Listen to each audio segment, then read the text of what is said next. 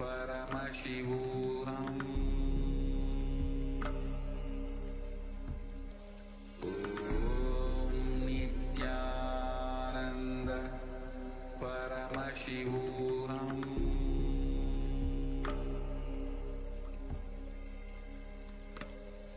Om Nithyananda Paramashivam.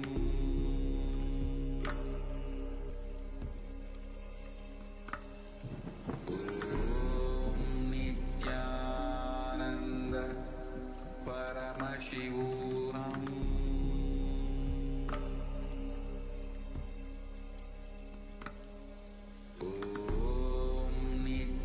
Nithyananda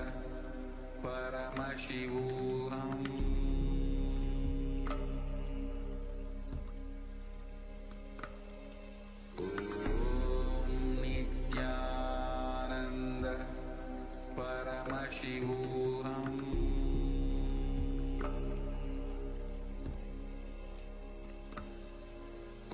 Om Nithyananda Paramashivam. Om Nithyananda Paramashivam.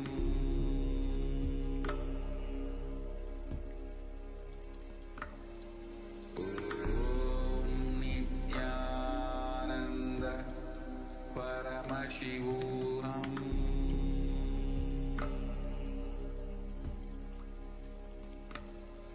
Om Nithyananda Paramashivam.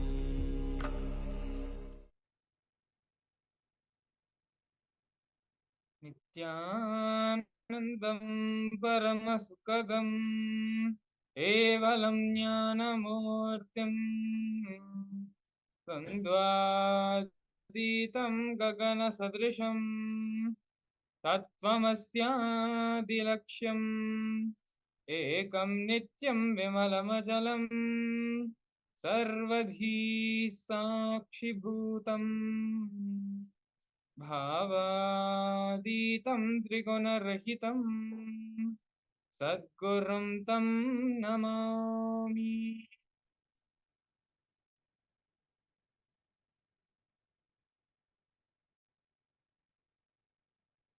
Shalom everyone. We welcome you all to yet another beautiful and extraordinary Bhava Samadhi Darshan with the Supreme Pontiff of Hinduism, Bhagavan Sri Nithyananda Paramashivam. Today, the Supreme Pontiff of Hinduism is going to be gracing all of us in the Bhava Samadhi Darshan of the Gangadhara Murthy. The Gangadhara Murthy is the Leela, the form of Paramashiva, as he bestows and allows Ganga to flow from Mahakailasa to this planet Earth. In today's program, leading to the Bhava Samaya Darshan, we're going to be learning more about the Gangadhara Murthy form of Paramashiva. We're going to be learning more about the science of Bhava Samadhi Darshan. And we're also going to be learning about how the different internalization exercises, understanding the concepts, the powerful cognitions, which are represented by Ganga Mata, and how these powerful cognitions, how we can use them to apply them in our own life as well, to solve the various life problems and difficulties which we're facing in the life. But before we get into all of this, let us first very briefly take a short introduction and learn about the Supreme Pontiff of Hinduism. The Supreme Pontiff of Hinduism, Bhagavan Sri Nithyananda Paramashivam, was born on January 3, 1978, in the holy town of Tiruvannamalai. In the year 1981, on the 17th of July, Supreme Pontiff of Hinduism went through the ritualistic ceremonies and was given the initiation into Bala Sannyas at the tender age of 3 by his predecessors, his masters, and the enlightened beings and gurus there at that time in Tiruvannamalai. The Supreme Pontiff of Hinduism was identified as the incarnation by enlightened beings and masters such as Yogi Raj Yogananda Puri, Vidwan Panduranganar, and the 230th Guru Mahasannidhanam of Tonde Mandaladinam of the Kanchi Math.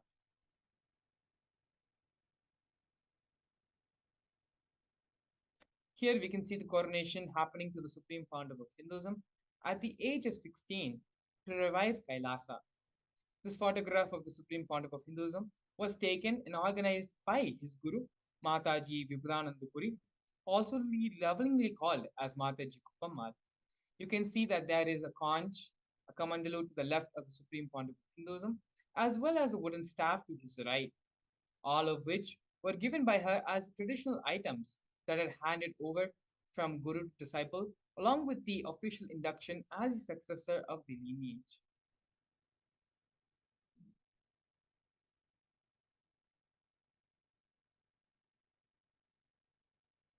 Here we can see the early days in the mission of the Nithyananda Sangha and of Kailasa. To the leftmost, we have a black and white photo of the Supreme Pontiff of Hinduism at a very young age, building the first temple monastery complex for his guru, Mataji Vibhudanandapuri in Tiruvannamalai. The whole complex was built brick by brick entirely by the Supreme Pontiff of Hinduism himself. His gurus guided, and the Supreme Pontiff of Hinduism followed under their guidance. In the year 2001, on 14th of April, in Tiruchengodu, South India, the first Kailasa was built by the Supreme Pontiff of Hinduism. As you can see here on the photo at the bottom left-hand most corner, in the Supreme Pontiff of Hinduism's own handwriting is the annotation of the historical event which happened on this day. On November 4th, 2002, at the age of 24, the Supreme Pontiff of Hinduism established the headquarters at the Kailasa Sarvingyapeetham. By the year 2004, at the age of 28, the Supreme Pontiff of Hinduism had conducted mass living enlightenment initiation conventions all across the globe, taking people through powerful cleansing processes of the seven energy bodies. At by the age of 27, in the year 2005, on April 15, the Supreme Pontiff of Hinduism was welcomed with the proclamation message by the mayor of St. Louis, Francis G. Slade.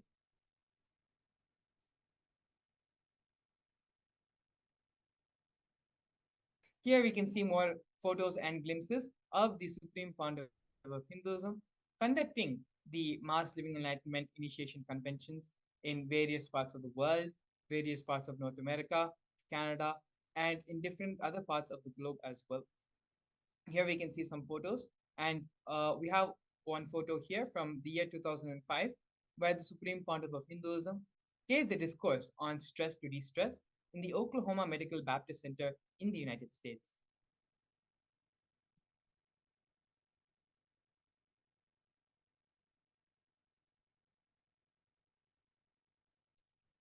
Moving on, in the year 2015, in Nasik Kumbh Mela, the Supreme Pontiff of Hinduism initiated thousands into mass living enlightenment initiation. The same initiation, on a much grander scale, happened the following year in Ujjain, where even more people, of thousands and thousands of people, the Supreme Pontiff of Hinduism initiated into the mass living enlightenment.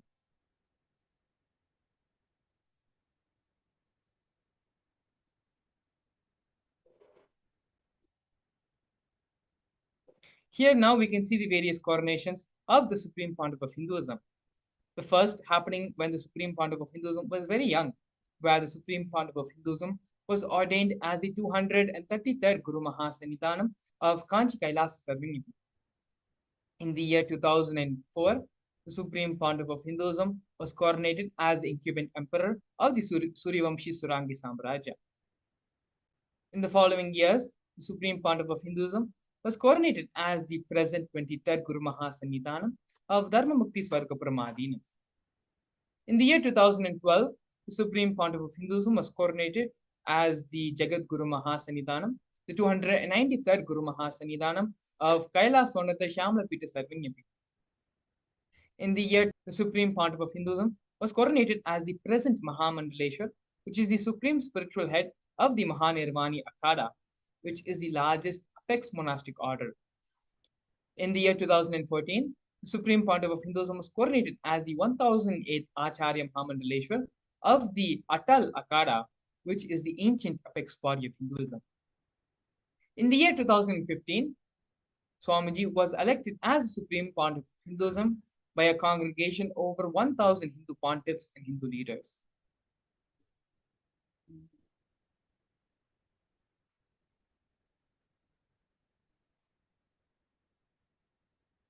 The sovereign state of Sri Kailasa is a macrocosmic, ancient Hindu enlightened civilizational nation whose vision is living enlightenment for all of humanity. Kailasa's mission is to revive and share with today's world the practical applications of the greater sciences of authentic Hinduism, including Hindu cosmic physics, Hindu alchemy, Hindu cosmology, Hindu biology, Hindu mathematics, power manifestation, and other sciences as revived by the Supreme Pontiff of Hinduism. These sciences were once practiced freely in over 56 nations across the continent, but are now facing extinction due to the persecution which has been happening over a millennium.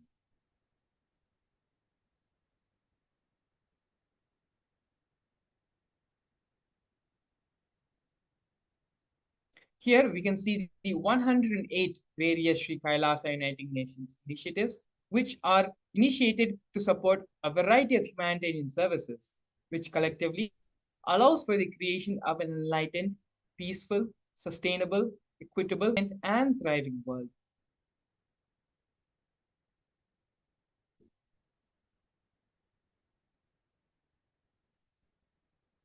One of the projects which you're going to be looking at offered by Sri Kailasa Uniting Nations for nutritious food and a hunger-free world is the No Hungry Home project offered by Sri Kailasa Uniting Nations.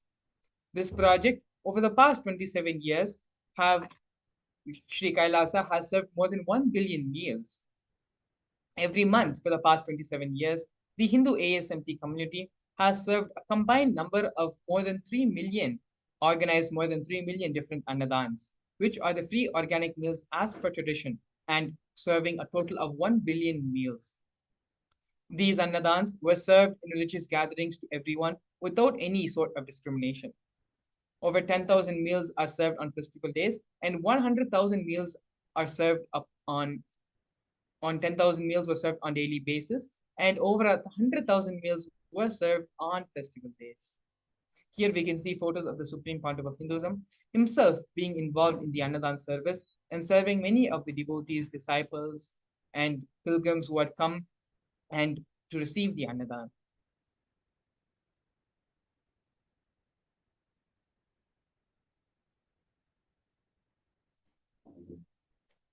During the pandemic, a global catastrophe which has affected all of us in various ways, the Supreme Pontiff of Hinduism is the only one who provided a safe haven for the whole world during these trying times. The Supreme Pontiff of Hinduism converted his monastery campuses into a multi-layer quarantine facility free for all people, regardless of any differences in age, gender, caste, creed, ethnicity, color, or socioeconomic status. Food, shelter, internet, and all the basic facilities, including free medical care, were provided for all residents for an indefinite amount of time. More than 30 million citizens followed Kailasa's 28-day spiritual regimen in the year 2020.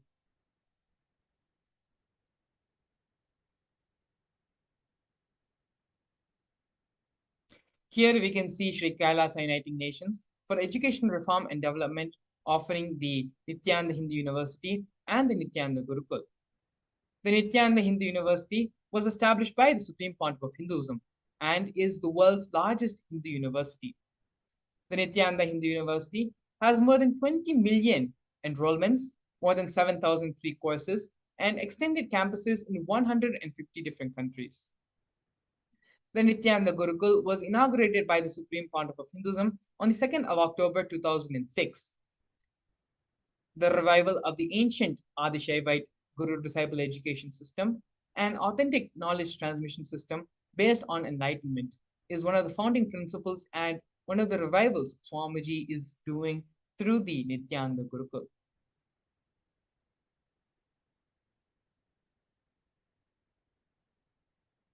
Next, we have the Nithyananda Jnanalaya project and Hinduismpedia offered by Sri Kailasa Uniting Nations for the protection of Hindu scriptures. The Nithyananda Jnanalaya project was established by the Supreme Pontiff of Hinduism to collect and preserve the 1 million Hindu scriptures while ensuring that knowledge is made accessible and shared free of cost to all people. collecting and preserving 1 million source books on Hinduism. The Supreme Pontiff of Hinduism has authored more than 10,000 books in 3 different languages, which have been translated to 50 languages, has published more than 10,000 articles, has given more than 10,000 hours of free discourses with a combined view of 1 billion. Kailasa's Hinduismpedia was established by the Supreme Pontiff of Hinduism. The Supreme Pontiff of Hinduism collected more than 15 terabyte of digital books and rare manuscripts from all 19 Sarvangapitams, ancient mutts, and ashrams. 1 million pages on Hinduism, collection of 22,000 digital books, 1,000 e-textbooks, and 100,000 articles on various topics in Hinduism.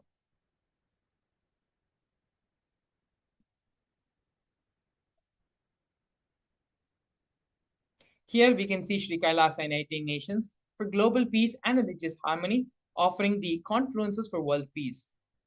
In the year 2009, the Supreme Pontiff of Hinduism organized a month-long peace walk covering 1,000 kilometers and 1,000 villages to bring together in harmony from all walks of life to promote feeling connection and oneness among people.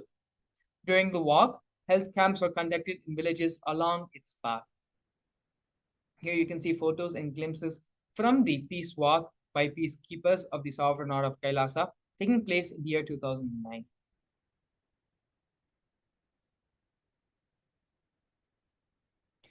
Next, we have Sri Kailasa Uniting Nations for feminine empowerment and gender equality, offering the women empowerment programs. The first is Kailasa's Yogini Sarvanyapitam, which is the establishment of yoga and meditation universities to empower the quality of life, an emphasis on life solutions through the Vedas and Agamas, empowering the indigenous rural women, fighting against wrongful gender stereotyping, gender-based violence, and lack of inclusive and quality learning environments. Some of these initiatives include the Kailasa's Nithyananda Lakshmi project, which is a microfinancing service, Kailasa's Women Foundation and Women Empowerment Self-Help Centers, which have been launched in 108 places since its initiation since in 2009. Kailasa's Ankita program, which is the providing a foundational literacy about working of basic community service and infrastructural establishments. Kailasa's Ashraya program, providing vocational training programs to rural and indigenous women to provide equal opportunities and access to independent, self-sufficient financial services for them. Not only that, but the Supreme Pontiff of Hinduism has revived the Vedic feminism in Kailasa, where more than 80% of leadership positions are occupied by women.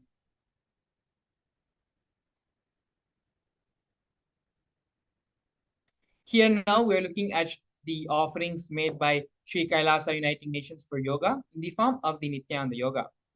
The Supreme Pontiff of Hinduism has revived 108 scientifically validated kriyas, specifically targeting the 108 major diseases and disorders such as diabetes, arthritis, blood pressure, rheumatism, and more.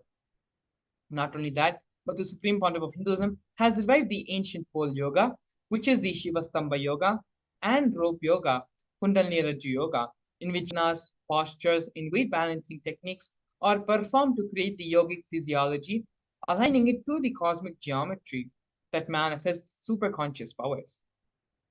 The Supreme Pontiff of Hinduism has also been awarded 2 Guinness World Records, the largest rope yoga, which is the Kundalini Rajju yoga, and largest pole yoga classes, bringing worldwide attention to these extraordinary forms of yoga.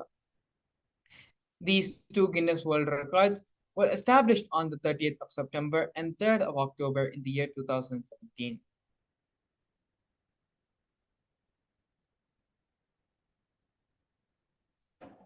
Now, we're looking at one of the most historic moments in the history of the Kailasa nation, where Kailasa, the first nation of Hindus, led by the Supreme Pontiff of Hinduism, Bhagavan Sri Nithyananda Paramashivam, spoke on behalf of the 2 billion global Hindu diaspora at the 14th session of the United Nations Forum on Minority Issues. A significant milestone in the history of Hindus and the sovereign state of Sri Kailasa happened on the 2nd of December 2021. His Excellency Sri Nitya Moksha Priyananda, Ambassador Extraordinary and Plenipotentiary of Kailasa, represented the persecution of Hindus at the 14th session of the United Nations Forum on Minority Issues. The theme of the forum was conflict prevention and the prosecution of human rights of minorities. This was the first time the plight of persecuted Hindu minorities was represented in the United Nations. The systematic and degenerational attacks on Hindu indigenous traditions were highlighted in this meeting.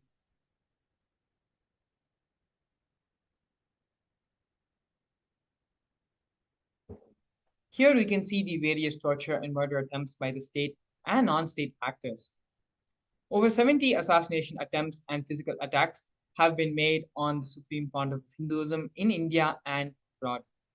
More than 40 attacks on community members, destruction of monasteries and temples. Over 60 different incidences of attacks, molestation, and rape of women and women monks. Intense lawfare through the 100 false legal cases being falsely put on the Supreme Fount of Hinduism. The intersectional persecution and various government agencies and bodies, and inciting violence through the social media.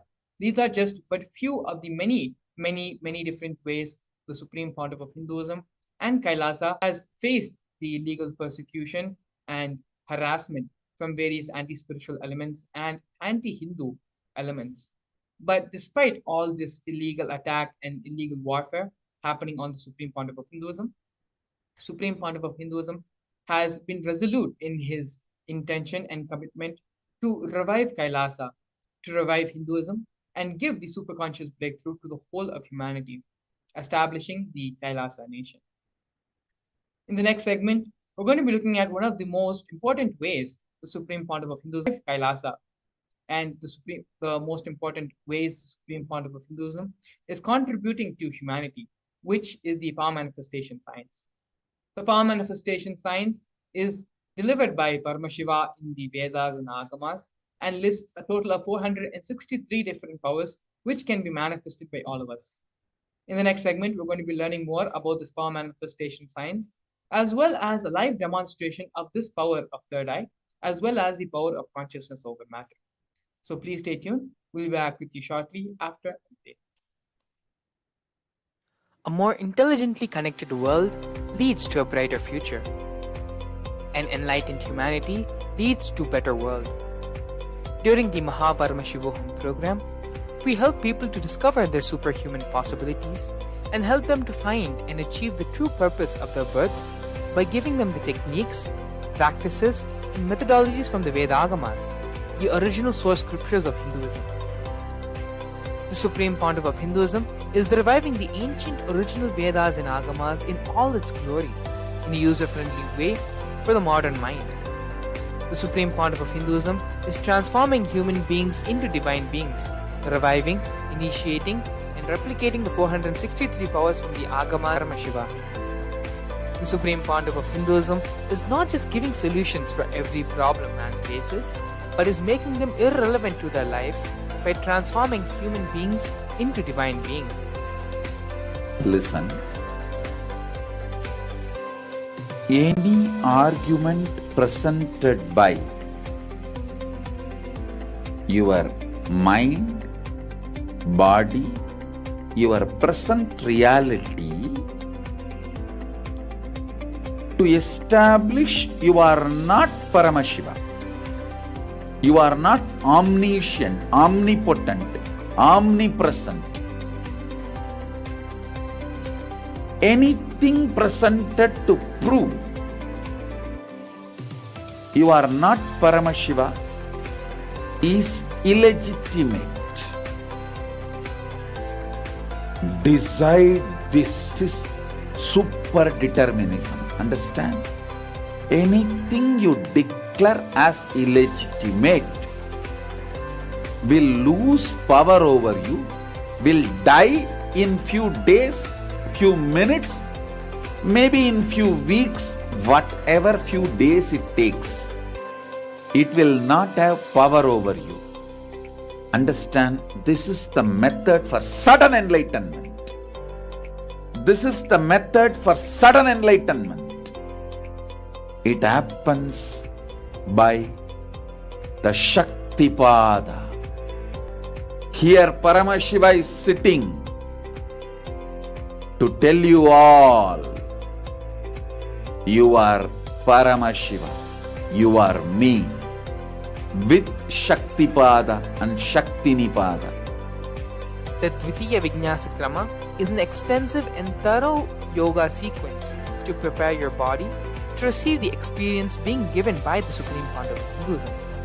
Through the yoga, which is aligned as per the source scriptures laid down by Paramashiva and the Agamas, you break all the impossibility in your body and in turn break the very cognition of impossibility.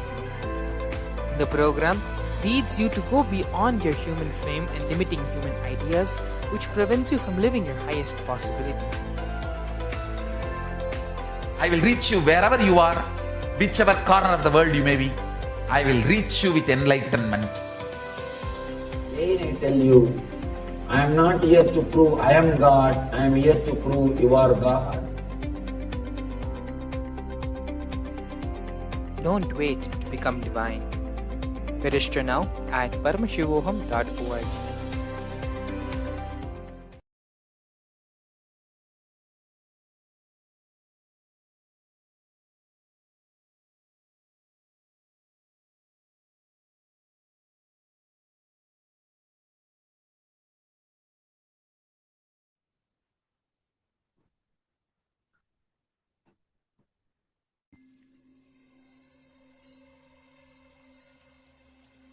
I welcome you all with my love and respect. Let you all open all your three eyes. Om Nithyananda Paramashivam.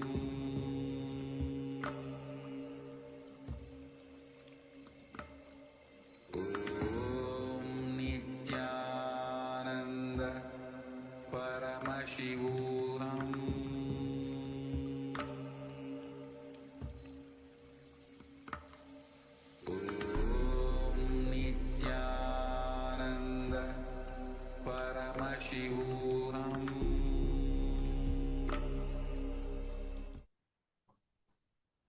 Yes, welcome to all the viewers watching us now.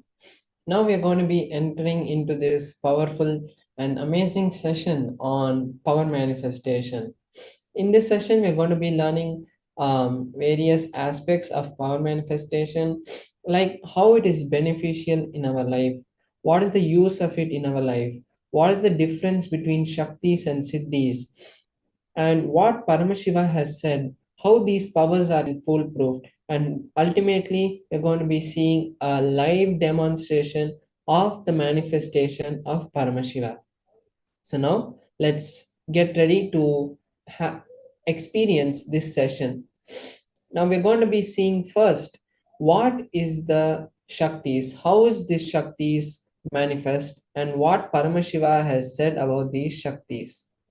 So in the Vedagamas, in the Vedas and Agamas, the source scriptures of Hinduism, Paramashiva reveals in elaborate detail that every human being is hardwired to be able to manifest the 463 extraordinary Shaktis of Paramashiva.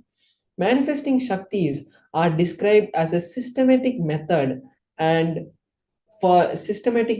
science for human beings to bring and explore the various possibilities and powers that have been given to the humans. And Shaktis manifest from the fundamental cognition that you are a divine being. You need to manifest the divinity, and not you are a man and you need to reach divinity. So now we are going to be seeing the difference between the Shaktis and Siddhis.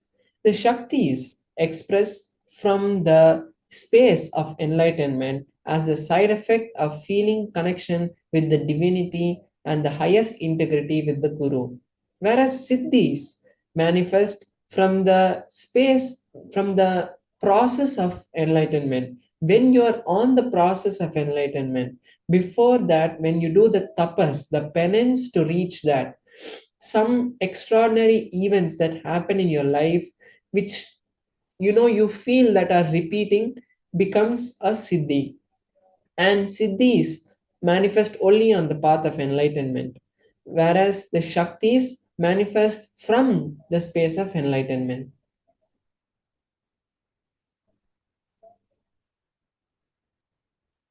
And the shaktis the shaktis of Paramashiva manifest through ordinary human beings in an extraordinary way after initiation from the avatar, whereas siddhis are not permanent, and siddhis divert us from the space of enlightenment, whereas the shaktis are permanent.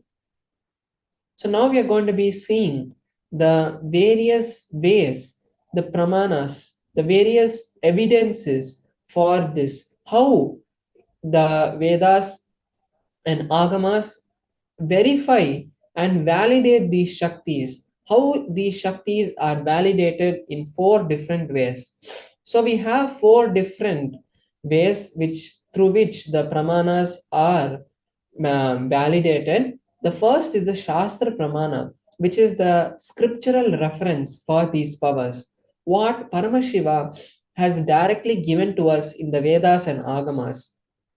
Those are the Shastra Pramanas. Next, we have the Apta Pramanas, the time-tested evidence, foolproof experiences of the ancient scientists who are the rishis and the other masters who have come before us, like Paramahamsa Yogananda, Ramakrishna, Mahaperiva, and all these masters who have come before, their experiences proving the authenticity of these powers and how they have shared it to the world. Next, we have the Atma Pramana, which is the experiences of the Supreme Point of Hinduism.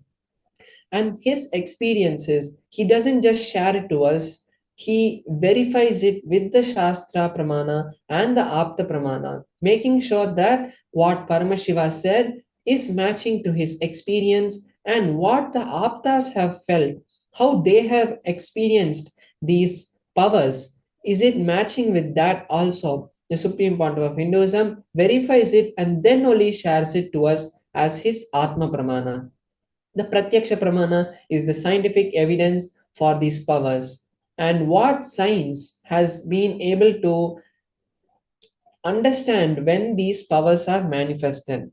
So we're going to be seeing these in a detail in a few minutes. So before that, we'll see who is the source of these powers. And the answer is Paramashiva. Paramashiva is the primordial divinity in Hinduism, the ultimate reality cause which is self-effulgent, Swayam Prakasha, all-pervading, unchanging, beyond time, space, and form and causality, as the fundamental base of Avyakta, the ultimate unmanifest, and the Vyakta, the manifest existence. And he performs the 5 actions which are the Panchakritya. And through that manifestation, Paramashiva manifests as this whole cosmos that we know, and from the smallest atoms that are moving to the largest stars and galaxies which are moving, Paramashiva is the whole field that we call, he is the field. So from that, everything is manifested. Now we are seeing the ultimate truth about how these Shaktis are really manifested. When the powerful cognitions are mapped into our cognition, it is when the jnana is mapped into the prajna, it manifests as ultimate possibilities and powers, which is prajnana. Now we are going to be seeing the various Shastra Pramana, various Pramanas for the power of the third eye. So the power of the third eye is given in the Vijnana Bhairava Tantra, a scripture directly given, revealed by Paramashiva to Paramashiva Shakti. And in that scripture, the Vijnana Bhairava Tantra, the 34th verse gives us the understanding of how the manifestation of powers happen. In this verse, Paramashiva says, Kapalantar manonyasa tishtanmilita lochanaha kramena manasodadhyat lakshayet lakshyamuttamam. The translation is, by fixing the mind on the inner space within the crown center and sitting stably without any movement, having the eyes closed in succession to the third eye, by that stability of the mind and the inner space through the power of the third eye, one directly sees the ultimate goal, Lakshyam, by having the vision beyond the sight that reveals any object or place, attaining the space of oneness with the source, Paramashiva.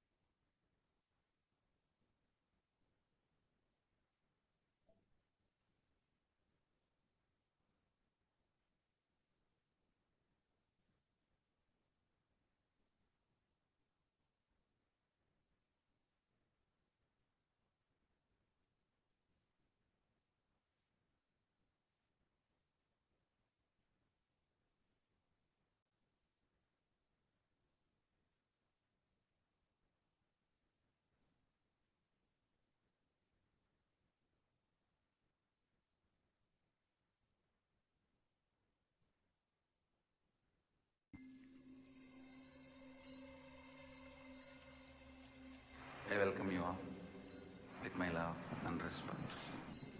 Let you all open all your three eyes.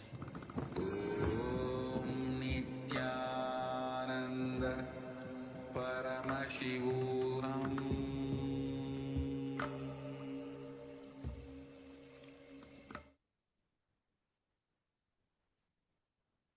Yes, sorry for the technical glitch.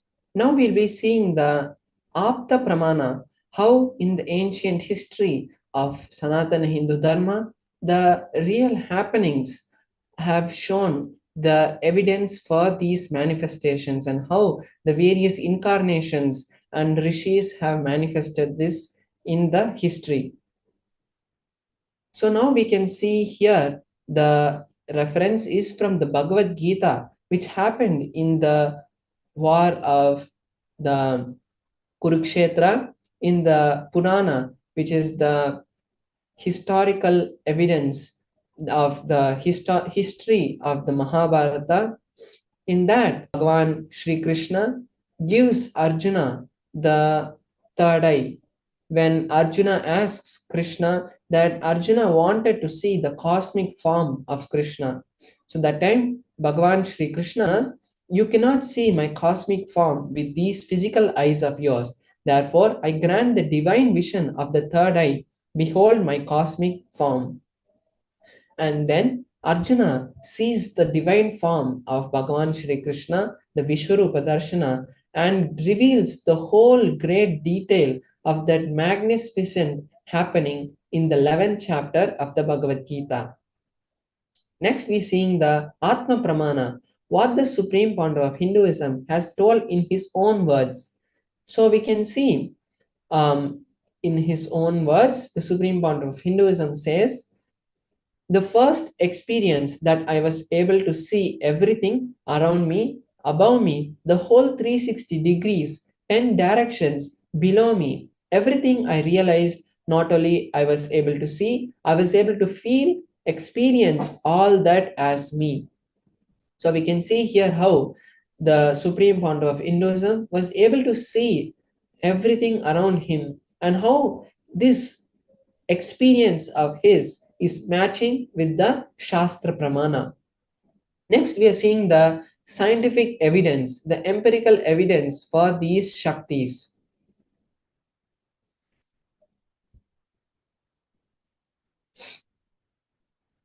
So here we can see in the Pratyaksha Pramana, the Supreme Point of Hinduism itself underwent the PET scan, the positron emission tomography scan, which is a scan used to measure the amount of activity happening in the brain.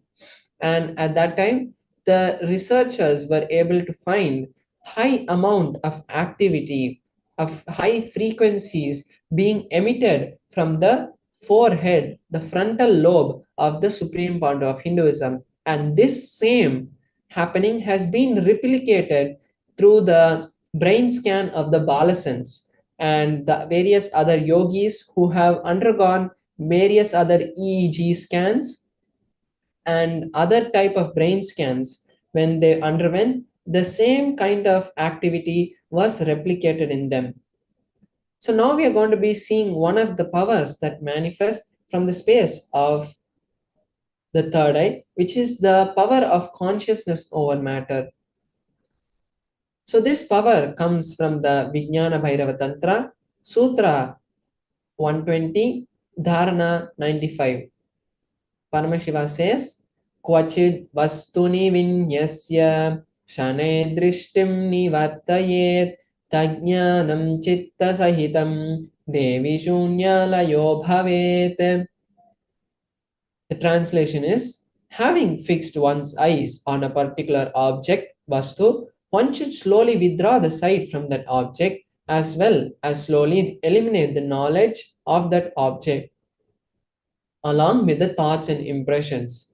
Then, O Devi, one abides in Shunya, the state where there is nothing other than this exists, the state of all inclusiveness or infinity. So we can see here how Paramashiva is giving a detailed step-by-step procedure, a step-by-step scientific methodology of how this power manifests. So now we are going to be having a live demonstration of this power, and I will be demonstrating this power with the Atmalinga. So here I have my Atma, which is a linga made out of a crystalline material, and it is energized by the supreme point of Hinduism itself, who is the Nijavatara of Paramashiva. And when he energizes it, it becomes the direct embodiment of our Atma, of our soul. And it is a immediate emergency phone line. You can call it anything you want, but it is a direct connection to Paramashiva. So this with this Atmalinga, I'm going to be manifesting, and what I'll be doing is I'm going to be placing it on my hand, and by connecting with Paramashiva, I'm going to be making the Atmalinga stand. So this is the power that I'm going to be manifesting. So now I'll be showing this to you in the close-up camera so that all of us can see the manifestation in a close-up. And I'll also be showing you that there is nothing in my hand which is making the manifestation happening, like any ropes or any other external factors which is affecting this.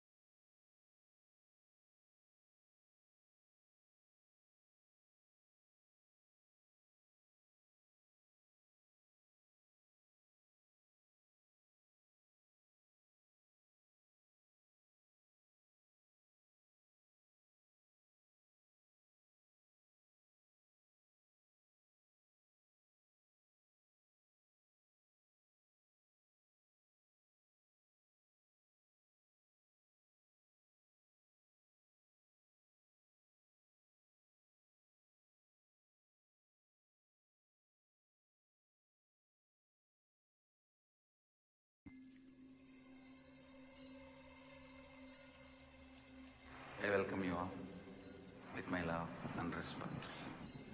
Let you all open all your three eyes. Om Nithyananda Paramashivam. Sorry for the technical glitch. Yes. So now I'm sure the viewers will be able to hear me now. So now I was just saying that my Atmalinga is here, and we can see the Atmalinga. And my hand, you can see that there is no strings which are tied or any kind of unusual glue or anything like that which is there. And then I have this tissue paper which I'm going to be using. I'm just opening it to show. So it's just a tissue paper. I'm just folding it, and I'm going to be using it to circle the Atmalinga when the manifestation happens. So now I'm just going to be placing my Atmalinga, and now we can see that no one else is also there next to me or anything which can, who might be trying to do anything. So I'm just circling that there is, even when the tissue paper moves, there is no kind of movement in the Atmalinga itself. So I'm just going to keep the tissue paper right here. And now I'm going to be creating the space for the manifestation to happen. So now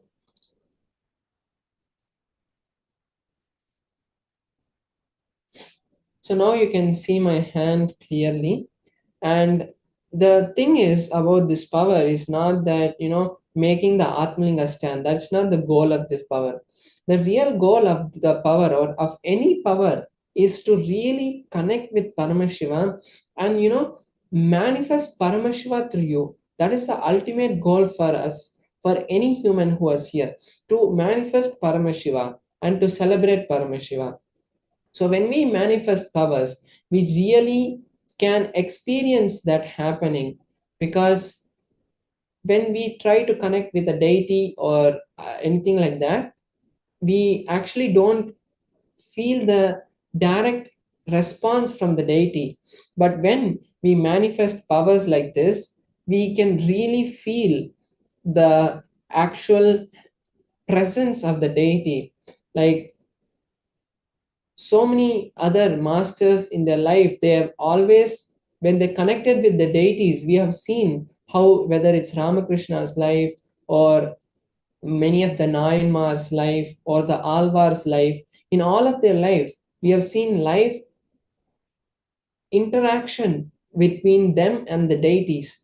So the same way, we also experience that live interaction with the deities like this. So now, and this is also the best time that you can create any reality that you want, because we are creating a field, and this field is going to be attracting any reality that you have, like any desire. Because when we are in the space of oneness, we start creating everything, because there is no difference between us and the reality that we want. Example, if it is money or anything, how we create this reality of our house, of everything that we know, the same way we can create the wealth that we want, we can create the relationship that we want, we can create the assets that we want, anything that we want we can create, because it is us. But we create usually from a space of non-understanding, and involuntarily we do it. But when we connect with Paramashiva, we can create anything that we want with our will. It is our decision that we do, because we are allowing Paramashiva to flow through us. So now, let us all take some time to create a will, a strong sankalpa, and the space to create the reality that we want when this manifestation happens. And I will be entangling with you, so that when I manifest, automatically the field that we create manifests the desire that we want. So now you can also chant the Mahavakya along with me. And now let us enter into the manifestation. Om Nithyananda Paramashivoham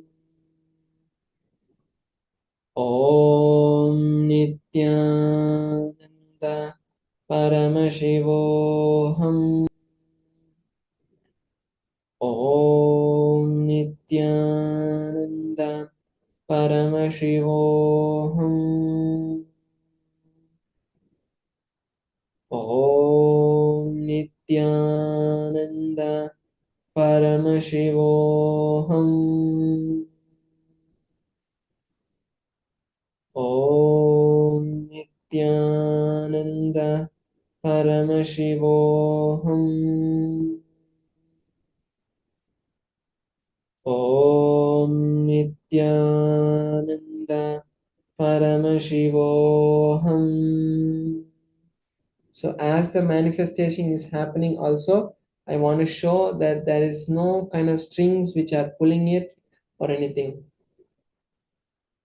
Om Nithyananda Paramashivoham. Om Nithyananda Paramashivoham. Om Nithyananda Paramashivoham. Om Nithyananda Paramashivoham.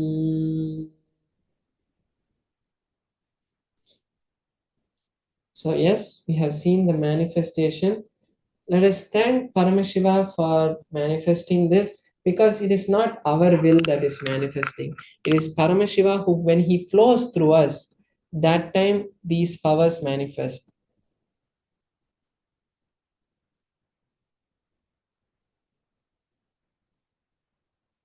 So now that this manifestation has happened, we have created a space for any reality that we want to happen.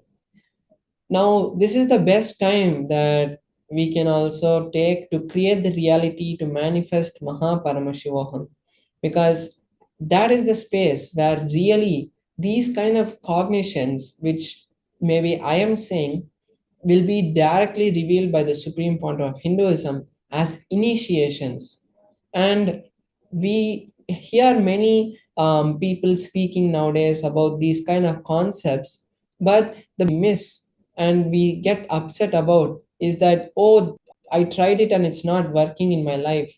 But when the Supreme Point is an initiation to you, you will see that these things really manifest in your life and they start working finally. You can see. So now let us all take this time before we move into the beautiful sessions and satsangs by the Supreme Pontiff of Hinduism, where he's going to be telling us about will persistence.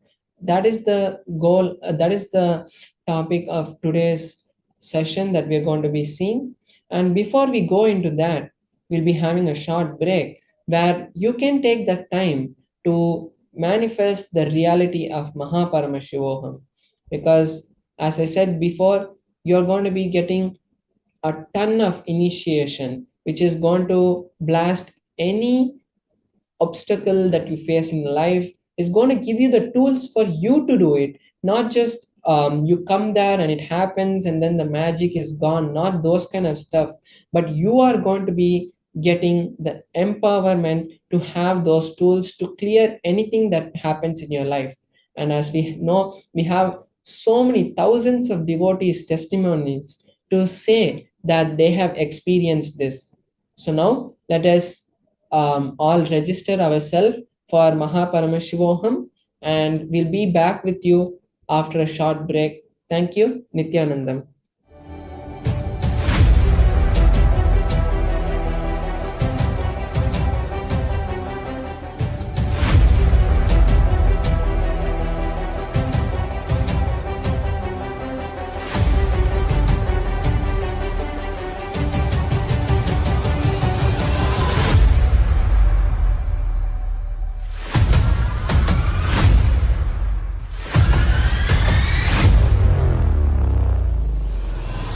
Whatever I shared till now, condensing the whole thing and reviving it as experience.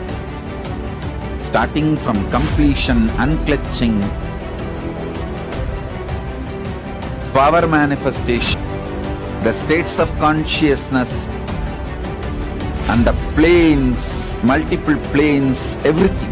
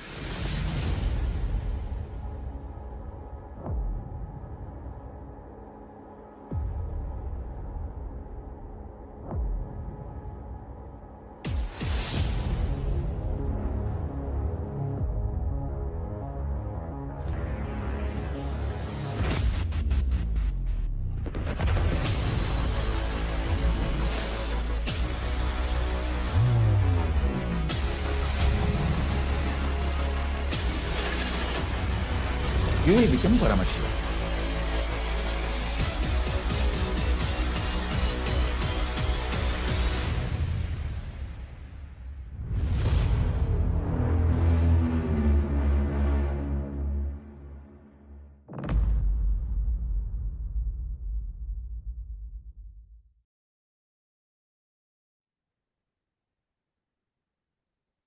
Nithyanam, everyone.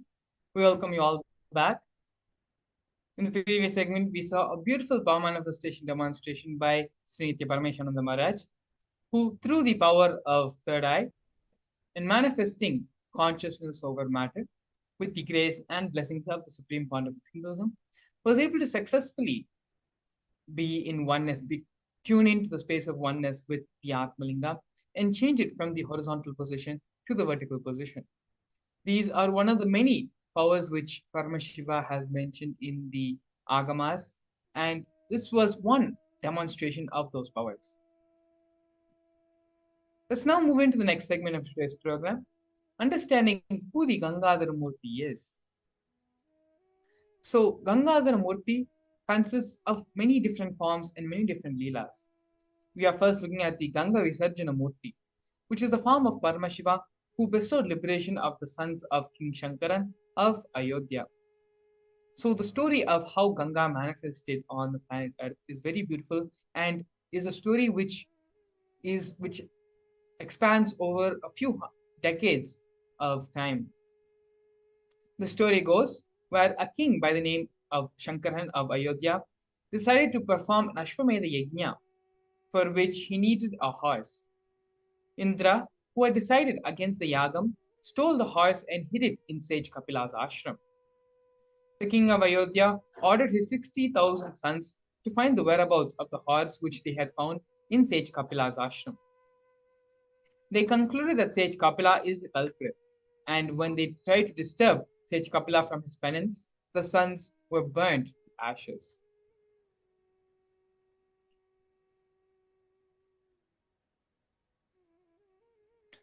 On hearing the news, the king sent another one of his sons, Anjuman. Anjuman went and met sage Kapila and told him the truth. Anjuman took back the horse and helped his father to complete the Ashwamedha Yajna. Bhagirath, a descendant of the family of the Shankara kingdom, on seeing the state of affairs of his lineage, performed a penance towards Paramashiva.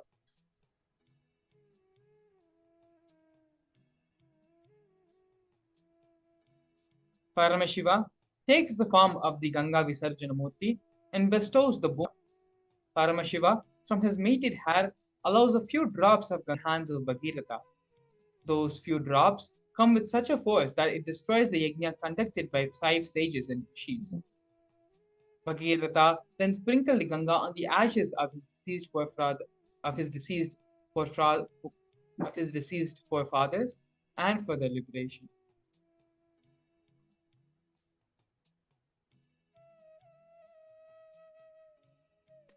Here we are seeing the Gangadhara Murthy. Gangadhara Murthy is the form of Paramashiva who bestows planet Earth with Ganga Mata.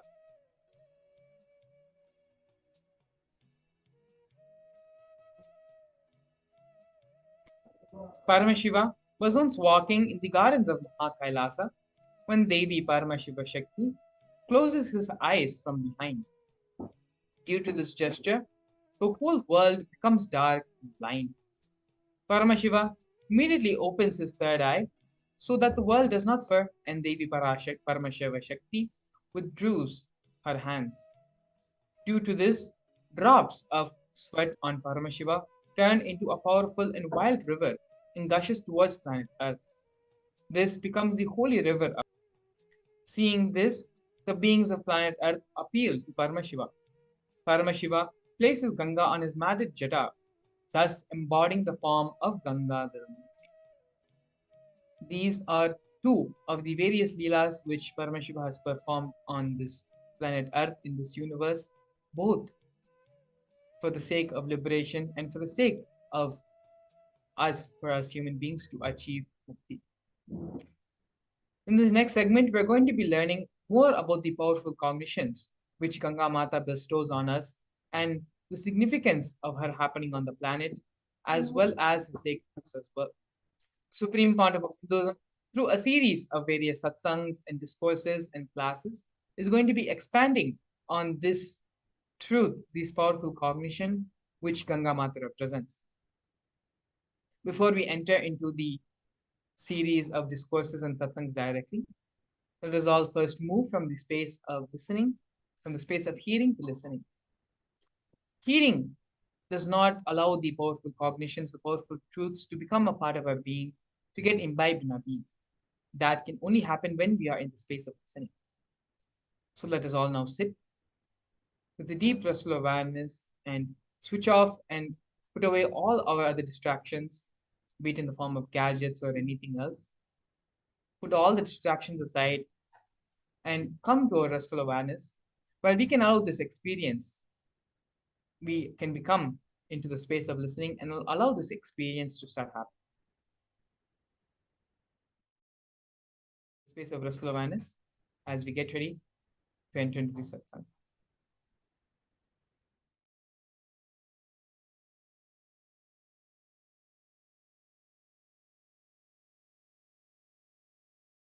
Ganga is a river of knowledge, a river of enlightenment. With all my integrity and authenticity, I can vouch with my integrity and authenticity just by living around Ganga and drinking the Ganga water every day, even remembering the Ganga's sacredness, one can become enlightened. Because it's such a powerful technique, powerful method, powerful process. I used to sit in the banks of Ganga, just seeing. I have realized the oneness with Ganga. How the things float on the waters of Ganga does not pollute Ganga. Same way I have seen the thoughts and incompletions floating in my inner space does not make my inner space polluted. It does not touch my inner space. When you understand your incompletions are not powerful enough to make your inner space incomplete, you become eternally complete.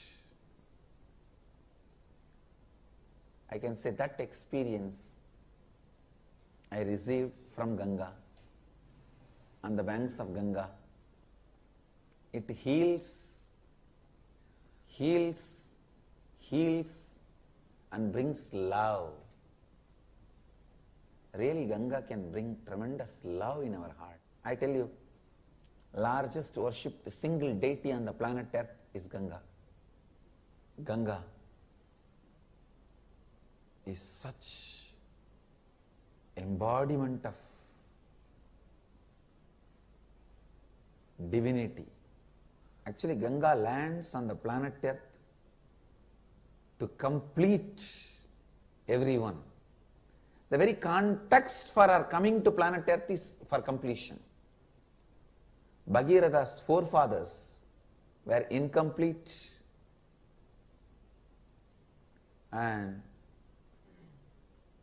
to complete them, Bhagiratha brings Ganga to planet Earth. For the sake of completion only, Ganga even comes to planet Earth. So she is the pure inner space, completing everyone continuously. Ganga can complete any lower occurrence you have. I can give this as an authentic spiritual practice. Actually, just for this I wanted to create a ashram in the banks of Ganga. Anybody in the planet Earth has some incompletions that they are not able to complete, strong incompletions. Just come and spend time in the banks of Ganga, drinking Ganga water, eating the food cooked in Ganga water. Whenever you find time, morning and evening, sit in the lap of Ganga, sleep in the breeze of Ganga.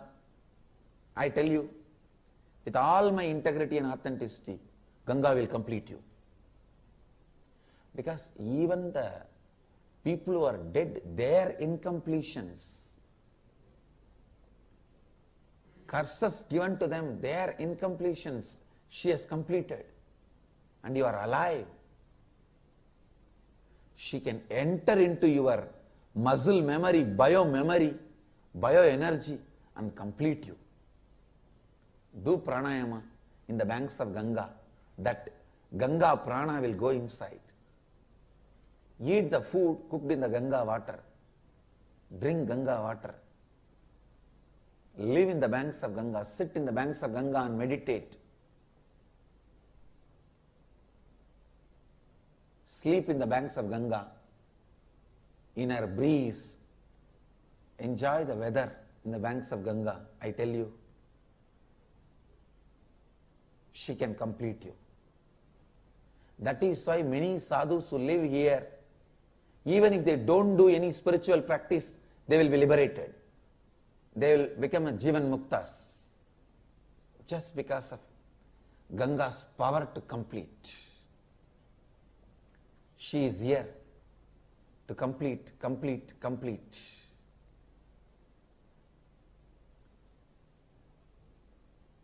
I'll make an ashram specially for completion. Anybody can stay here and achieve completion.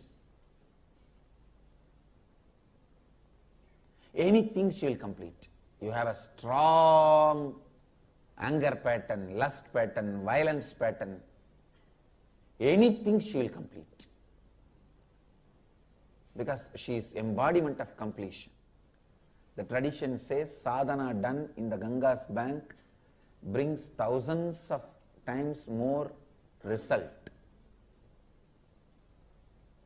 It's true.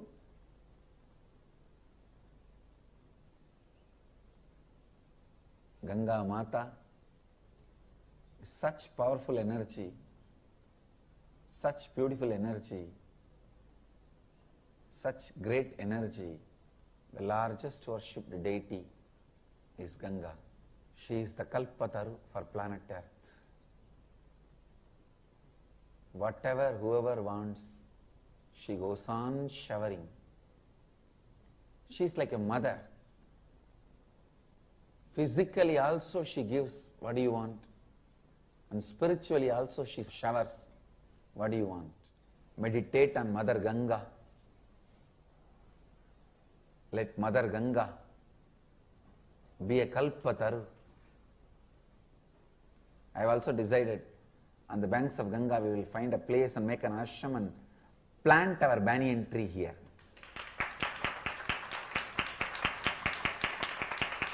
So Ganga and Kalpataru Together, sit straight, close your eyes. Cognize the Ganga Mata, the Kalpataru energy is filling you all, filling all of us. Create a deep mood, the prayerful space, deeply praying to Ganga, to awaken your Kundalini Shakti and make your inner space blissful and make what you want as reality. Pray to Ganga Mata. Namash. Today we will see the story of Ganga. How Ganga happened on the planet Earth. Ganga is considered as a river which is there in the higher lokas.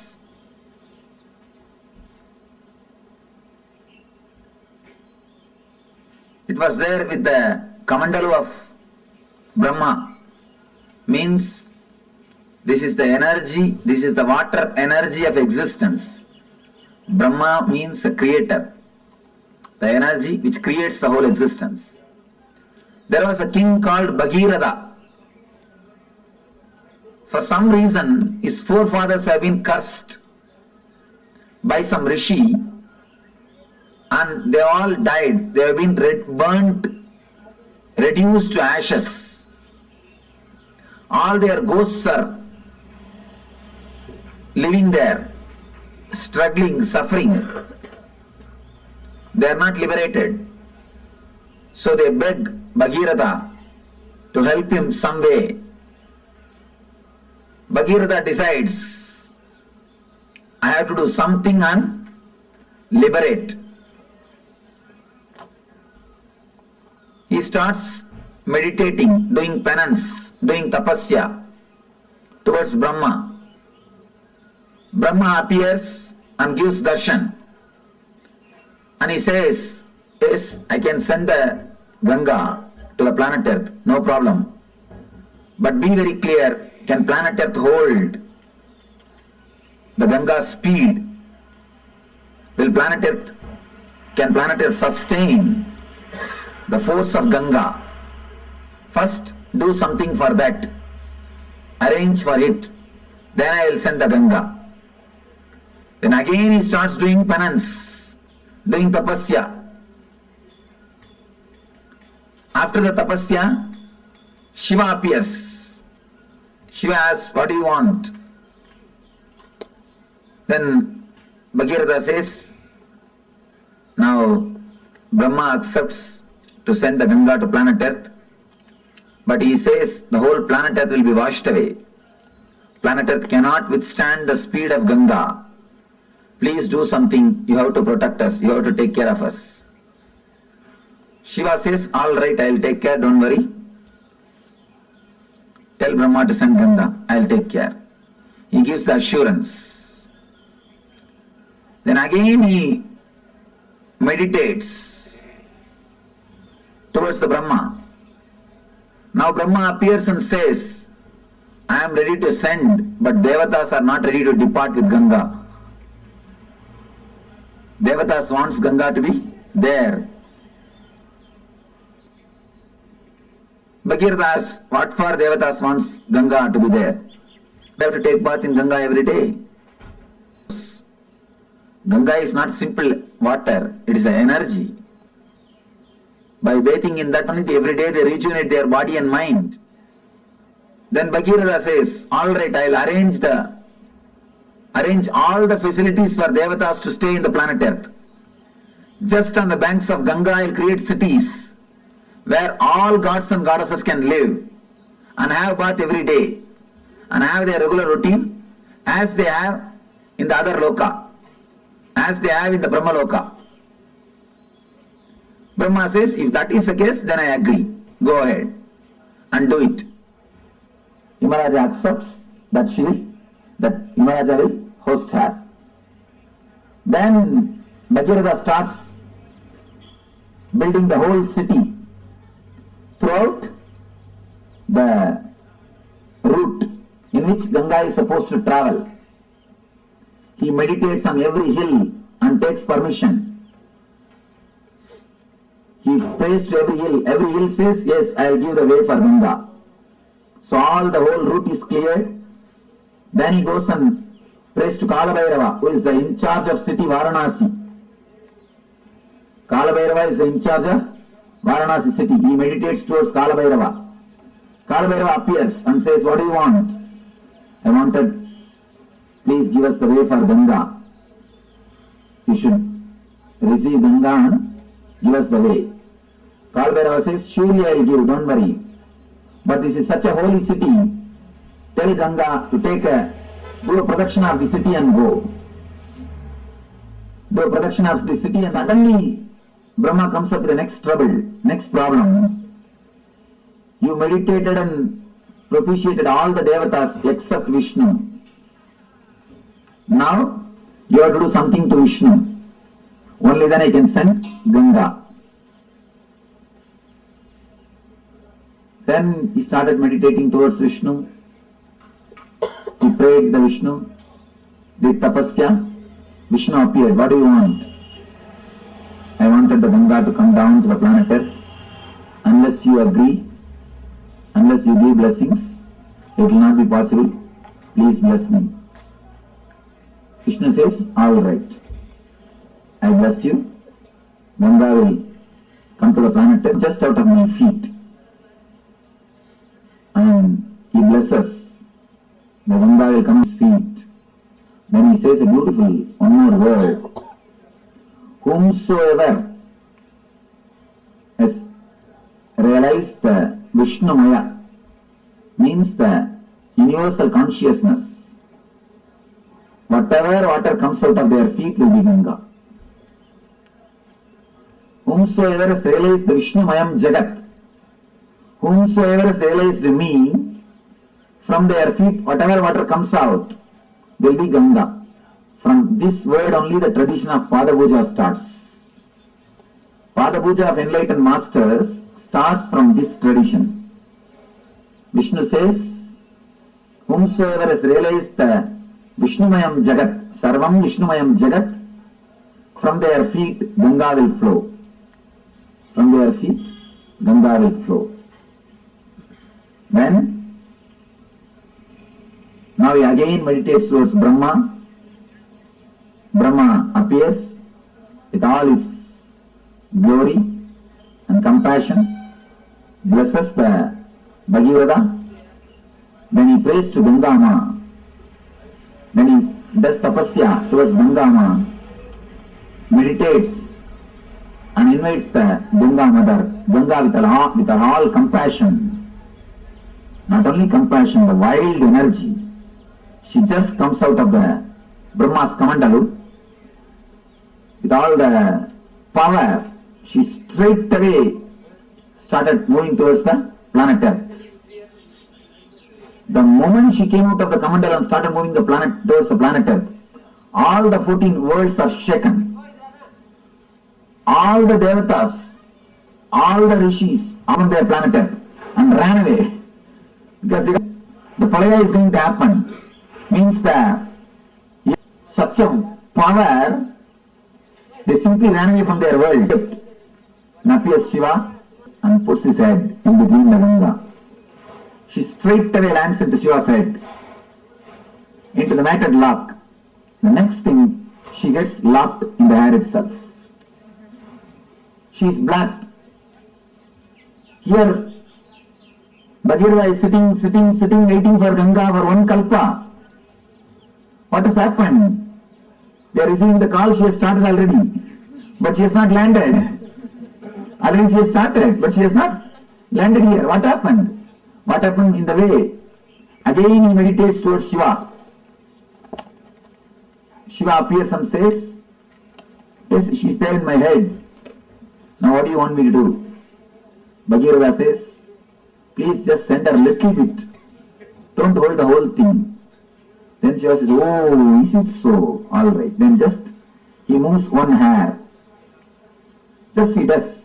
Only one hair moves, and from the one hair gap, just Ganga comes out and the Himalayas and comes. That is the river which is flowing throughout this planet Earth, and that is the perennial source. That is the Ganga. By flowing through this way, she fills the ocean. Understand? The story says the ocean itself is son of Ganga. Varuna Raj is son of Ganga Mata. Water is supplied to the ocean by Ganga. That is the story. Originally there was no ocean. There was no water on the planet Earth. It is through Ganga first water came to the planet Earth. And because of Ganga flowing continuously, all the oceans are created. It is from Ganga, original water source started. Then she goes and merges into the Samudra Raj, the son of Ganga Mata.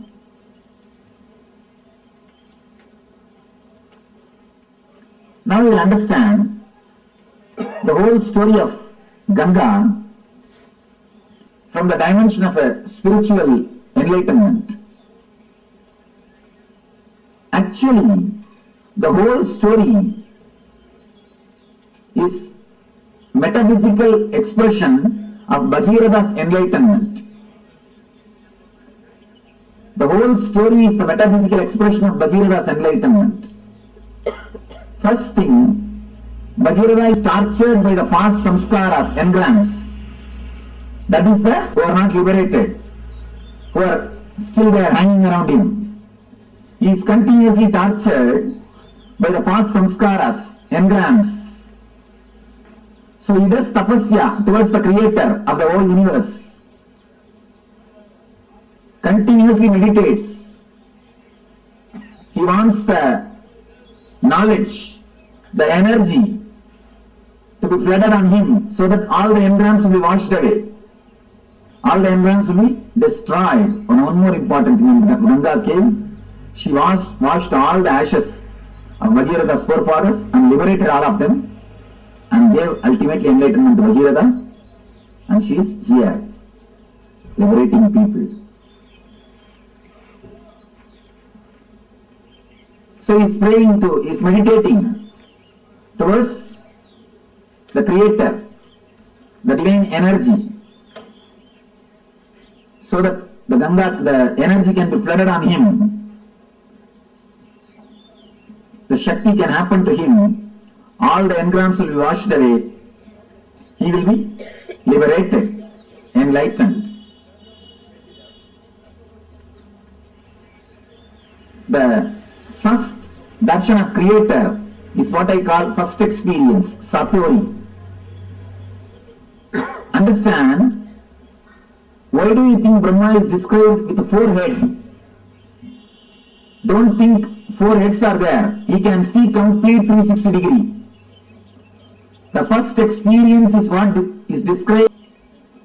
A man who gets the experience of seeing complete 360 degree is what we call Brahman. He has achieved Brahma. He has achieved the Brahman consciousness. Whosoever gets the experience of seeing this side 360 degree and this side 360 degree achieves the Brahman consciousness. Bhagiratha achieves Satori, first experience, glimpse. Then the Brahma says, enlightenment can happen to you, but be very clear, will your body stand? Prepare your body and mind. Will it be able to stand, sustain? Prepare it. Then it will happen forever. Prepare yourself. Create the maturity so that the energy can be with you forever. Then Bhagiratha starts his tapas. Bhagiratha starts his tapas. All the energy centers is awakening and preparing all the energy centers to receive the energy and to sustain it, to radiate it. If you don't prepare the planet Earth and call the Ganga, it will not be blessing, it will be a curse. It will destroy the planet Earth and the other worlds. So unless you prepare your whole body mind, enlightenment cannot happen. You need complete preparation. Satori can happen. You need complete preparation. Now he meditates towards the Guru who will guide, who will hold the energy and give you how much you wanted. He is the Shiva. He meditates on the Guru, Shiva, and asks, Master, when I have the experience, see my maturity and take care of me. Grow, let me grow with maturity and energy. Just take care. How much I mature, that much supply the energy. Please let you be the safety valve. Let you be the dam. Then appears Guru, says, I'll take care, don't worry.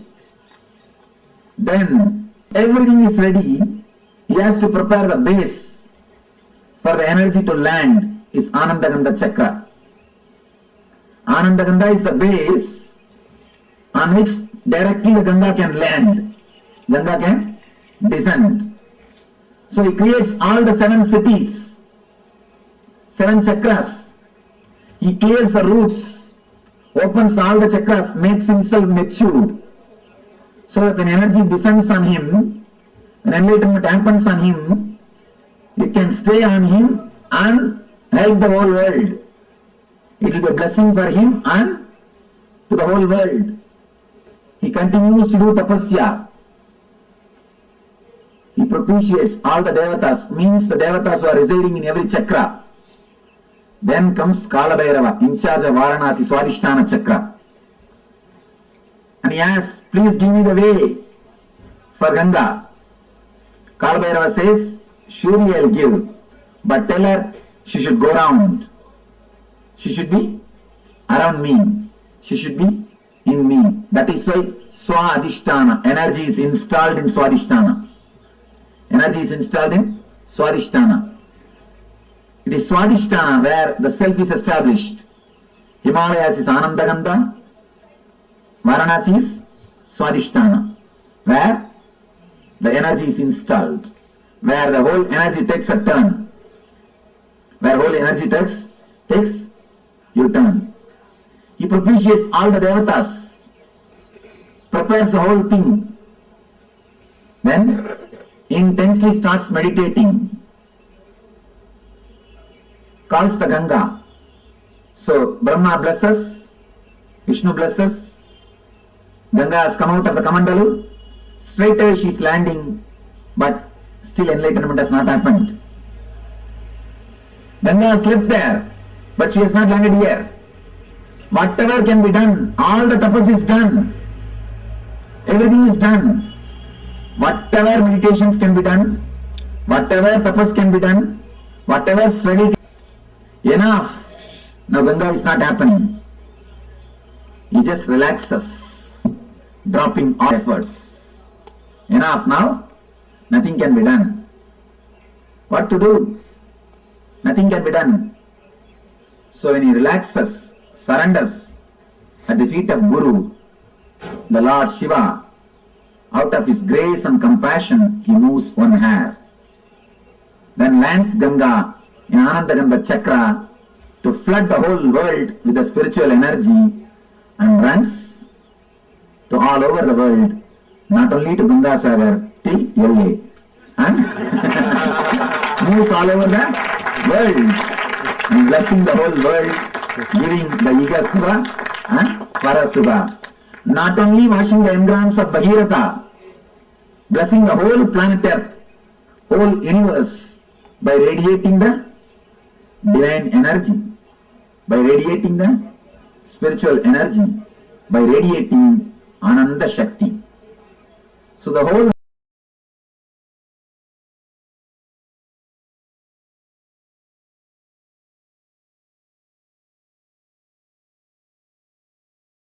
in all of, which is liberating millions of seekers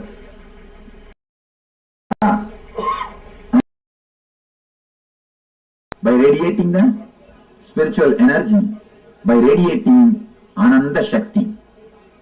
So the whole story is metaphysical representation of Bhagirath's enlightenment. So Jnana Ganga is here. Just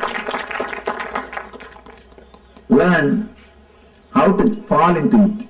We are flowing the Jnana Ganga. Just fall into it.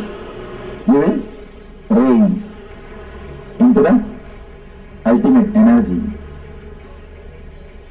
The Ganga, which has destroyed the engrams of Bhagiratha and liberated Bhagiratha and liberating the whole humanity, that Jnana Ganga, let it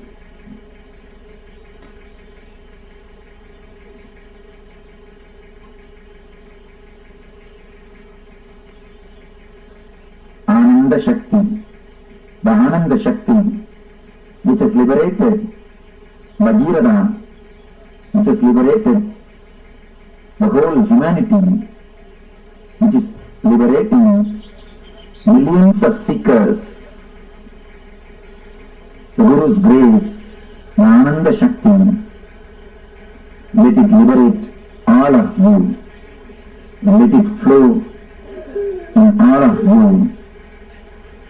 Let it be in all of you. Let it purify all of you. Let it all your beings. Let you all become channels of Ananda Ganga. Let you all become Ananda Shakti.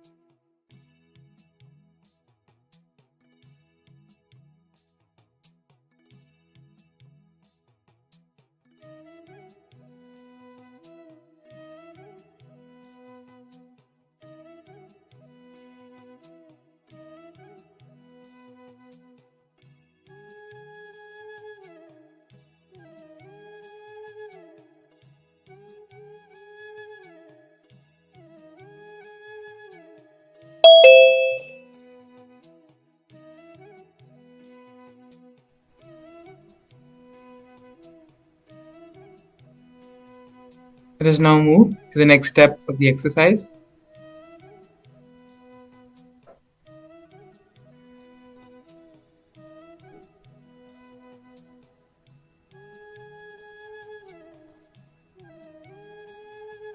Pen down all the desires, all the cravings, everything you want to manifest, every single one of your realities you want to manifest.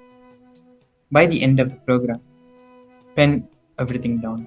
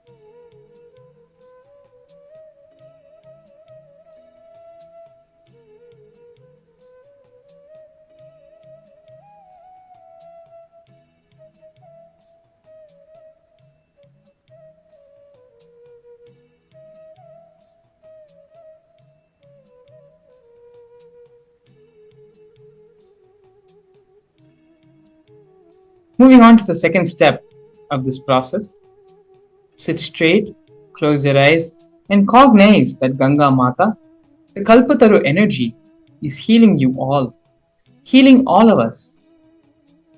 Create a deep, prayerful mood, peaceful space, prayerful space. Deeply pray to Ganga to awaken your Kundalini Shakti and make your inner space blissful and manifest the reality as you want. Ganga is one of the Kalpataru energies which is available to all of us on this planet. Even remembering the powerful cognitions that the Supreme Pontiff of Hinduism has given about Ganga and meditating on the space, state, and raising to the same frequency as Ganga is in, allows the possibility and opportunity to manifest the same space and state of Ganga inside all of you as well. Let us all now sit straight, close our eyes, and cognize that Ganga Mata is within us, healing all of us, bringing completion to all of us. In that deep prayerful mood, prayerful space, pray deeply to Ganga Mata to awaken your Kundalini Shakti and make what you want as reality. Take a few minutes to sit with yourself and manifest this reality of Ganga Mata in you. As sitting create this space, we're going to be entering to the next segment of today's program, where directly we'll be answering all your questions, all your problems, and causing your reality the way you want it to be caused. So please stay tuned. Continue to do this exercise of cognizing yourself as Ganga Mata, cognizing yourself and the healing energy of Ganga Mata. We'll be now entering the next segment of today's program. Please stay tuned. We'll be back after a short.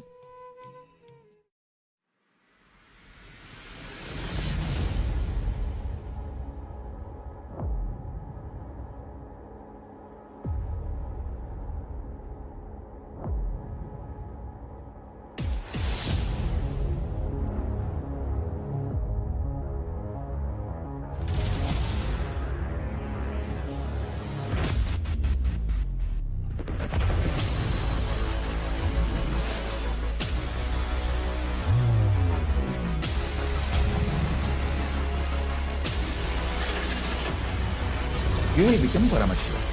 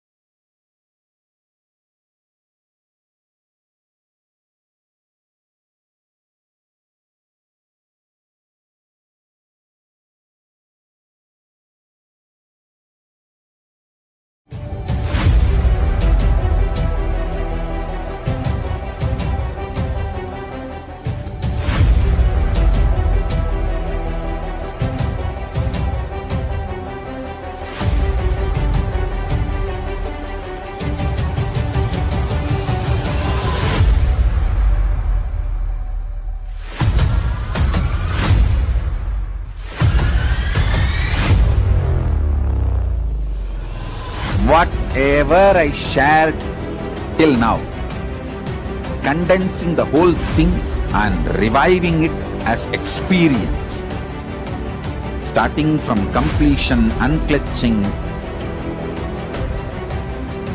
power manifestation, the states of consciousness and the planes, multiple planes, everything.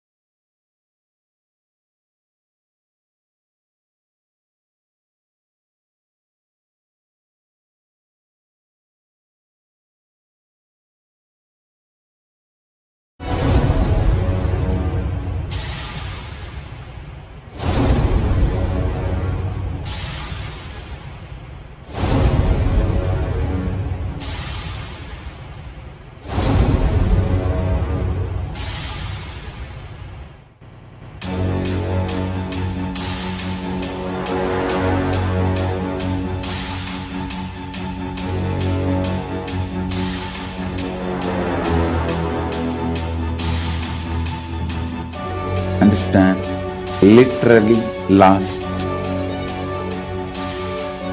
39 years from the age of 5, whatever Paramashiva manifested through teaching, speaking, writing, every way, condensing the whole thing and presenting it to you all as experientially in these 21 days through this Jnana Kriya, Jnana Yoga, Jnana is Mahaparamashivoham. Lifestyle for just Paramashivam.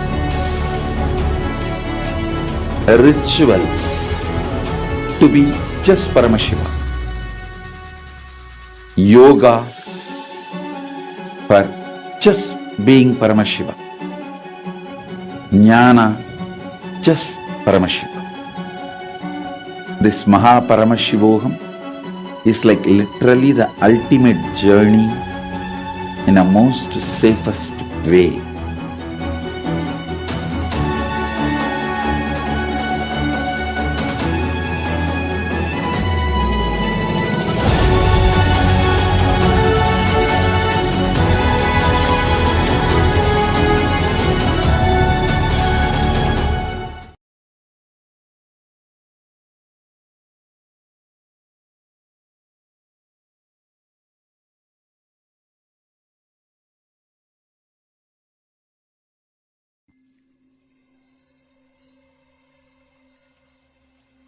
I welcome you all with my love and respect.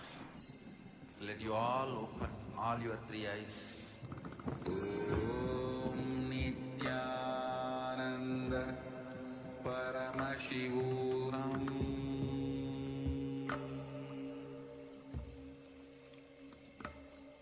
Om Nithyananda Paramashivam.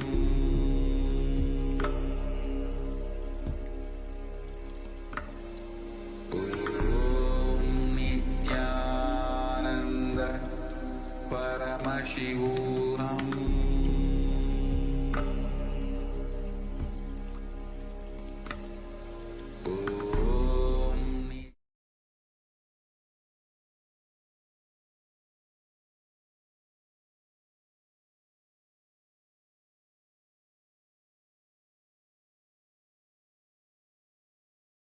Ananda Paramashivam. Paramashivam.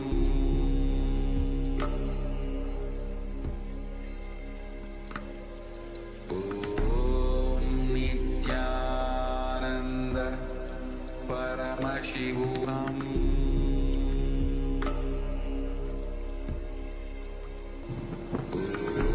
Om Nithyananda Paramashivam.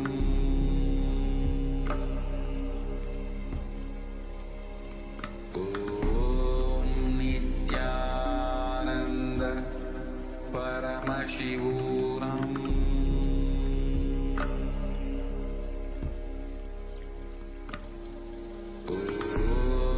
Nithyananda Paramashivam.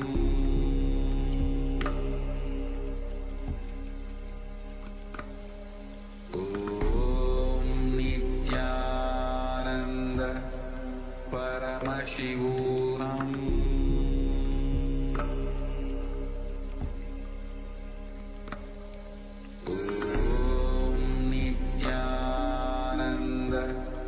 Paramashivam.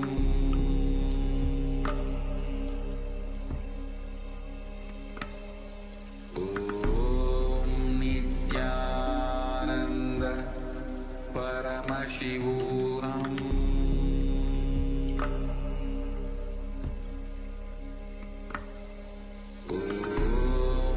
Nithyananda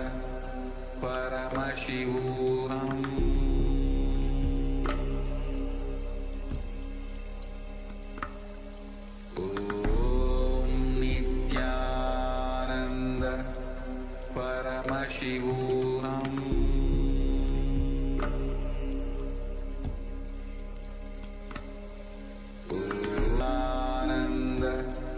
Paramashivam.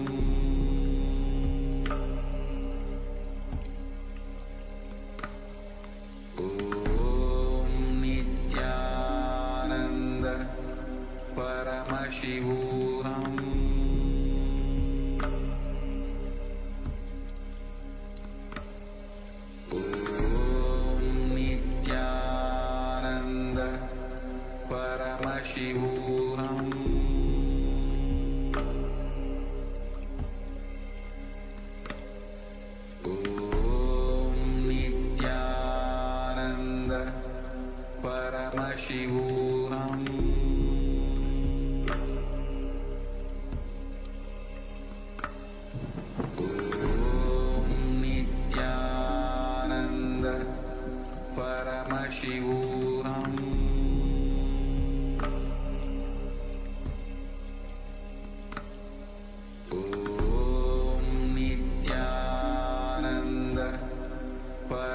Paramashivam.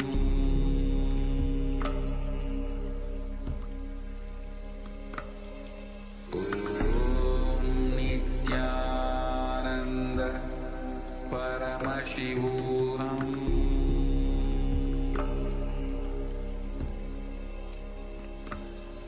Om Nithyananda Paramashivam.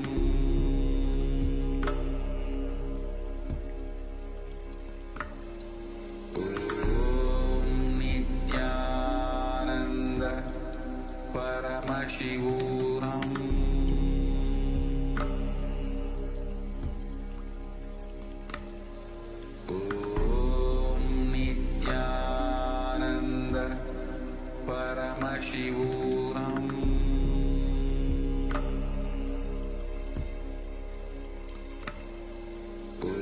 Om Nithyananda Paramashivam.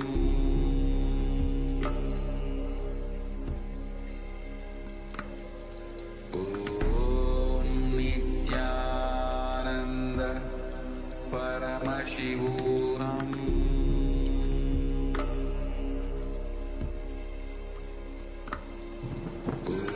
Om Nithyananda Paramashivam.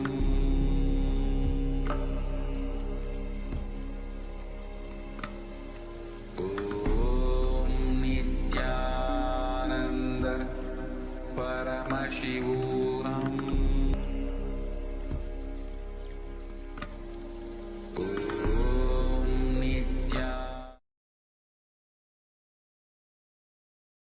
नित्यानन्दं परमसुखदं केवलं ज्ञानमूर्तं द्वन्द्वातीतं गगनसदृशं तत्त्वमस्यादिलक्ष्यम् एकं नित्यं विमलमचलं सर्वदी साक्षिभूतं भावातीतं त्रिगुणरहितं सद्गुरुं तं Namami.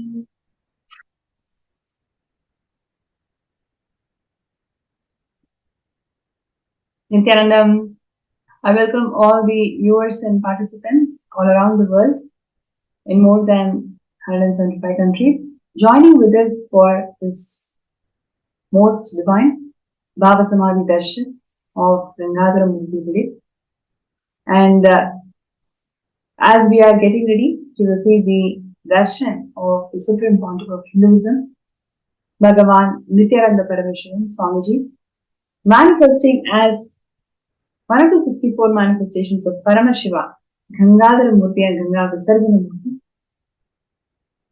we will be seeing a very short segment making us all look into one of the most important factors that is governing the way we live today. If you just ask yourself, what is the core essence of our life today?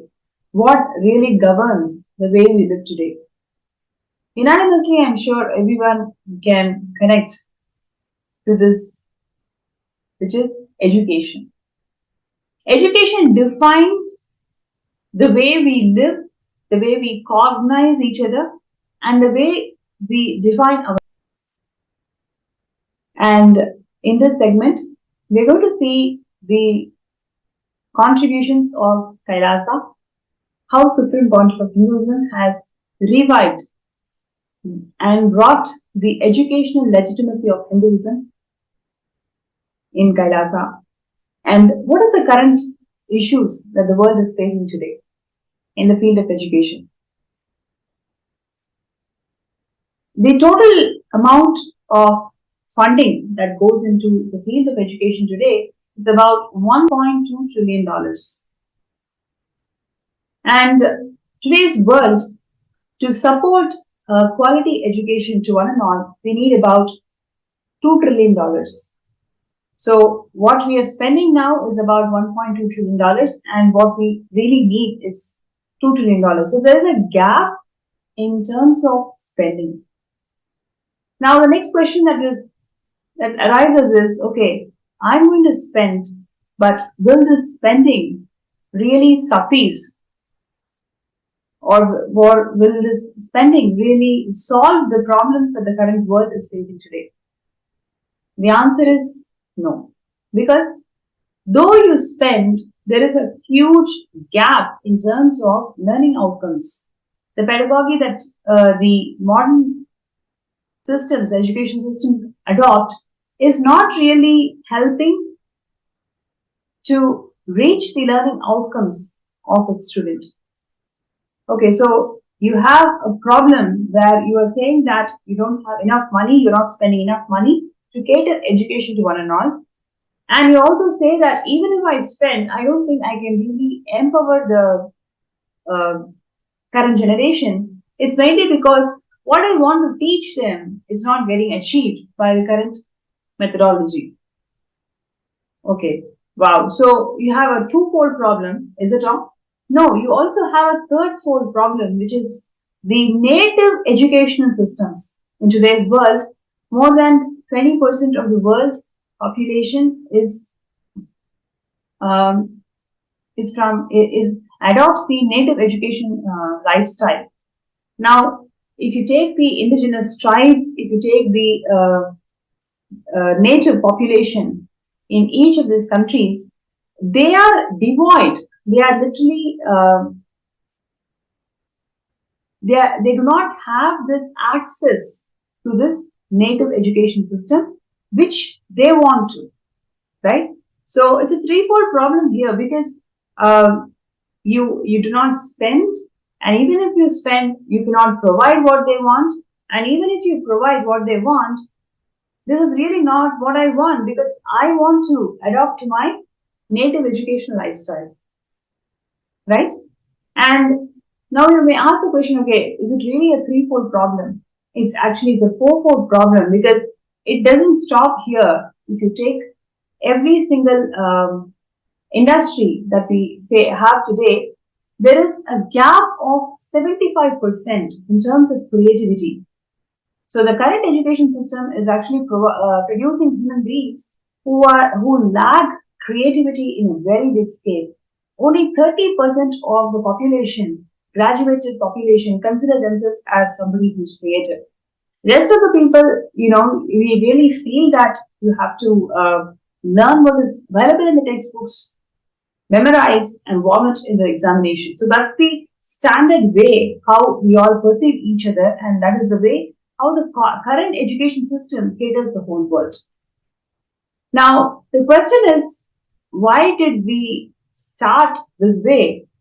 What is the need for us to empower an education system where none of us are happy, whether it is the providers or whether it is the people who receive this education system? So now, the real question that we have today is about, okay, I'm not happy with the way the education system is right now. Where do I begin? What is the solution that I've got in front? Right? So, first of all, I would like to ask all the viewers, do you all agree to the current state of art where we are standing today in terms of education? What are the different problems you feel and you see? I'm going to post that in the YouTube chat, in the social media platforms chat, and also in our MPSM group, the Paramashivam group. The QR code is being projected on the screen. I request all the participants to take 2 minutes. You can actually click on the QR code and post your thoughts. Do you agree that there is a huge gap in the way we perceive ourselves, and there is a huge gap in the way how the education is being catered to the world today? If you agree, you can post your feedback, your thoughts on this topic that we are discussing today in the chat.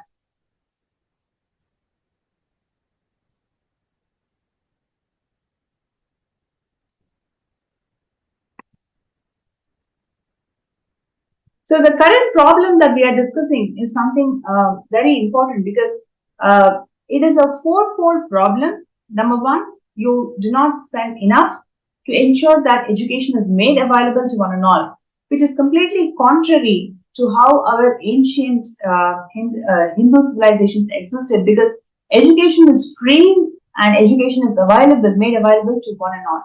Every single person has the right to access the information, access the knowledge systems. So education used to be free and education used to be made available to one and all. Number two, the second problem that we are facing is the learning outcomes, right? The kid do not achieve the learning outcome it must be achieving. So this is also used to be resolved in the ancient education systems, because the learning outcome of each kid is not a standard as we have today. So each kid, based on their abilities, the learning outcomes were set, right? It is very much individual instead of the education system. So that is the beauty of Hindu education system, where the education is being catered to who you are and what you believe in and what your interests are, right? And the third problem that we face today is education lifestyle is being completely denied by the current education system. So in ancient Hindu education system, based on your DNA, based on your gotra, your native ideology, based on that, the Hindu education system used to cater the sciences, cater the techniques where you need to be mastery. So it is very specific to who you are and your lineage that you are coming from. And the fourth problem that we are talking about is the creativity gap that the world is facing today. No doubt, Hindus are extremely creative and extremely advanced.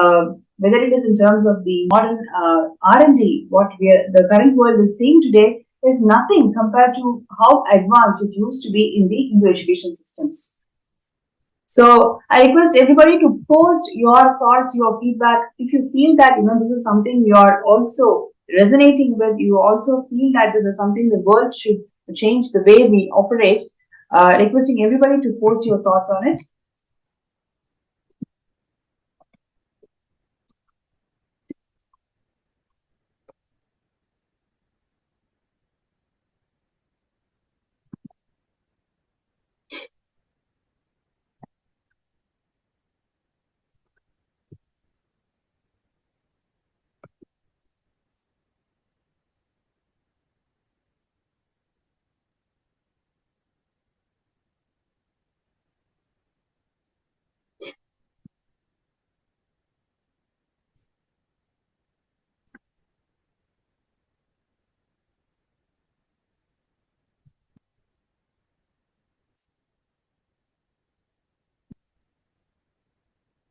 The QR code is being projected on the screen, and requesting everybody to take a few minutes to post your thoughts on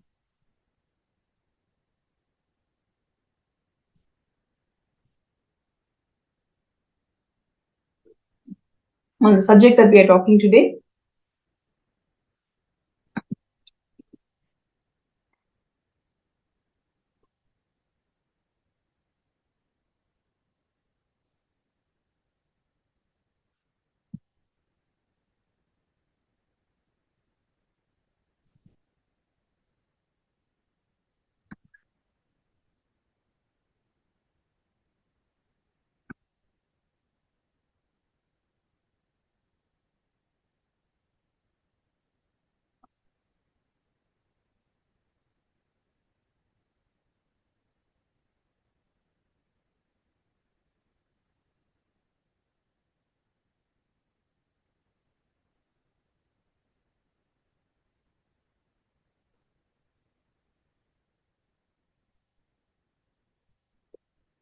Right.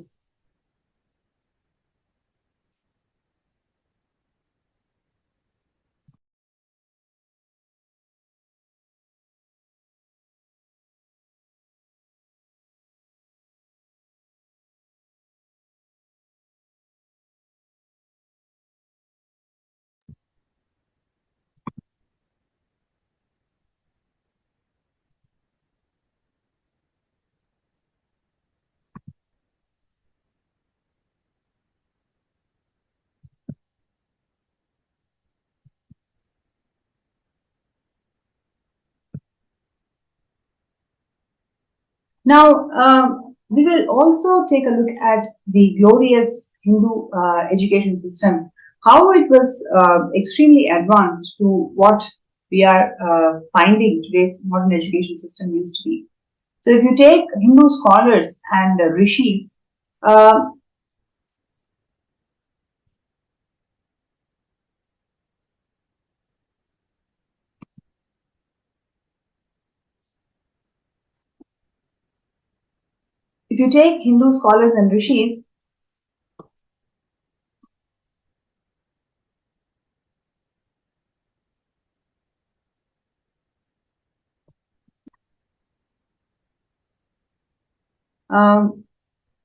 what Newton found was found by the Hindu scholars and rishis 1200 years before.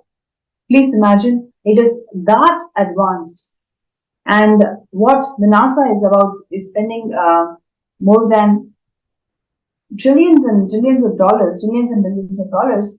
Our Hindu rishis and scholars used to determine the astronomical units, astronomical discoveries, just with the power of consciousness, right?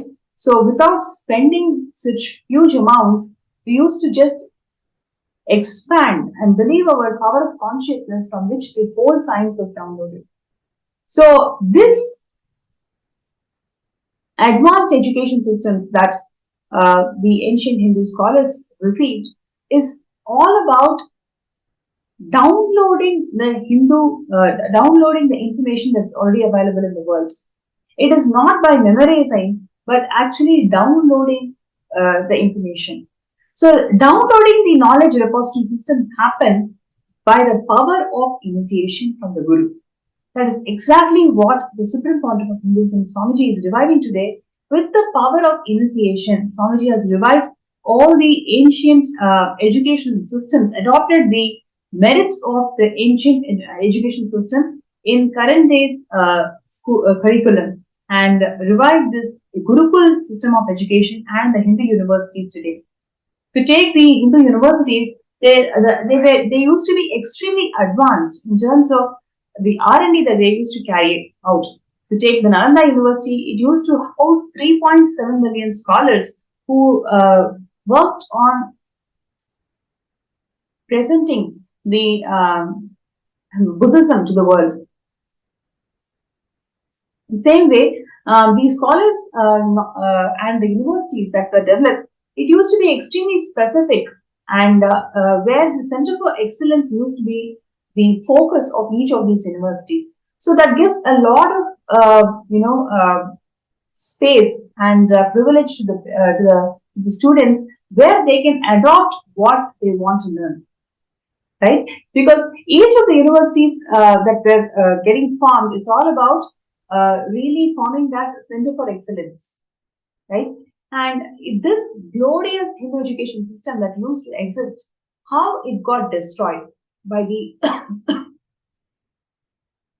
anti-Hindu elements. So before we go to that very interesting segment, let's see the video where Swamiji is going to share about why the modern education system is only evolving slavery, rather leaders for tomorrow. Of the education system.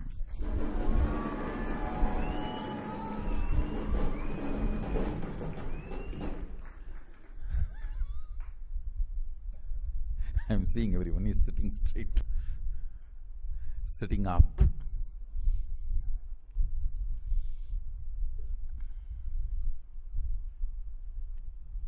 I'm not talking about particular education system which is prevalent in India. I'm talking about the whole modern education system. Understand? The system developed by the superconscious beings to manifest superconsciousness. Sadashiva's education system, Gurukul style.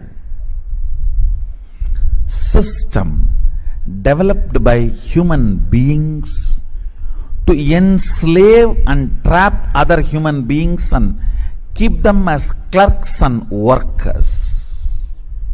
Listen.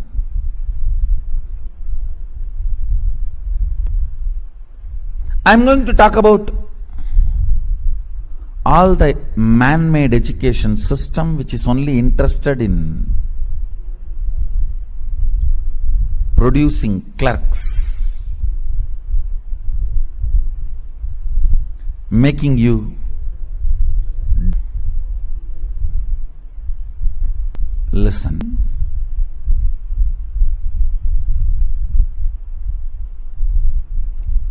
Whatever you may be,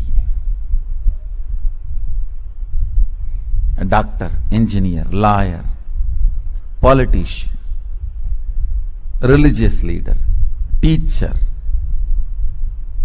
housewife, whatever you may be, moving,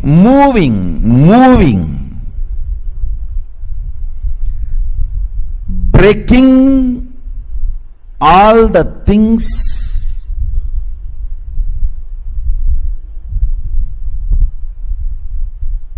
which are stagnant, breaking the status quo is life. Understand?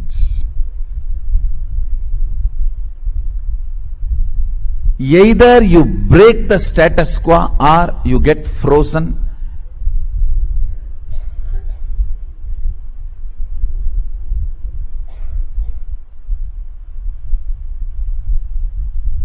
Either you move towards life happening or move towards your graveyard, getting frozen. Happening is life. Understand? The whole modern day education system is just to keep you in continuous confusion in the name of imaginary plans.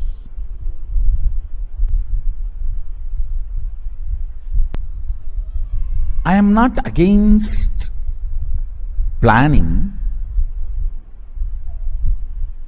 I am against enjoying your confusion, laziness, stupidity in the name of planning. Completely disconnecting you from reality and the requirements of the life is modern day education, where you are taught very well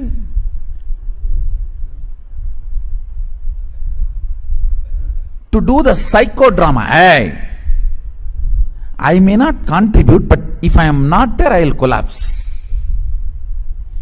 If you know to play that game, you can raise the ladder of the corporate ladder. Because the education system is basically to cheat others.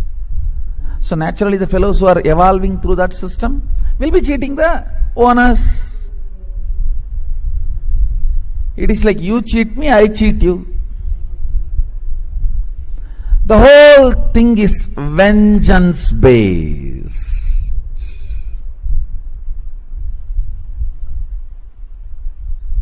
Irreparable damage is done by the thought currents provided by the modern day education system.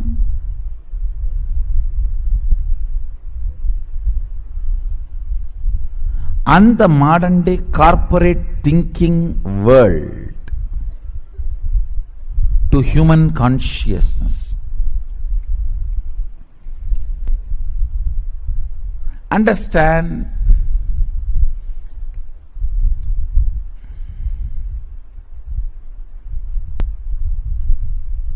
that mental retardness which gets infused into you by the so-called fundamental theories of the modern day education system, that life is difficult.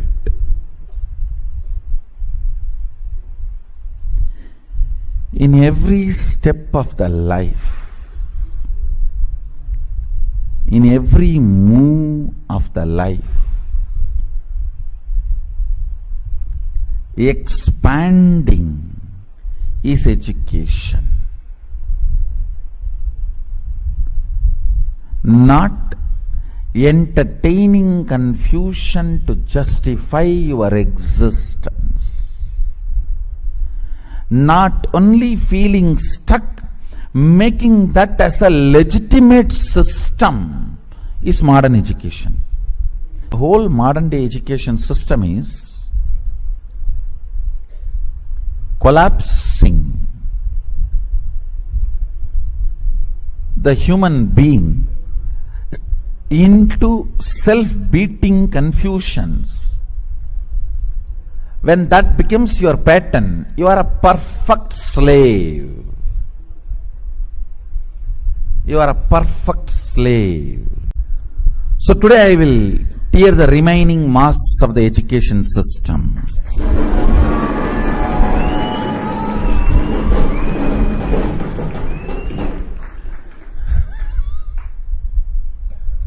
I am seeing everyone is sitting straight, sitting up.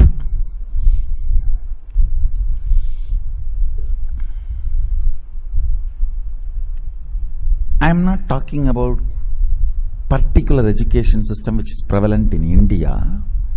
I am talking about the whole modern education system. Understand? System developed by the superconscious beings to manifest superconsciousness. Sadashiva's education system, Gurukul style. System by human beings to enslave and trap other human beings and keep them as clerks and workers. Listen.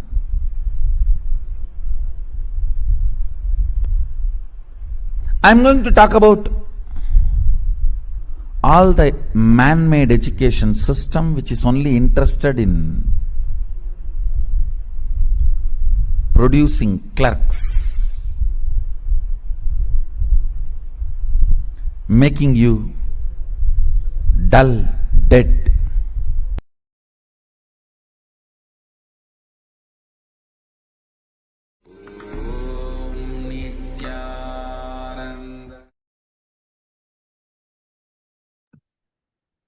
Yes, that's the supreme point of Hinduism. Swamiji beautifully sharing the merits of the Hindu education system and how the modern day education system is actually making us feel the impact of slavery. Literally, there are enough stats, enough references where we can see that the whole education system was centered on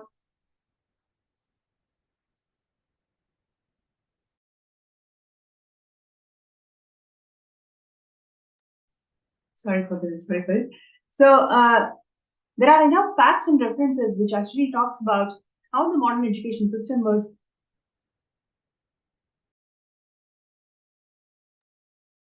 centered on developing more and more class. It was not on creative leaders, right? So this was the whole core of the modern education system. And Swamiji, the Supreme Pontiff of Hinduism, has revived the Hindu education system today through primary. Sorry for the glitch. Yes. So the Supreme Pontiff of Hinduism, Swamiji, has revived this education system, bringing out all the best Sanatana Hindu Dharma, all the best methodologies and techniques that the Sanatana Hindu Dharma adopted in imparting education to one another. Whether it is being education is free or the education is all about downloading the information available in the cosmos, or the education is centered around initiation from Guru. Every single component of Sanatana Hindu Dharma's education was revived and incorporated in Kailasa's education systems. So whether it is in both the Kailasa's Gurukul and the number of universities that Swamiji had set up around the globe. So in today's segment, we are going to be having a speaker who's a teacher in Nithyananda e-Gurukul. So now you may ask, what is e-Gurukul? E-Gurukuls are the knowledge repository centers which is available digitally around the globe. So whatever Swamiji is reviving as the Hindu education system in physical Gurukuls, he has also made it available to one and all digitally. Every single product, every single service that Swamiji provides in the physical Kailasas, he has always ensured that they are made available digitally to one and all. So similarly, the physical Gurukul education revival, how Swamiji has done it, all the beautiful aspects of it, he has made it available digitally to one and all through this e-Gurukul services. So today we are going to be seeing the sharing from a teacher of e-Gurukul services, and she has been working predominantly with thousands of students in India who have enrolled themselves in e-Gurukul system, and over the years she has very rich journey of sharing profound experiences being part of e-Gurukul. So it is my pleasure to welcome Murthy Nithyananda to the segment today, and she's going to share some of the profound experiences of being part of e-Gurukul team lead, whether it is in terms of being a teacher or she herself being a parent, where her son is actually studying in Nithyananda Gurukul. So thank you so much for joining the segment today, Nithyanandam. Thank you. Nithyanandam, everyone. Thank you for giving this opportunity to share about e-Gurukul. It's a very close thing to my heart because I've been an Acharya with e-Gurukul since since its inception itself for the more than 3 years now, and it's been a wonderful journey actually. In e-Gurukul, Swamiji actually has made all the efforts to include all that is there in the physical Gurukul that he runs, all the aspects of the physical Nithyananda Gurukul that Swamiji runs, everything almost. He's made it available to the children of the outside world who cannot, due to various reasons, come and study in his physical Gurukul. So that was the attempt with which e-Gurukul actually came into existence. And Swamiji has given a beautiful curriculum, and we have got a team of acharyas globally who take this to the outer world children, so that they are able to imbibe the same powerful cognitions and live with the same powerful cognitions, which probably if they would have studied here in physical Swamiji's physical Gurukul, they would be able to imbibe. So it's a very structured, the e-Gurukul is a very structured education system, where the children are taught with powerful cognitions, and the syllabus is it includes the regular physical yoga and all the spiritual routine that we normally have in our physical Gurukul. So we introduce all those things to the e-Gurukul children as well. So they get a glimpse and they get a taste of the life of Gurukul Balasans, which is a very powerful lifestyle. So apart from that, the sessions are also including, as I said, yoga, puja, and also powerful cognitions through storytelling, like Purana stories. And then we have typically the deity making through clay, and with clay, small deity making, and so many other activities which are helping the kids to understand what Hinduism is actually, and how you can be, entangling with that whole activity of, preparing clay deities and making rangolis. We have all these kind of activities in e-Gurukul, and the children really enjoy them. It's a beautiful, even if there is mostly it's 1 hour, 2 hour, whatever. Globally, there are different e-Gurukuls who conduct the sessions in different forms. So every child is exposed to all aspects of Hinduism, and it really becomes a part of them. So when the things that we include are mostly that, as I said, the storytelling, that wherein we have the Purana stories, where powerful cognitions can be taught to the children through storytelling. We have singing, we have chanting, Sanskrit chanting, where Bhagavad Gita, Rudram, Chamakam, all these are taught to the children. So regularly, when the children attend these sessions, they are able to chant, recite all the mantras, and they are able to recite the Sanskrit shlokas so beautifully.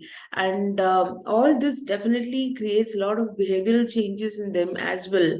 And we have found that all the kids who have attended these sessions regularly, there is a lot of alignment towards their studies, towards their the way they behave with their parents, with their teachers, with the outer society.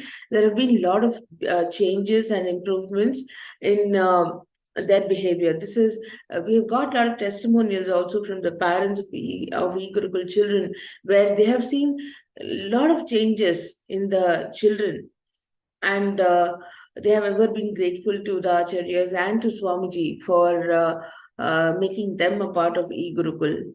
So even during festivals, we have we have the children participating in cultural activities where they themselves organize sessions, and like dance, singing, and other cultural activities.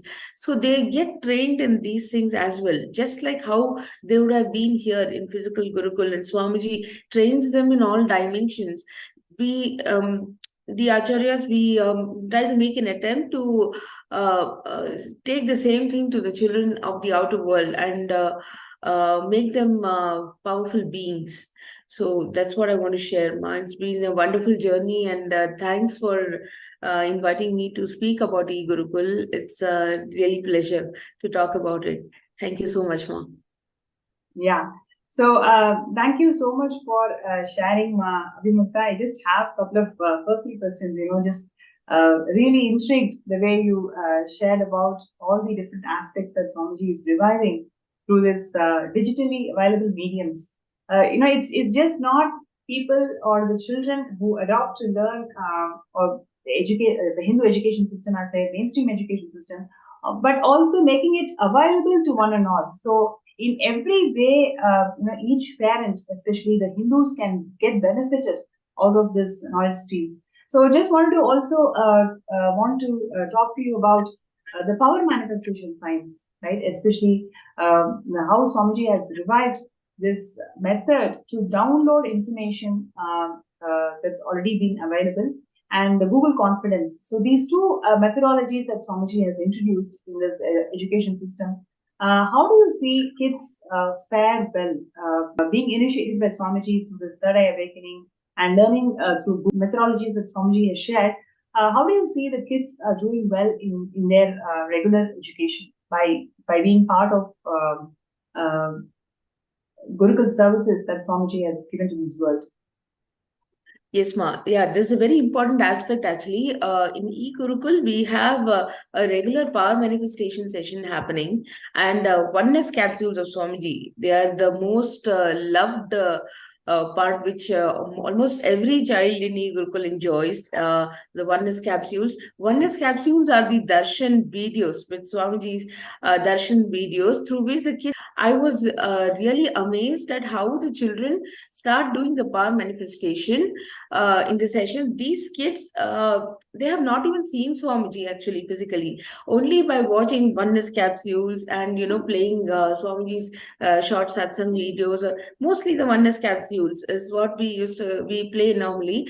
And through that, they get initiated and they do the power manifestation so amazingly. We have had kids who are amazing power manifestors with respect to, healing in remote vision and blindfold reading, these kind of things. It's so beautiful.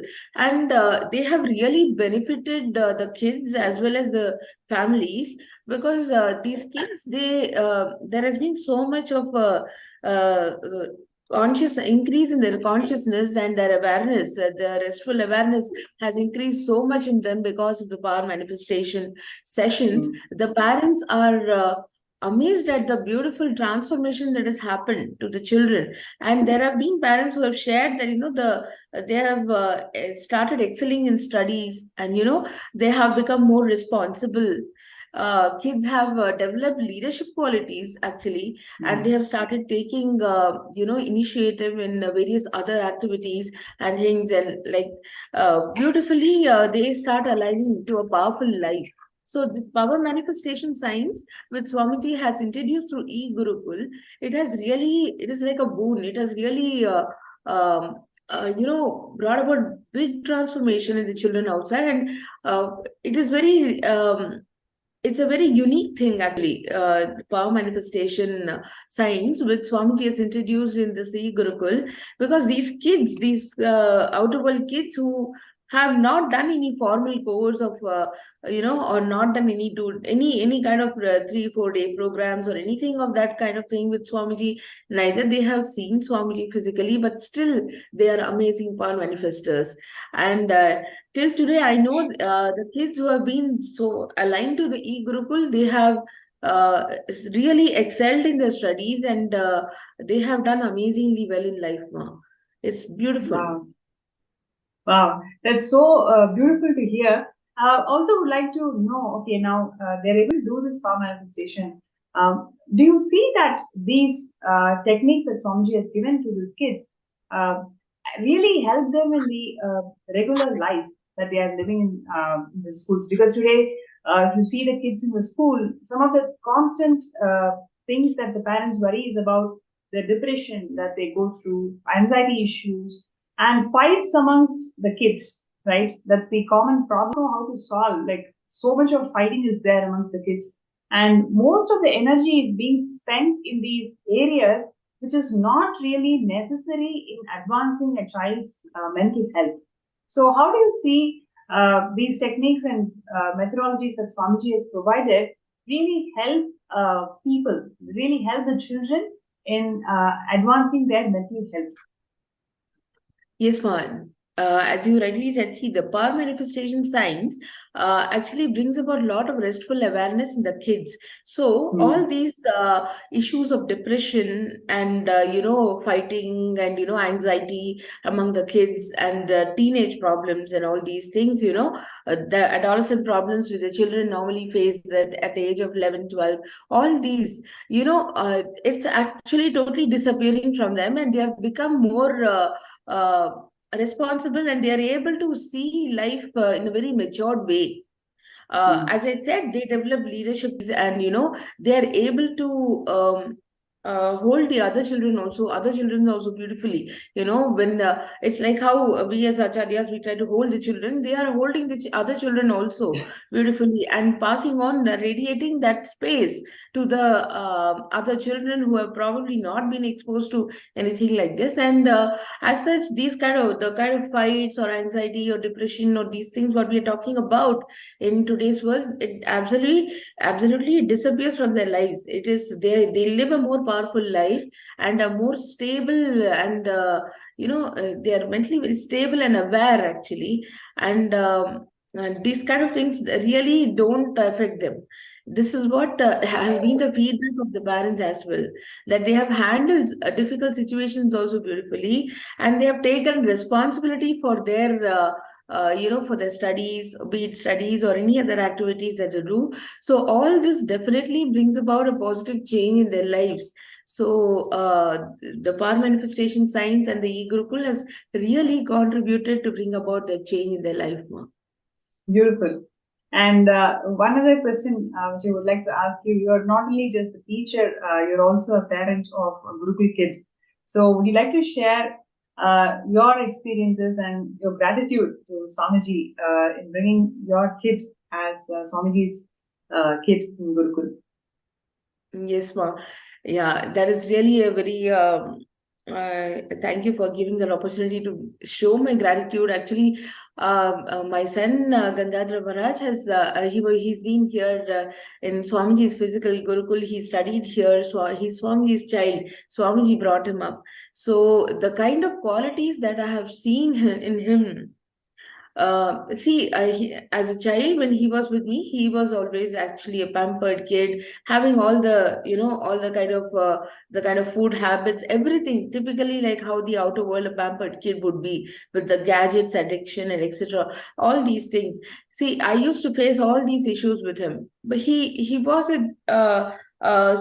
he was not a tantrum throwing kid, but still I could see that somewhere. All these kind of vices were taking over on his life, which I didn't know how to correct actually, because the whole world was moving in that direction. So I didn't know what to do. That's the time when we decided that we should be, putting him in Gurukul and allow Swamiji to bring him up as his kid, because then his life would be really meaningful rather than just whiling away time outside. When he came here, of course, he had his own challenges, how he could adjust, but it happened beautifully. The transformation happened beautifully, and I could really see so much of divinity flowering inside him. Every time I used to see him, he got trained into temple sciences, he got trained into the various rituals, and he's now an integral part of Swamiji's temple here in Adi Kailash, and he does all the rituals, his chanting and all those things, everything that he has imbibed, that Swamiji has, taught him, it has put so much divinity into him. Whenever I see him, I always feel that he's really a reflection of Swamiji. So I actually look up at him, and whenever I have a problem, he gives me solutions, such mature solutions. He doesn't know probably when I see now I'm an Adinivasi, but when I was outside, there are so many things that we face adults also, and every time we fall into depression, whenever I used to speak to him, he used to give me the right cognitions. So a kid who is about just 14, 15 years, and he's giving the matured cognitions and such matured conversations exactly aligned to Swamiji's teachings, and reminding us again and again that we have to align to Swamiji and he'll take care. It's such a beautiful space actually he started carrying, and till today I'm seeing that beautiful space in him, innocent space, at the same time a powerful space. This is what kid, because I know that nobody can violate him, and he's brought up by Swamiji, so everything will be taken care of. That is the best thing as a parent that I can think of for my kid.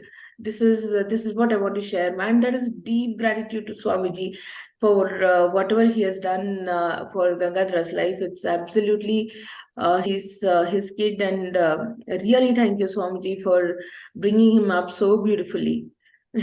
Yes, ma'am. Yes, and we have a viewer, Lindsay, who's sharing that.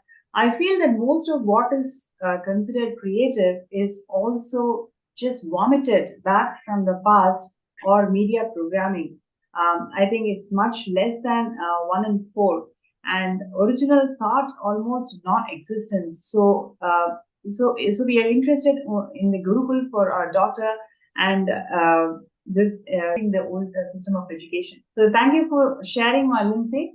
I'm sure, Ma Avimukta, we can really connect to what she's saying, right?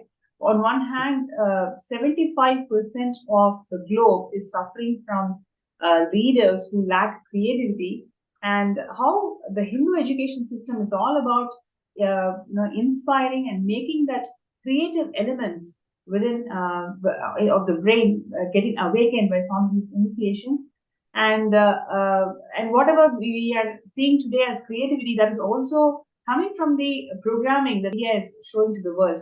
So how do you see this particular aspect, making children creative, especially through the e-Gurukul services that you've been part of? Yes, ma. So definitely, creativity is something which comes naturally into them, because, as I said, Swamiji, the curriculum that Swamiji gives, it is absolutely for creating leaders, and it's not for creating clerks. So definitely in e-Gurukul, we are following the same curriculum which Swamiji has given for the normal physical Gurukul. So the kids in the e-Gurukul also imbibe these the same creativity and the same kind of cognitions, which help them to think differently, actually, and sail through the whole thing so beautifully without having so much of doubts or anything, and creativity which comes out beautifully. I have seen children developing such beautiful creative skills like drawing and all those things. The way they do itself, it goes to a different level, actually. The level of creativity really goes to a different level. So they're thinking with respect to any activity, even if they have to organize a cultural activity. Like we used to have this kind of cultural activities on digital platform itself, wherein we used to get globally, we used to combine 1 or 2 e-Gurukuls, and we used to have cultural activities during festivals, etc. It was beautifully organized by the kids themselves. We were just acharya looking over it, that's all. It was right from scripting out the the opening speech or whatever, let it be, everything was done by the kids itself. So it was not something, and the kind of creativity, the way which they do, everything was so amazing, and none of it was taught by us, actually. They just came up with ideas. This was my experience when I was conducting these kind of sessions. So creativity definitely becomes a very integral part of them, and it comes naturally to them, actually, when they start attending the e-Gurukul regularly, because their brain grooves, I think, they just open up. There is an overall brain development which happens due to the third eye awakening. So because of this, definitely all aspects, in all dimensions, they start excelling. So this is what I have seen, ma. This is my experience. Beautiful. So the Kailasa that Swamiji is reviving is not just for Hindus, but rather it provides solutions for every single global problem that we face today. And as we are discussing with Ma Avimukta, it is nothing but the global problem of educational gap that is being seen in most part of the world. How Swamiji is reviving through bringing back the educational legitimacy of Hinduism through Kailasa's Nithyananda Gurukul and the Kailasa's Nithyananda Hindu universities to the world. If you feel that this is a very important aspect that Swamiji is reviving today, and you really want to be part of it, you really want to support this initiative, all you need to do is sign up in sksjp.org /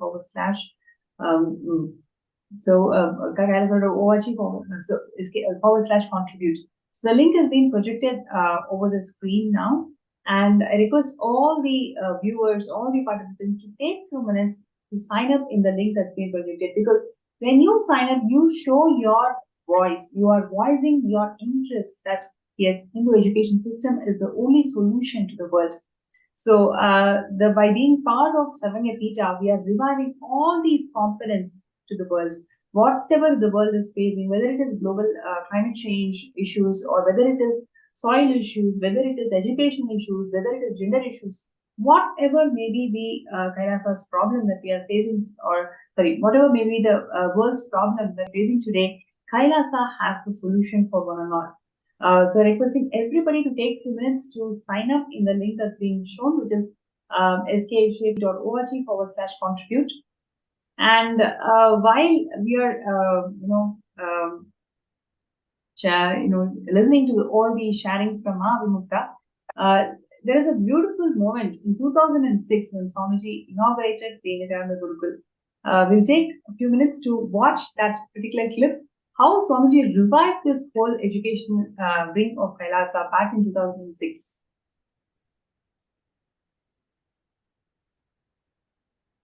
Paramashivam.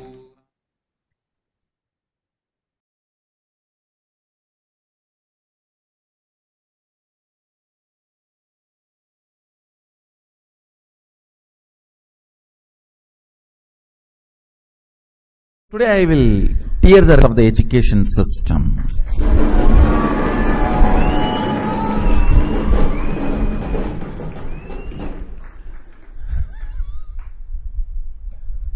I am seeing everyone is sitting straight, sitting up.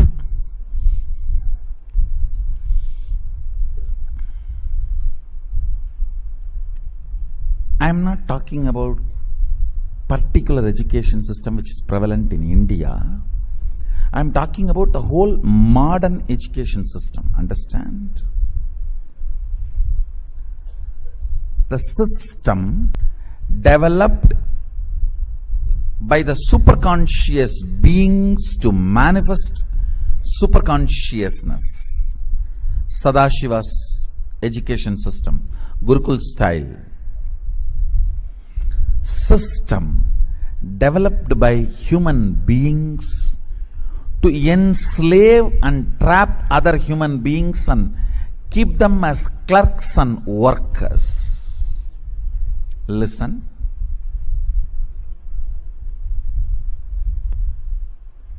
I am going to talk about all the man-made education system which is only interested in producing clerks, making you dull, dead. Listen.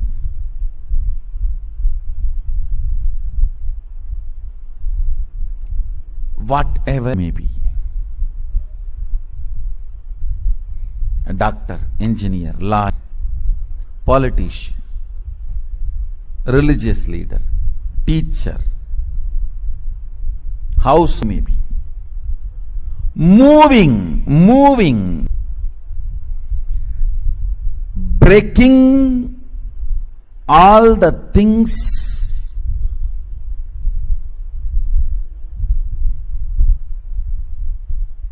which are stagnant, breaking status quo is life. Understand?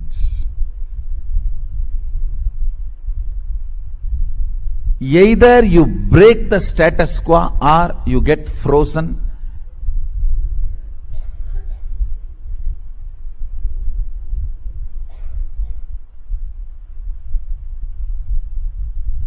Either you move towards life happening or move towards your graveyard.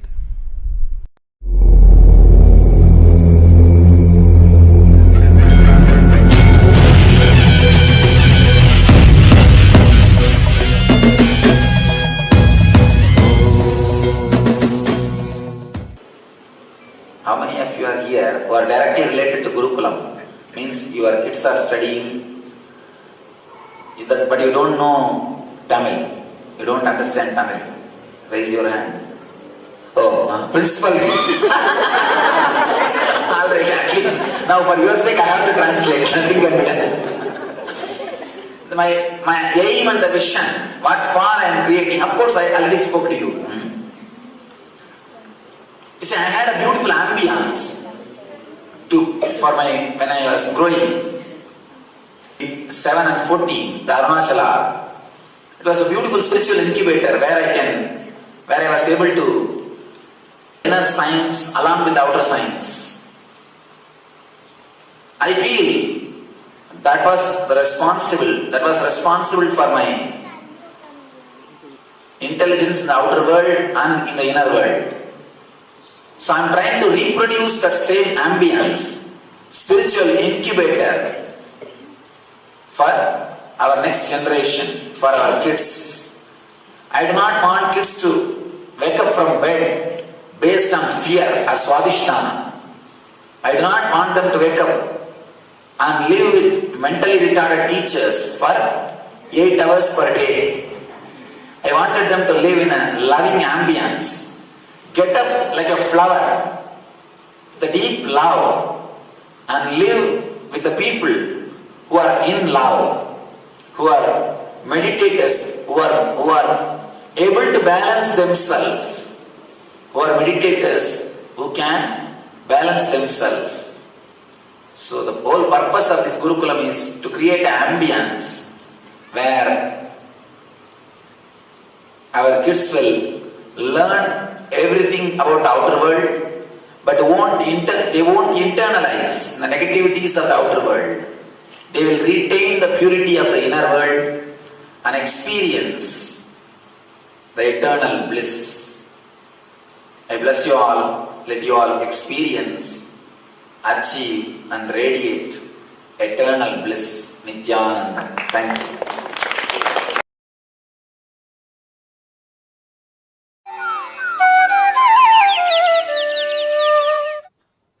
My Gurukul is 100% free. Food, stay, education, everything is free. Because Sadashiva says, Guru is supposed to beg and feed the disciples. I said, I may beg physically or in the internet, but I will beg and feed my disciples. My Gurukul is 100% free. Not only I am teaching them English, maths, science, I am teaching them true history. I am teaching them the real powers and possibilities they can manifest. I am teaching them life. Only thing, I am not doing the stupid things which you guys have designed for a generalized way. Understand? All generalization creates more blind spots. When there is a Google Earth available, Google Map is available, why will I make them memorize the capitals of all the countries and states? Macaulay's time it was not there, so you have to memorize. Capital of India is Delhi and capital of Tamil Nadu is Chennai. You have to memorize. Now there is a Google Earth and Google Map. Just Google it, that's all. They need to be taught Googling. I am only removing all those. Become part of the education because of the generalization. Understand? All generalization is faulty generalization. All generalization is faulty generalization. Jealousy, comparison is the byproduct of the faulty generalization. It is utter stupidity to give marks to human beings. Utter stupidity to give marks to human beings. It is like I saw memes in the Facebook. There is a fish in a pot, and there is a monkey, there is an elephant, there is a zebra, there is a snake, there is a crocodile, there is a tiger. And the educationist says, to have a fair game, we will have the examination. Who claims this tree first? Please start. That is what I call faulty generalization. What will happen to the fish if he comes out of the water to climb the tree? All generalization is faulty generalization. Understand? What I am trying to convey, I will give you the essence. Media wants me to do the charity of what they think as best. I am doing the charity of what is best. If you think food is the best thing happened in your life, you can do just Annadan. If you think education is the best thing happened in your life, you share that with the world. That's your charity. If you think clothes are the best things happened to your life and you share the clothes, Vastradana, that's your charity. If you think enlightenment and spiritual powers are the best thing happened in your life, you share that with the world. That's all I am doing.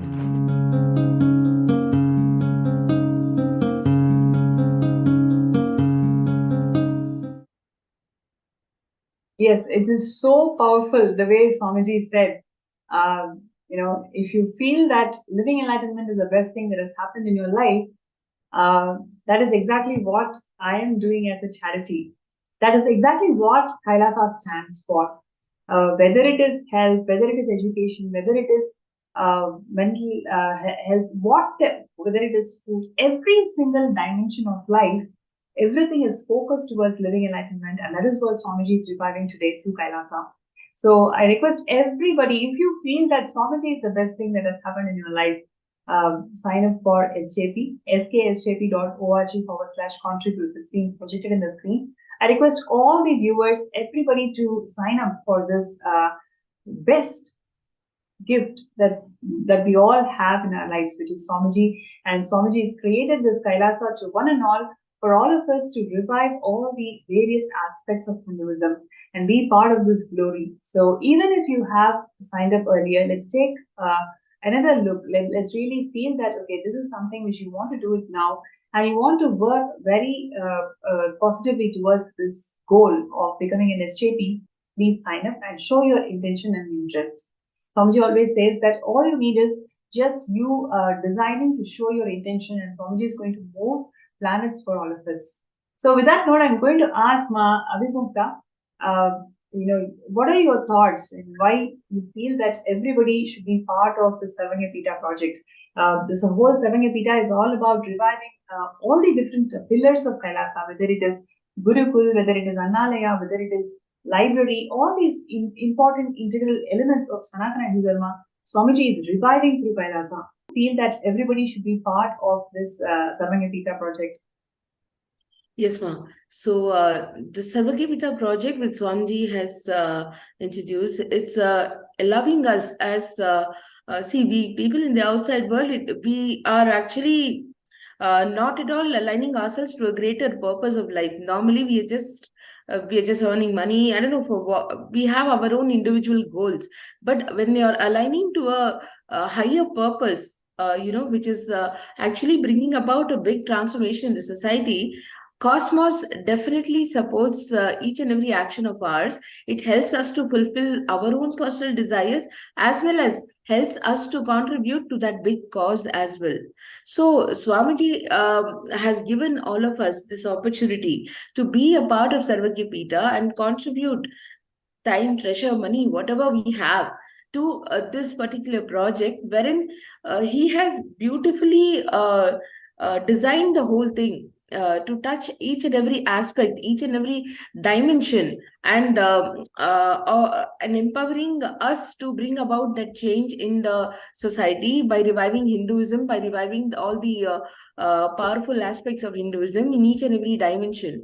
So, being a part of Sarvagya Pita, you can beautifully align to Swamiji's mission and be a part of that whole mission and live a beautiful, powerful, and enlightened life, actually. So, this is one of the best opportunities to bring about that fulfillment in your life. How much ever struggles we are doing in our life, whatever we are trying to achieve, finally, when we are giving back to the society, when we are trying to align to a higher purpose, our life gets fulfilled. And the whole purpose of we coming into this world, it really gets fulfilled, and you can really feel that fulfillment in your life. So definitely, Sarvagya Pita, being a part of the Sarvagya Pita projects, will give you that satisfaction. This is what I can understand and feel, Ma. So yes, I invite all of you to please be a part of this and experience this beautiful dimension. Yes, thank you so much for sharing, Mavi Mukta. Definitely, I feel you're right, like what you beautifully shared. Moving away from our individual goals and aligning to the cosmic goal. The whole cosmos wants and needs Hinduism today, which is what Swamiji is reviving to its glory in the form of Kailasa. And Kailasa has already established the entire educational legitimacy to this world by through various efforts. And you can see right from 2006 how Swamiji is holding that context so beautifully in that inaugural video that we saw just now. In the same way, so many beautiful elements, whether it is through initiation, whether it is through making education as free, whether it is through reviving all the ancient sciences of Hindu Dharma. So in every level, Swamiji has been reviving the Kailasa, especially the educational and legitimacy part of Kailasa. So requesting all the participants and viewers to support this mission of Sarvanga Pita, where all the different pillars of Hinduism is getting revived through Kailasa. And Swamiji is making it happen to his, the best possible way, especially with in Jayanti Satsang. So that Swamiji had shared that he's going to make the whole Kailasa open this year. And it is going to be a remarkable moment where all of us can celebrate the existence itself. So requesting everybody to be part of Kailasa, Kailasa Sarvanga Pita project. And, let's take a few minutes to sign up in this link that's been projected, skshjp.org/contribute. And while we are, signing up, we just take a few minutes to see the video where Swamiji is sharing why he built Kailasa, what is the need for Swamiji to build Kailasa, and why it's extremely important.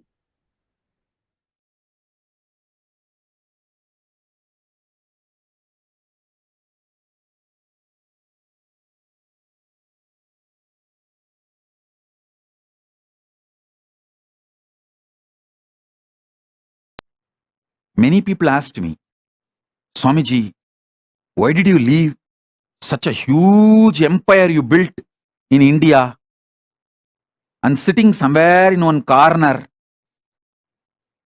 for so many years?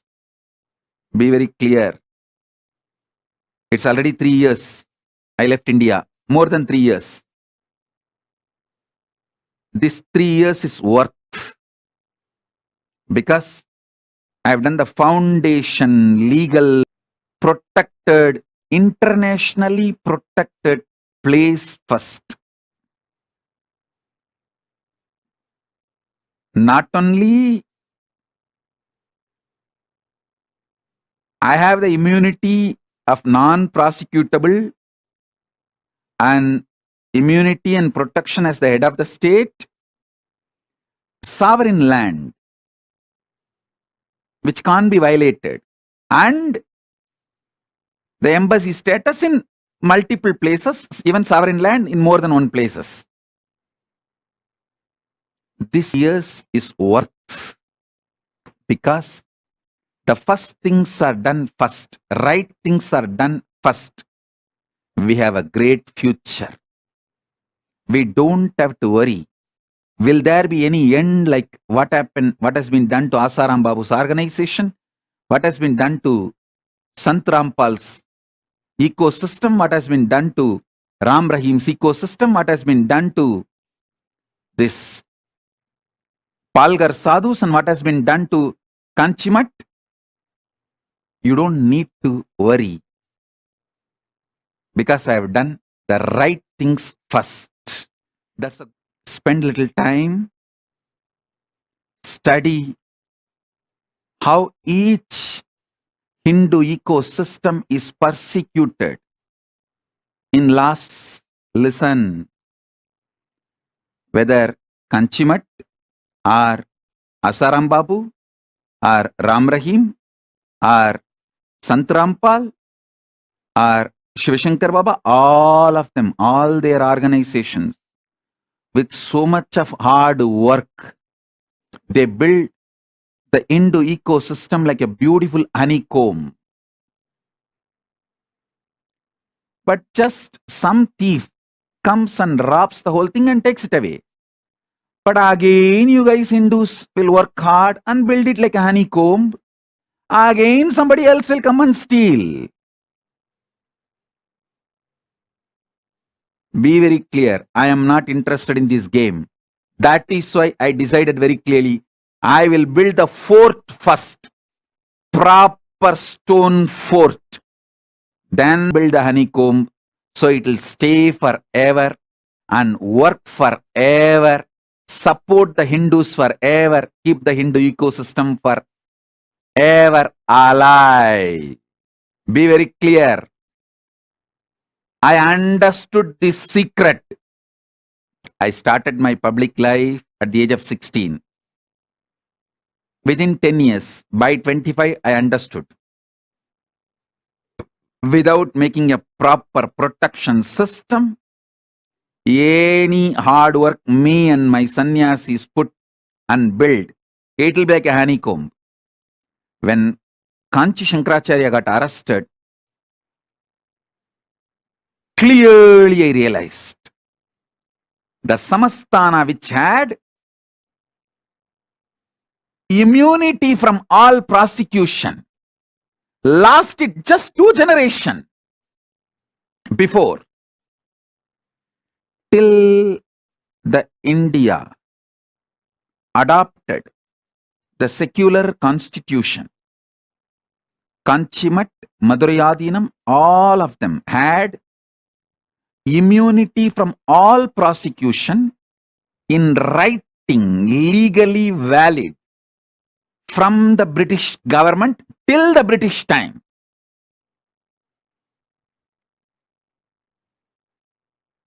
Just 2 generations. Now, those gurus are getting prosecuted. Lawfare is being done. False accusations are put. They are prosecuted left, right, center. Of course, Kanchi Shankaracharya proved he is innocent and came out. But what happened to that organization? What happened to that mutt? What happened to himself? Was he able to stand back? The criminally negligent Hindus did not have gratitude for all the work he has done.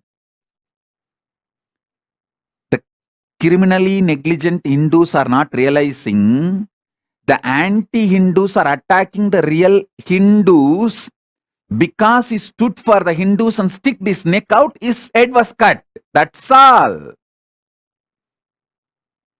So that is like a message. No one else should stick their neck out for Hinduism. I tell you, I realized this truth.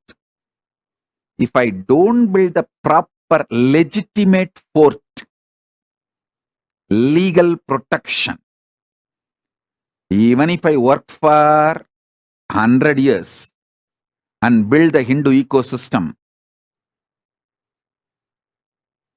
I don't want to say what would have happened. I know very clearly. I know very clearly. I know very clearly.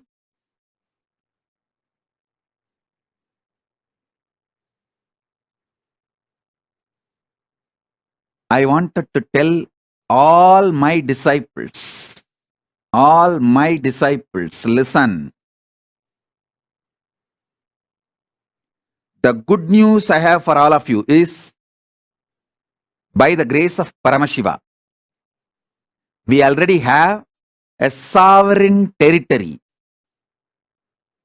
in more than one place for Kailasa and diplomatic relationship with many countries for Kailasa, and I am safe. We are going to be safe forever. That is the good news I have for all my... So all your effort, you are all putting time, treasure, talent and building this Kailasa will be useful forever. It cannot be hijacked, destroyed by anyone. Because I made a proper foundation, protection, fortress. Then started building the honeycomb. I did the first things first.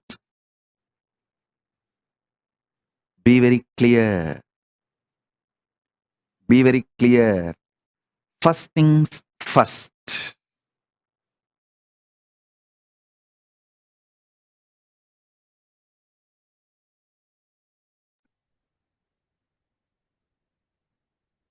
Yes.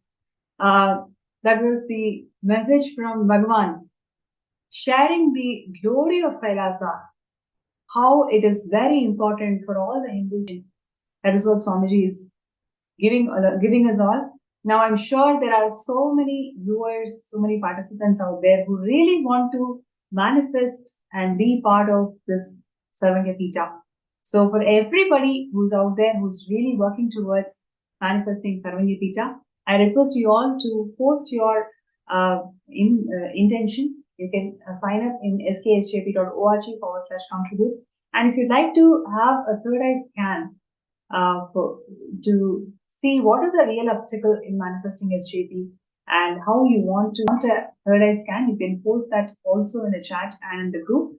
And right away, with Swamiji's grace and blessings, we'll connect with you all, entangle with Swamiji and do the third eye scanning. Okay, so wow, so we already have a few folks who have requested for third eye scan. That's really nice. So, okay, Ma Lalataksha, sharing that. Thank you so much, Ma, for this interesting session on education. It's amazing to remember all these powerful truths about Vedic education and all the contributions it has made and continues to be for the whole of the humanity. Absolutely.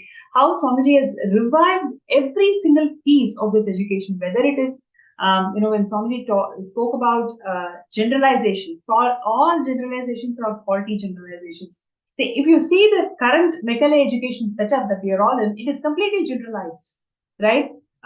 So we have this generalized education system till 18, and Swamiji says that the whole learning will finish at 18. So till 18, we are stuck with this faulty generalization where we do not even know what is our true potential, where we can really excel. So all these beautiful elements that Hindu education system nurtured every single individual, Swamiji is reviving all of it to original glory through Kailasa. So Sarvangapita is all about reviving all these aspects, all these nuances of every single gift that Sanatana Hindu Dharma has given to the world. And Swamiji is reviving all of it to its original glory and making it a world nation which can never be destroyed, right? The last message, the last video that Swamiji spoke is so important for all the Hindus to acknowledge, because it is not one more organization that has the possibility of getting persecuted over the years because of some or the other vested interest. What Swamiji is doing is a permanent, eternal setup for all the Hindus, where you can feel rest assured every single minute that you contribute for Kailasa is going to be eternal. Every single penny that you're going to contribute towards Kailasa is going to be an eternal contribution, because Swamiji has made this whole infrastructure, the permanent infrastructure for all the Hindus to feel safe, protected, and you don't need to cow down anymore. You can practice Hinduism as it was revealed by Paramashiva in Vedas and Agamas.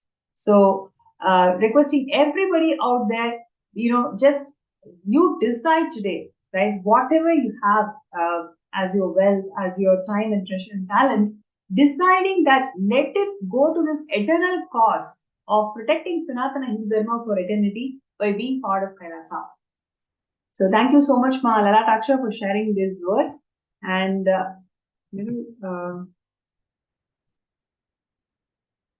Nitya Bhakta sharing that I would like us. So Ma Bhakta, requesting you to, I think Sri Bhakta is, I remember you from there. So requesting you to please sit straight and close your eyes. From the deep space of gratitude,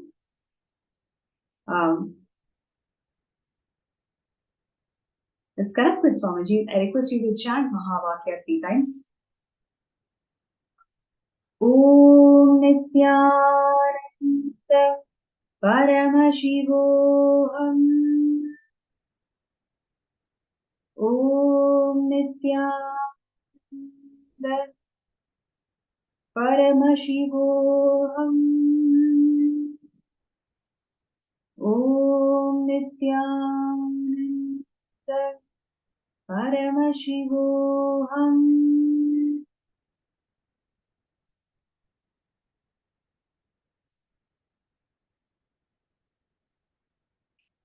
Yes. Nitya Bhakta. Firstly, you need to decide what is permanent in your life, what is eternal in your life. If you look at all the choices that you have made, whether it is a choice of relationships, whether it is a choice of career, everything is actually dependent on what the other person has given you endorsement for. Just for the sake of endorsement, you have made decisions of your career, decisions of relationships, and now you are in a position where you don't know what is eternal, what is permanent.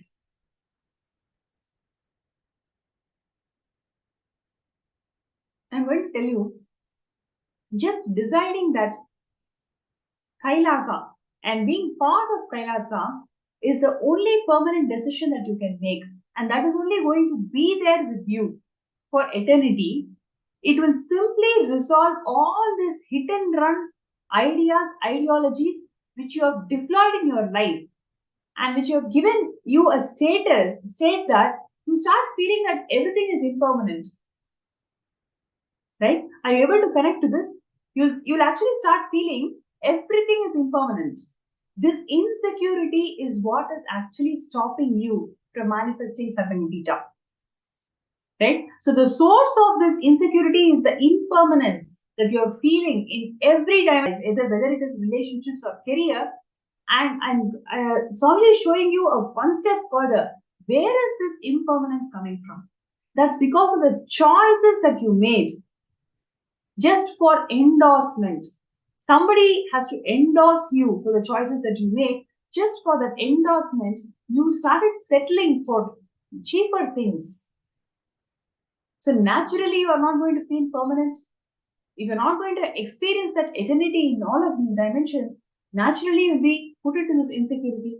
That is exactly what is reflecting in Sarvamipita manifestation. Just decide today that you are going to take every decision based on one scale. Is this going to help me establish in the principle of Nityatva? Then I will do it. I am not going to wait for somebody's endorsement.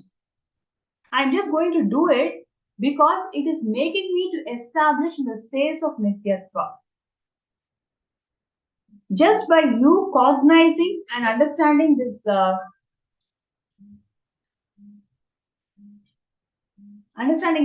truth,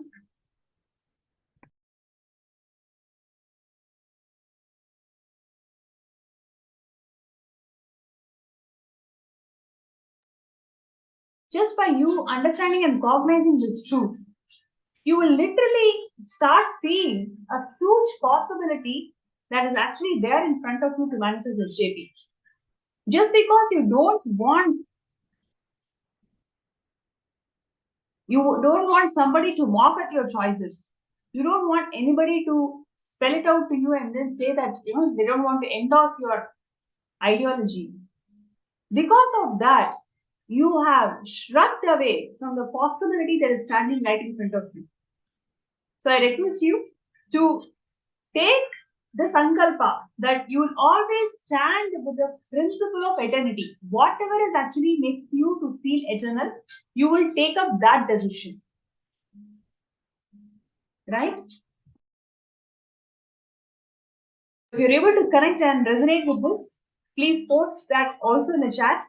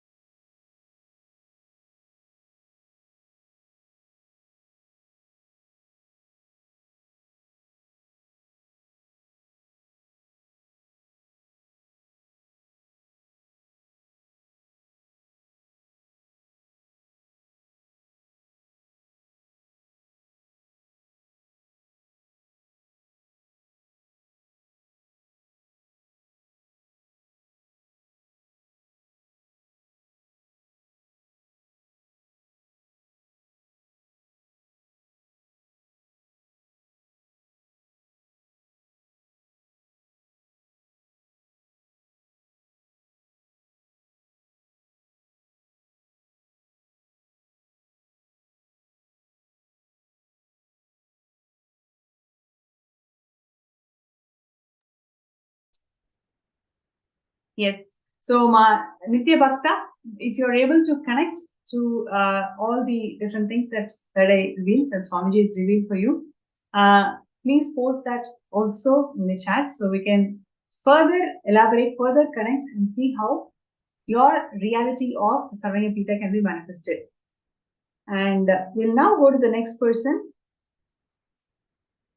Yes, Mandy Wang, Nithyananda. Mandy Wang is sharing, can you scan for me about SJPK? Great. Thank you so much. So I request you to please sit straight, connect with Swamiji in your Ananda Gandha. From the deep space of gratitude, let us both chant Mahavakya 3 times. Om Nityananda Paramashivam. Om Nityananda Paramashivam. Om Nityananda Paramashivam.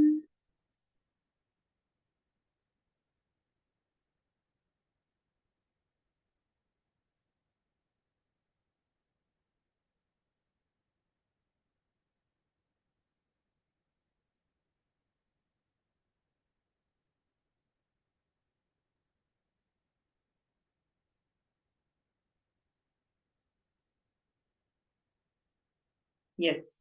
For Mandy Wang, something so profound Swamiji actually revealed in this third eye scanning. Your identity, when you start empowering your identity in the parallel universe, which is nothing but a strong yogini who is actually manifesting various powers of Paramashiva. When you start empowering this identity, when you start cognizing living as a yogini who is radiating all the powers of Paramashiva, you will see the self-doubt that you are having today, right? Even to declare that you'll be able to manifest the whole SJP by Shivaratri, even to declare those words, so much of self-doubt you're having now, you will see simply Swamiji will burn it. Moment you start living as Swamiji's yogini, who's manifesting all the powers of Paramashiva. So today, take a declaration, right? You will go and manifest powers with 11 people. So you will connect with 11 people, you will manifest powers, you will actually give a huge shift, cognitive shift to each and every one of them at the end of the power manifestation. And then you will share about why SJP. Whatever you understand as SJP, you share with them. So do this consecutively for 11 people without a break, right? So now decide, okay, now it's not a time, maybe it's a different, not a conducive time for in the time zone that you're in. Maybe, okay, after 5 hours, you're going to start. Sit with undivided attention. Just put the whole focus on this. 11 people scan them, really attend to their problems. Whatever cognition that Swamiji is actually revealing to you in your third eye, just tell it. Don't have doubt. Oh, I don't know what the other person is going to think. I don't know whether I'm telling right or wrong. Nothing. You just see whatever Swamiji is showing you, you just reveal it. Reveal it from the space of you are Swamiji's yogini, who is actually manifesting powers of Paramashiva. From that context, reveal all the third eye solutions. Talk about SJP at the end of every scan. By 11th scan, you will actually see a huge possibility that is existing in front of you. Right? You will actually see a huge possibility that is there in front of you. You will be able to manifest SJP. You will take the action that is needed to manifest SJP. Right? So, requesting you to intensely, and not only just for this SJP, just every day, every moment, again and again connect yourself with this highest identity that you are already having in the parallel universe, which is cognizing and living, breathing as Swamiji's yoga, and manifesting powers. Day and night, just sit and manifest powers. Don't even bother whether it is correct, wrong, what each person is thinking, nothing. You just sit as Swamiji's yogini, sit and manifest powers. That's it. Right? So, Mandy One, I request you to post, what do you feel about this and how do you want to execute this? What are the different steps that you're going to take? Requesting you to post that in the chat.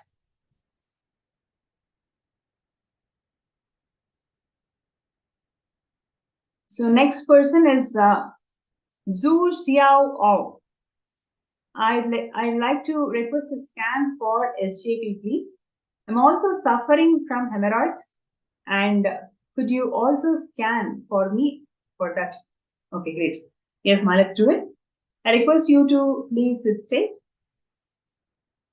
Connect with Swamiji in your Ananda Gandha. Visualize Swamiji in your Ananda Gandha.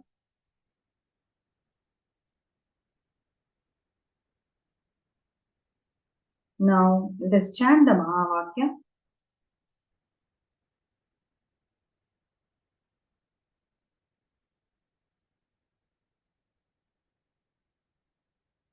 Om Nithyananda Paramashivam. Om Nithyananda Paramashivam. Om Nithyananda Paramashivam.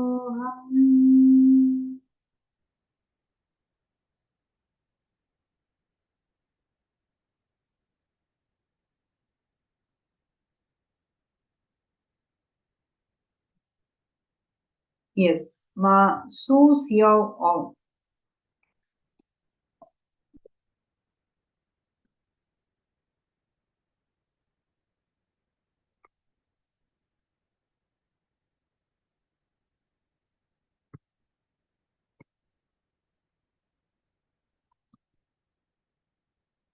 Right. So Ma Su Xiao Ong. See, in a scan to Swamiji showed, in your teenage, right?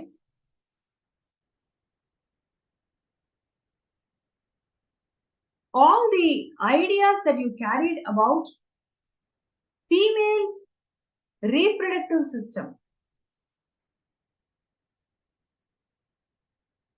all the ideas that you are actually carried about female reproductive system, in the discussions or the things that you have heard from your family members, it can be from your mother, it can be from your sister, it can be from your cousins, whatever you have heard, you started forming certain ideas, certain cognition, and you are literally living those ideas now. Right? So, to pen down all the ideas that you've actually heard about female reproductive system from your family, from your cousins, from your sister, everybody, pen down all of that and understand whatever you have heard from everybody, it is just their own idea. Right? And I want you to, after penning down, I want you to listen to the satsang where Swamiji is actually sharing about Ardhanarishvara. Right? I want you to listen to the satsang where Swamiji is sharing about Ardhanarishvara. Just listening to that satsang, it will simply burn, and the whole, all these ideas that is there in your system, everything will be literally burnt. Every day, sit and connect with Swamiji as per our Shakti. All the Devi readings that Swamiji had given 1.5 years before. So start seeing those readings. You will see in next 1.5 months, maybe in just 42 days, that whole health issues that you're having, it will start reducing. It will start reducing, it will start healing. Your whole body will experience healing. Actually, as you are listening now, You can feel Swamiji's intense presence around you. The air around you, you will start feeling Swamiji's presence, where you can literally feel it is so cool, like breeze. The very smell around you will be so different, because intensely Swamiji is blessing you right now, and he's going to take care of all these health issues. All you need to do is just connect with Swamiji as Parashakti and sit and listen and see all these Devi readings. 42 days, you will see the whole health will start restoring health now. So this is one thing. And in terms of SJP, what Swamiji showed is, you've been thinking a lot.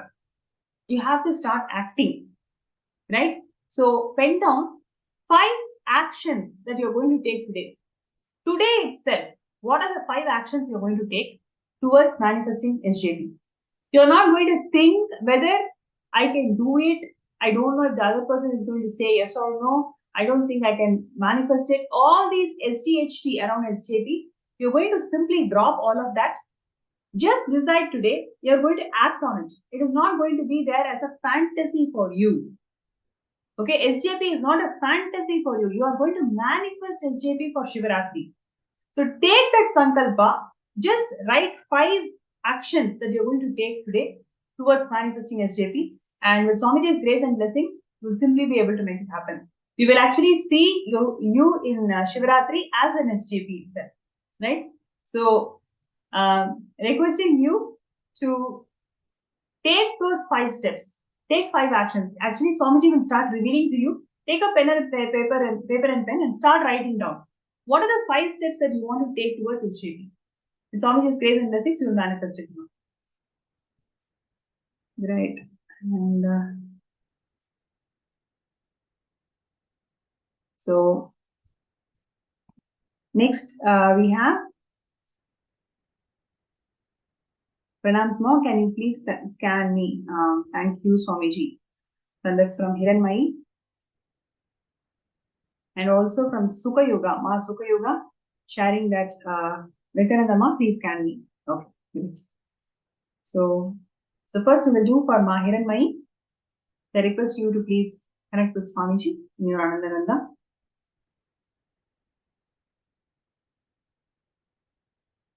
Om Nithyananda Paramashivam.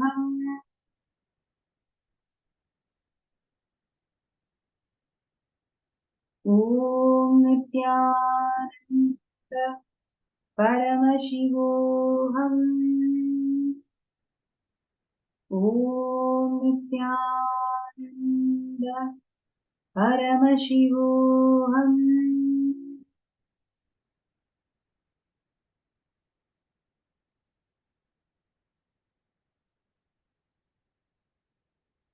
Yes.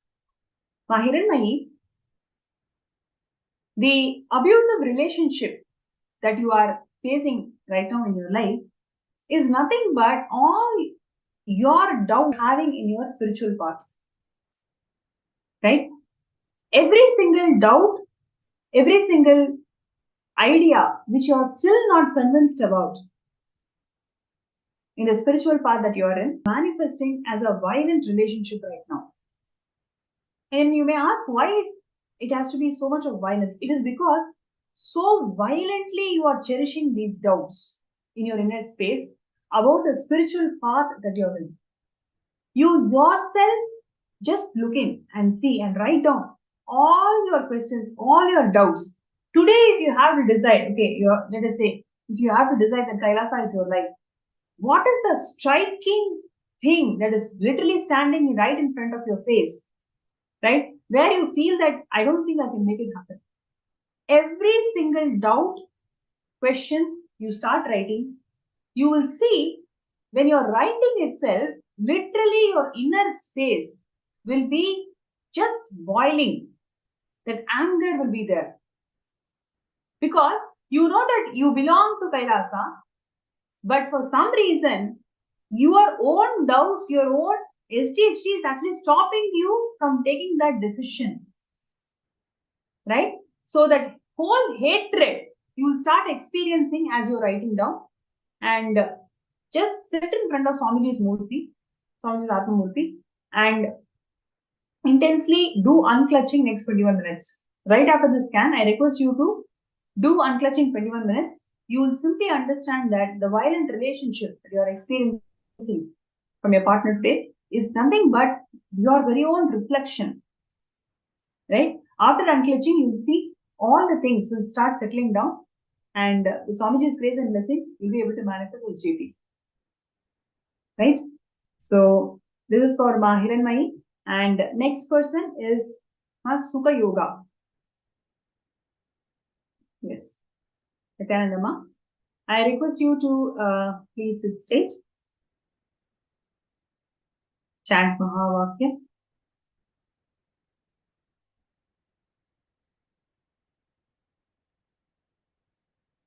Om Nithyananda Paramashivam.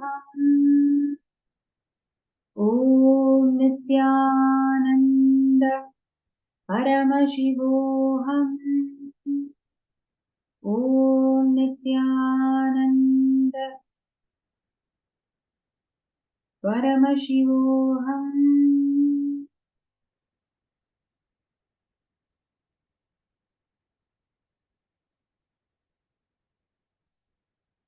Yes. Sukha Yoga. Swamiji is showing me for you to do Annadhanma. Okay.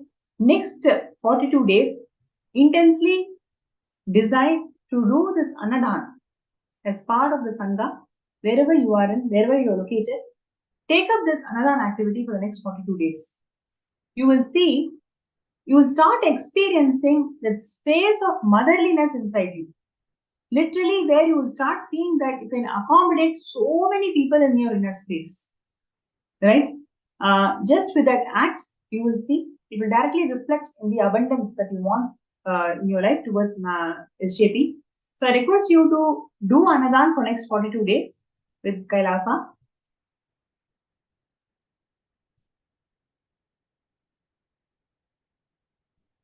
Okay, and next we have Ning Hitch sharing that Ma Pranapriya,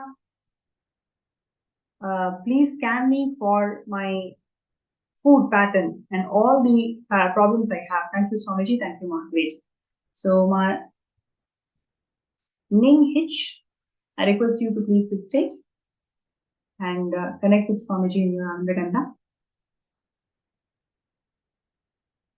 Please close your eyes and chant Mahavakya. Om Nithyananda Paramashivam. Om Nithyananda Paramashivam. Om Nithyananda Paramashivam.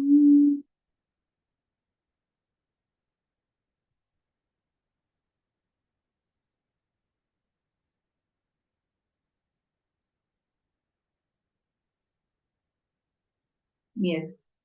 Ma Ning Hitch, all the food related patterns that you're having today is because of childhood. You will see, you always competed with your siblings. Because you started feeling low compared with your siblings in terms of receiving love from your parents, you started competing for food also with them. What started as a competing pattern, food pattern, is right now affecting your life. So I request you to take this moment to see your siblings. Really intensely complete with your siblings. By completing with your siblings, you will see that this food pattern is not there anymore. Simply, it is Swamiji has removed it. Right? And Vandy Wang is sharing that, agree with you. Also know that I'm a Brahmin, I was a Brahman yogi before. I decided to follow the method you just told me. I'm very confident and grateful. Thank you, Swamiji, for manifesting me. Great. So let's do it. And with Swamiji's grace and blessings, all of us, everybody who has a sincere intention to manifest SJP, you'll be able to make it happen.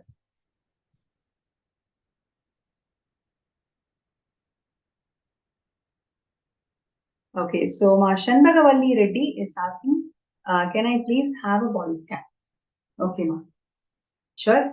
I request you to please sit straight and connect with Swamiji intensely in your Anandaganda, and let us chant Mahavakya 3 times.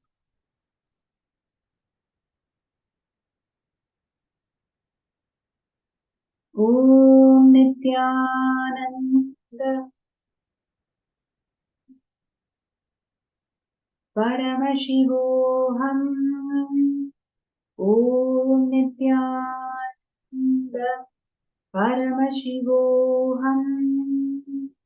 Om Nithyananda Paramashivam.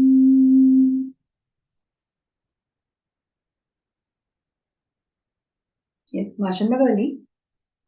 One thing that Swamiji showed was health disease that either you or your loved ones in your family that you are experiencing is nothing but karma that has been incurred in your lineage, in the whole ancestral lineage. The karma that we are carrying, it is actually manifesting as a health disease now. All you need to do is, in the next Venkateshwara Bhava Samadhi Darshan, when we will be offering Niluvudopudi, whatever gold you are having, just offer it at Swamiji as Niluvudopudi offering. You will see this whole health diseases that has been there. You will see with Swamiji's grace and blessing, simply it will heal it. So just look out for Venkateshwara Bhava Samadhi Darshan. In the next darshan, don't miss it. Just be there and offer gold as your Niluvudopudi offering. You will see, Ma, in terms of the ancestral pattern that I am telling also, literally somebody in your lineage, maybe 4 to 5 generations before, they have been burnt alive. Literally, they've been burnt alive. So that whole suffering and feeling so wronged, unfair, that entire emotion has been seeded in each and every person. If you see, literally in the whole family, everybody feels that unfair. Feeling unfair is something so strong in all of you. Right? So, just by doing this offering to Swamiji, will be manifesting as Bhagavan Venkateshwara. With Swamiji's grace and blessing, simply you will be able to come out of this problem. Okay?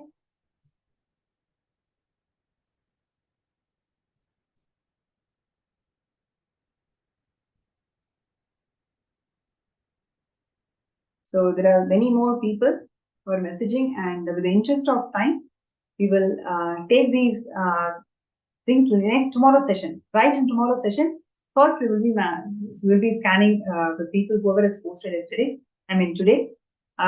So want to complete with all of you, and with the interest of time, let us all move to the Bhava Samadhi Darshan, where Swamiji, the Nijavatara, the Supreme Pontiff of Hinduism, is going to manifest as Gangadhara Murthy, Ganga Visarjana Murthy.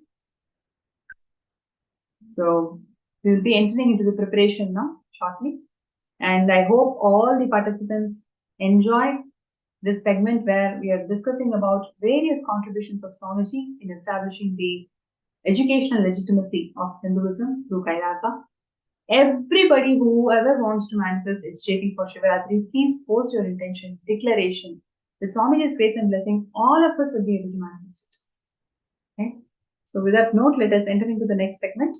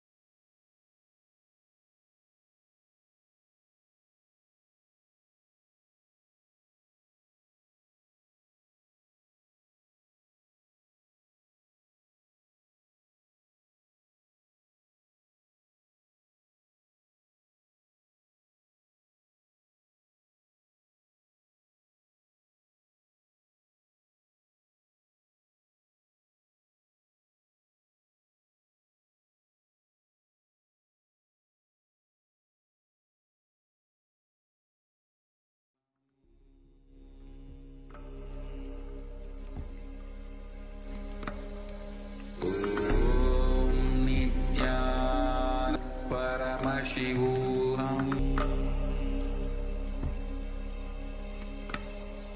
Om Nithyananda Paramashivam.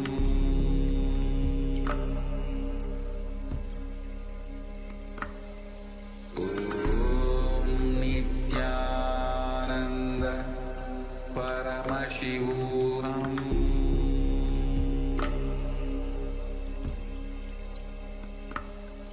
Om Nithyananda Paramashivam. Om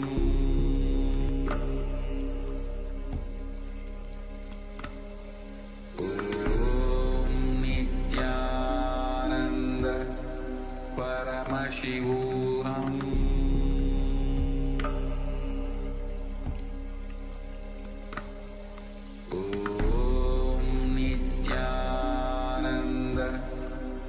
Paramashivam.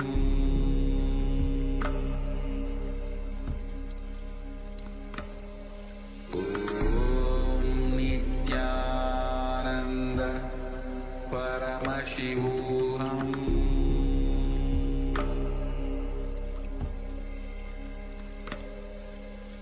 Om Nithyananda Paramashivam. Om Nithyananda Paramashivam. Om Nithyananda Paramashivam.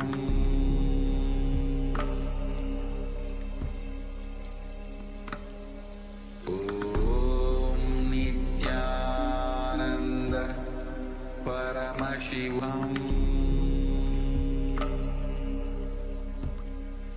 Paramashivam.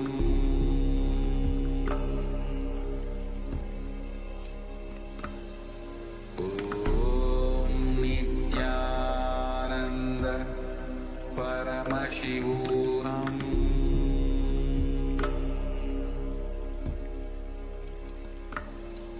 Om Nithyananda Paramashivam.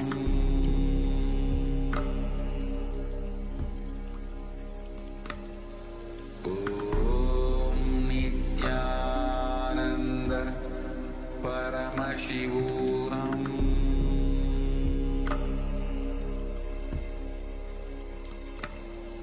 Om Nithyananda Paramashivam. Now it's time. We are going to be entering into the most awaited part of our day. So now it is time for all of us to enter into the darshan preparation, and everyone that are here that are awaiting the darshan preparation today. We are going to be entering into it very, very shortly. We are going to be having the Bhava Samadhi darshan of Gangadhara Murthy and Ganga Visarjana Murthy.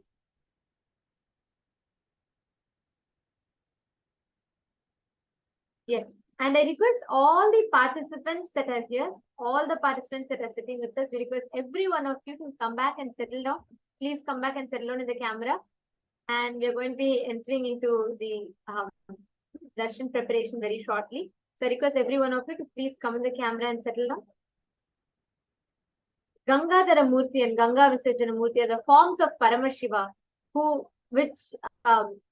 in which form he let Ganga, Devi Ganga, sit in his mat and released her for planet Earth, and all the darshan of these forms of Paramashiva. And I request all the participants to please come and be seated in front of the camera.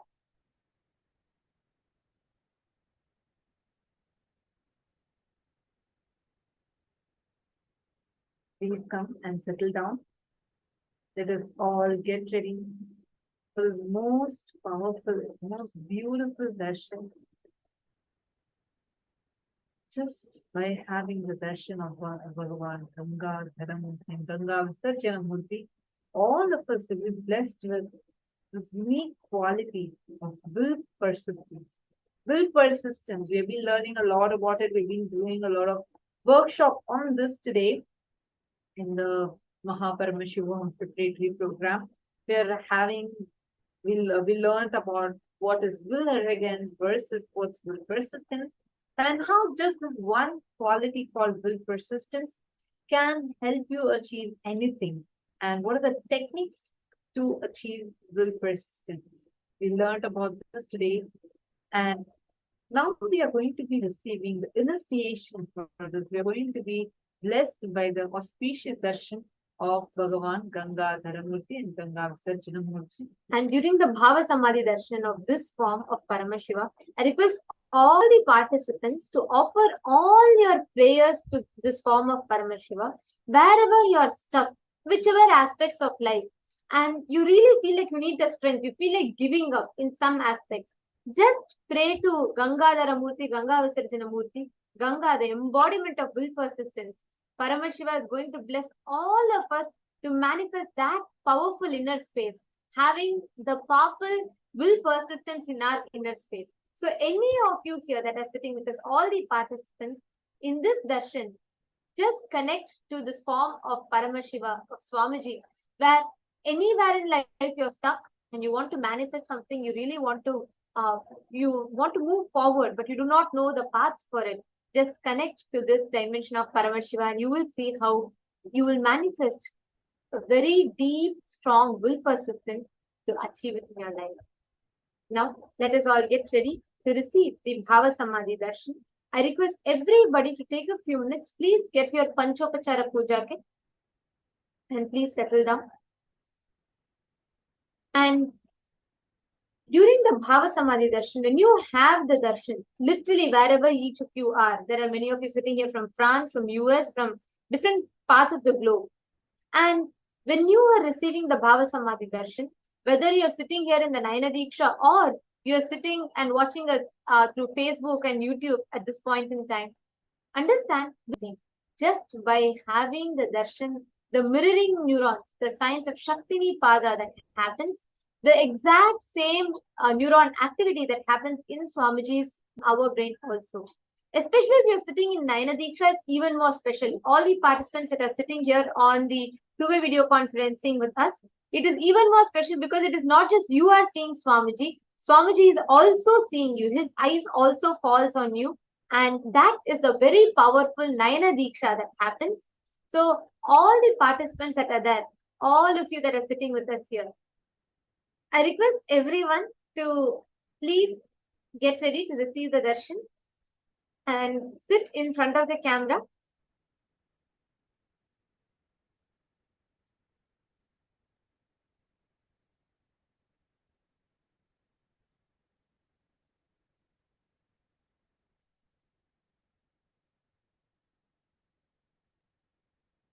I request everyone to come and settle down.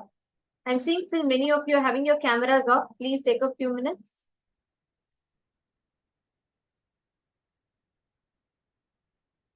Please settle down in front of the camera for the Nayana Diksha. Yes. Now, let us all get ready to receive the darshan of Gangadhara Murthy and Ganga Visarjana Murthy. We will now be chanting the Dhana Shloka. ततो हेमवती ज्येष्ठा सर्वलोका नमस्कृता तदा साति महद्रूपं धृत्वा येगं च दुस्सहम् आकाशात् पतद्राम शिवे शिवशिरस्युता.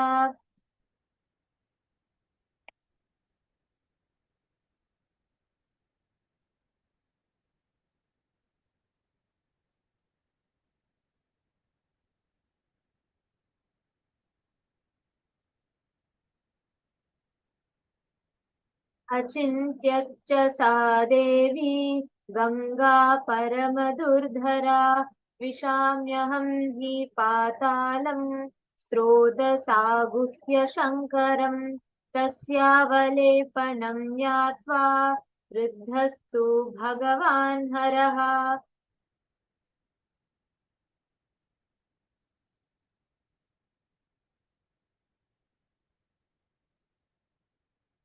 स्थिरो भावयितुं बुद्धिं चक्रे त्रिनयनस्तदा सा तस्मिन् पतिता पुण्या पुण्ये रुद्रस्य मूर्धनि हिमवत् प्रतिमे राम जटामण्डलगह्वरे सा कथयिञ्चन्मही गन्तुं नाशक्नोद्यथ तमास्थिताः नैव सा निर्गमं लेभे जटामण्डलमन्ततः तत्रैवाम्भं भ्रमद्देवी संवत्सरगणान् बहून् तामपश्यन् पुनस्तत्र तपपरममास्थितः सा तेन तोषिचास्तीत्यन् अत्यन्तरघुनन्दना विसर्ज ततो Ganga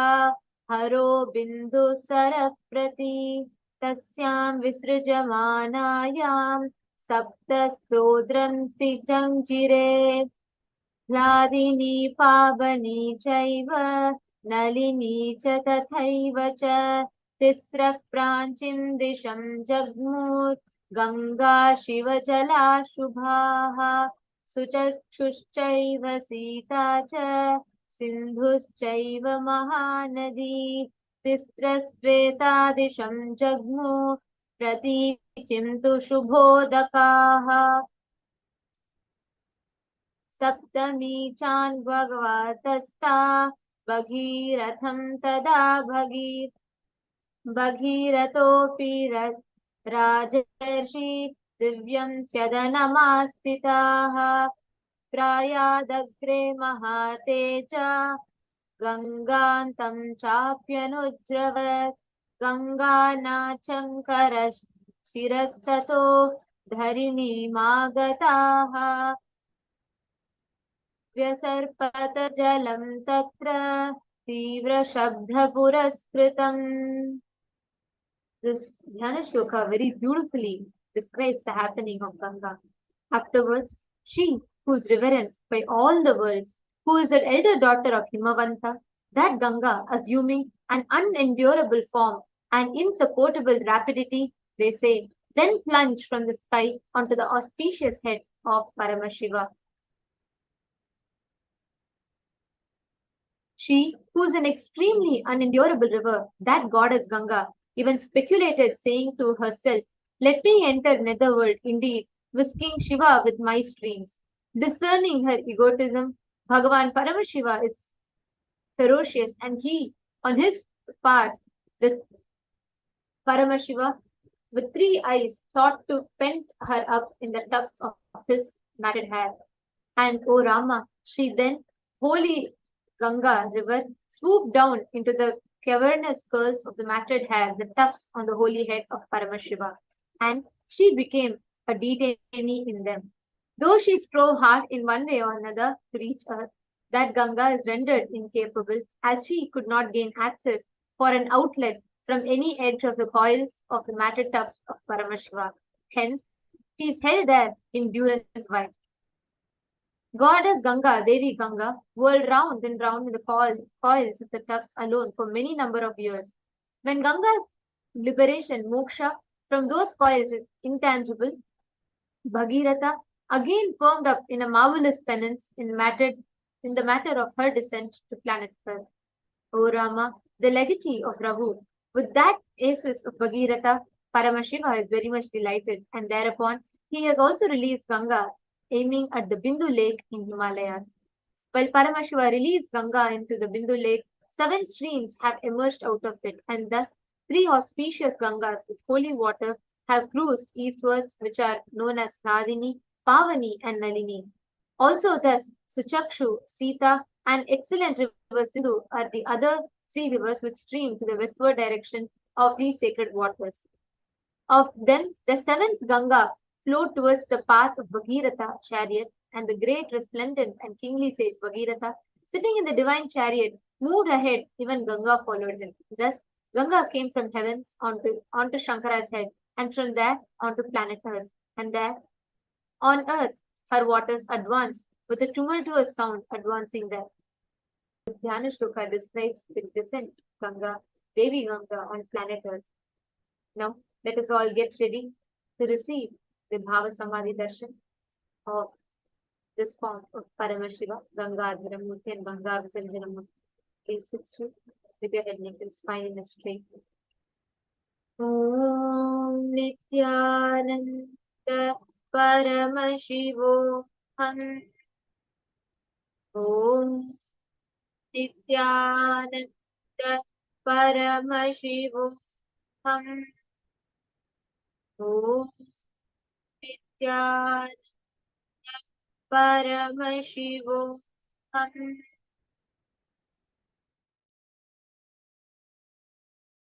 With the divine, with your eyes closed.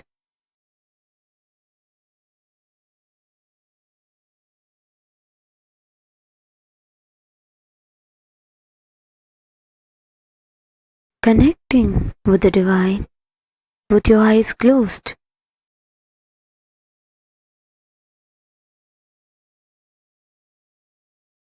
Connecting with the divine, with your eyes closed.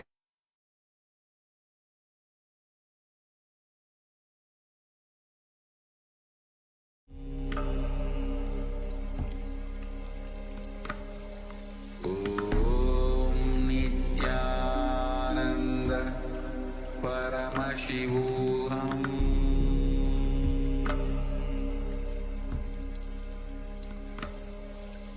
Om Nithyananda Paramashivam.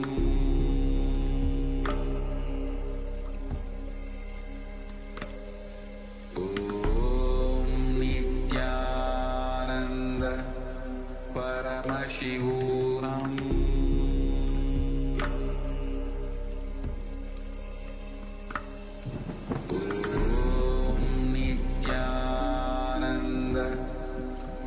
Paramashivam.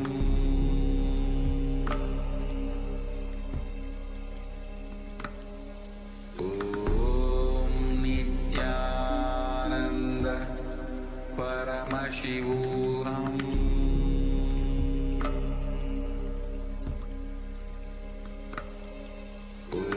Om Nithyananda Paramashivam. Paramashivam.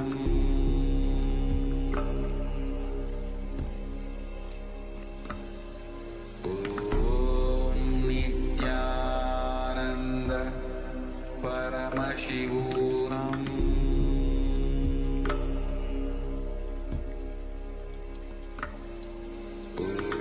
Om Nithyananda Paramashivam.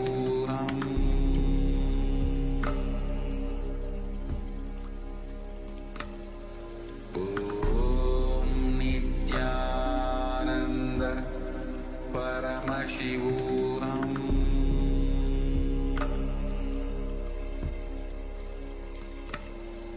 Om Nithyananda Paramashivam.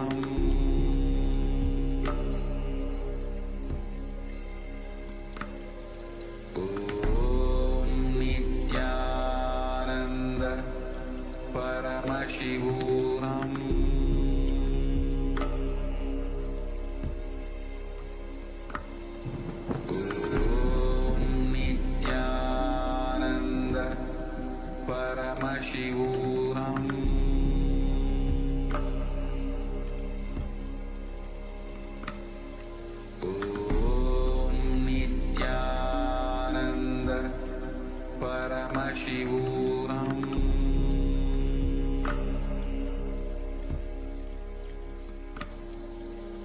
Om Nithyananda Paramashivam.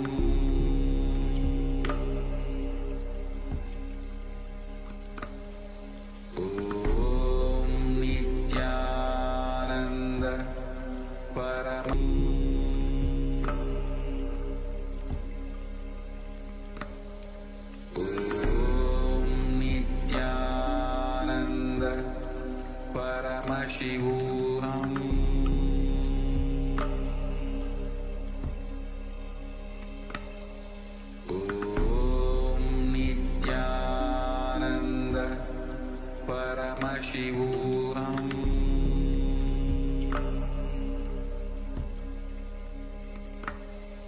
Om Nithyananda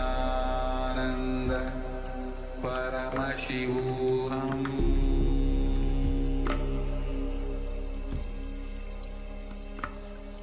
Om Nithyananda Paramashivam.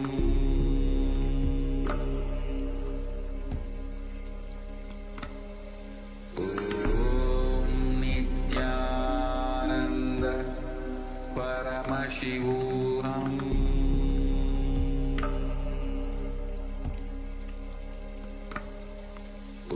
Om Nithyananda Paramashivam.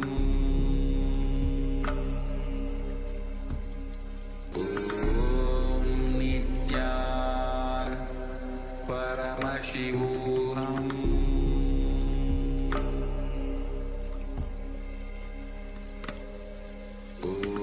Om Nithyananda Paramashivam.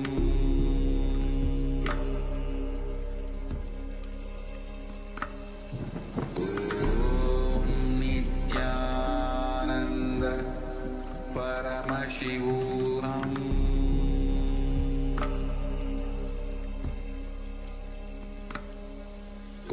Om Nithyananda Paramashivam.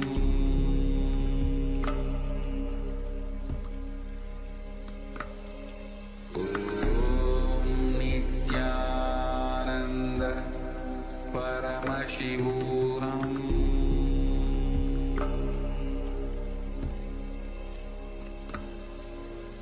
Om Nithyananda Paramashivam.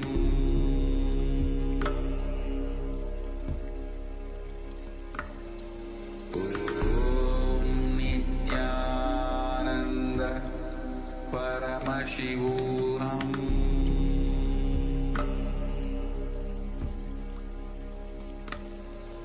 Om Nithyananda Paramashivam.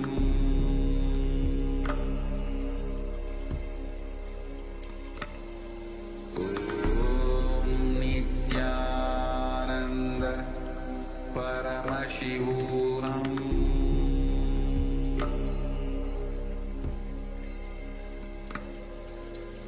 Om Nithyananda The divine, with your eyes closed, is meditation.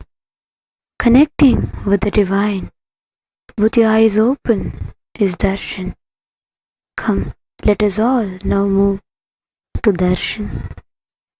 Slowly, very slowly, please open your eyes. Shiva Shankara,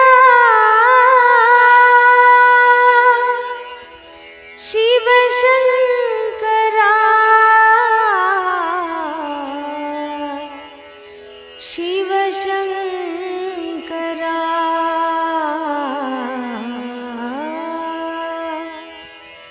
Nitya Purishwara, Jaya Gangadhara, Har Har Har Har Gange,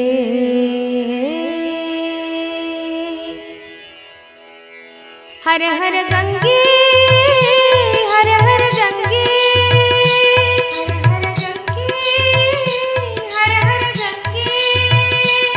Har Gange, Har Har Gange, Har Har Gange, Har Har Gange, Har Har Gange, He Nataraja, He Nithyananda, Har Har Har Har Gange, He Nataraja, He Nithyananda, Har Har Har Har Gange, He Nataraja, He Nithyananda, Har Har Har Har Gange, He Nataraja, He Nithyananda, Har Har Har Har Gange, Har Har Gange, Har Har Gange, Har Har Gange, Har Har Gange, Har Har Gange,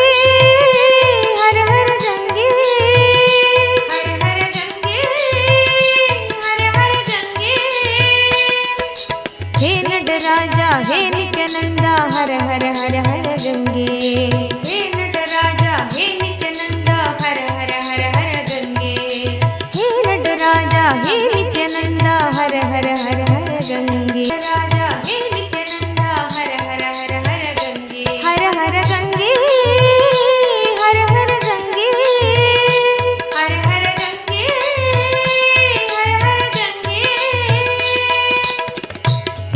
नित्यपुरीश्वरा जय गंगाधरा नित्यपुरीश्वरा जय गंगाधरा नित्यपुरीश्वरा जय गंगाधरा नित्यपुरीश्वरा जय गंगाधरा हर हर हर हर गंगे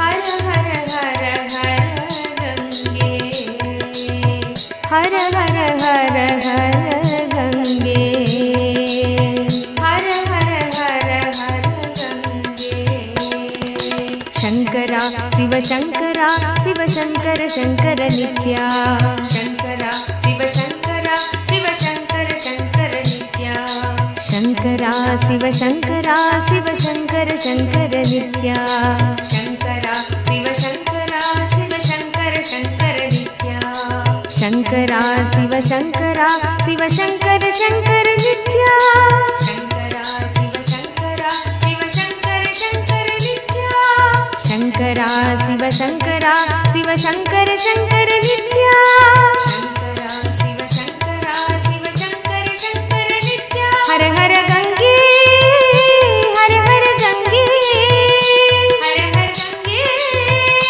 हर हर गंगे हर हर गंगे हर हर गंगे हर हर गंगे हर हर गंगे हे नटराजा हे नित्यानंदा हर हर हर हर गंगे हे नटराजा हे नित्यानंदा हर हर हर हर गंगे हे नटराजा हे नित्यानंदा हर हर हर हर गंगे हे नटराजा हे नित्यानंदा हर हर हर हर गंगे हर हर गंगे हर हर गंगे हर हर गंगे हर हर गंगे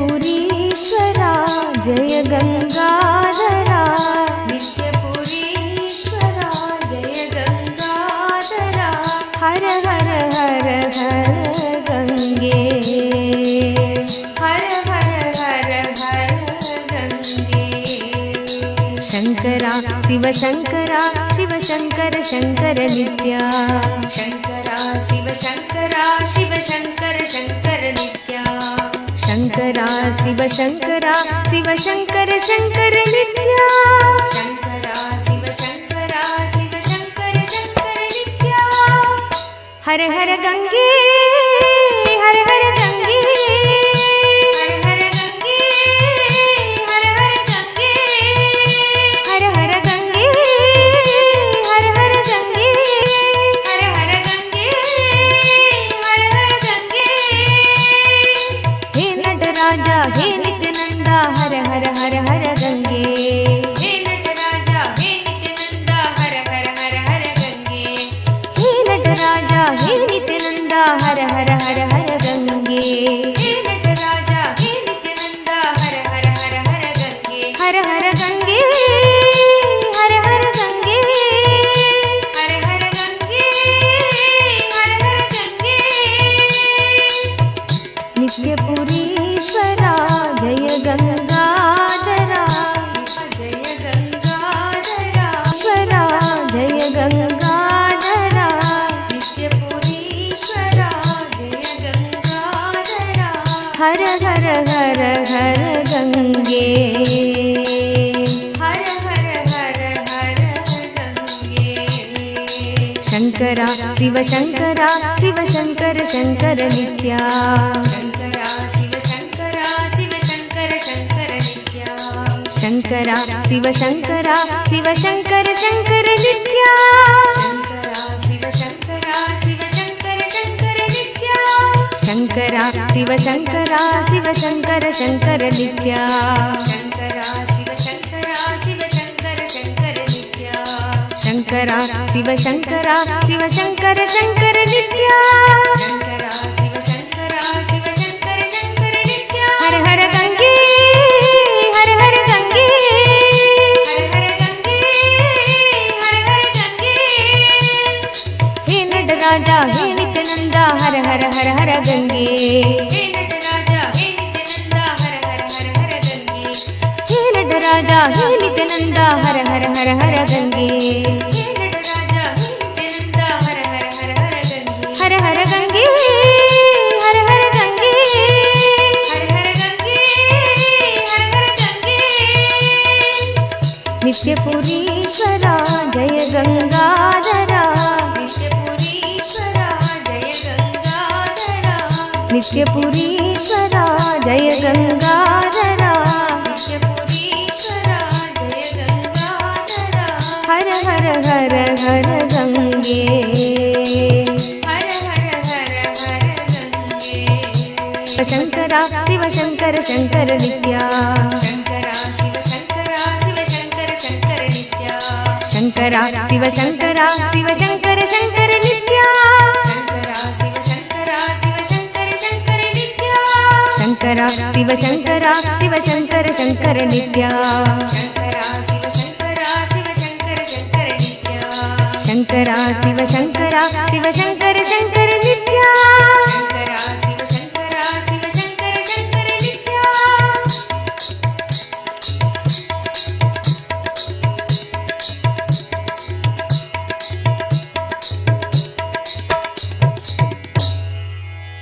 हर हर गंगे हर हर गंगे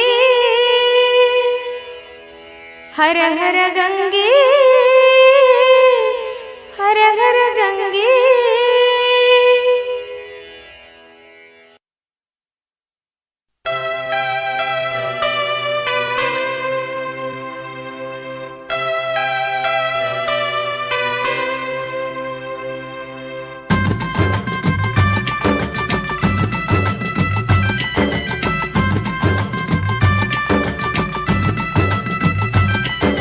नित्यानंद नित्य साथ स्वरूपणे नित्यानंद नित्य साथ स्वरूपणे कमला नयन देवादिदेवा नित्यानंद नित्य साथ स्वरूपणे कमला नयन देवादिदेवा नित्यानंदा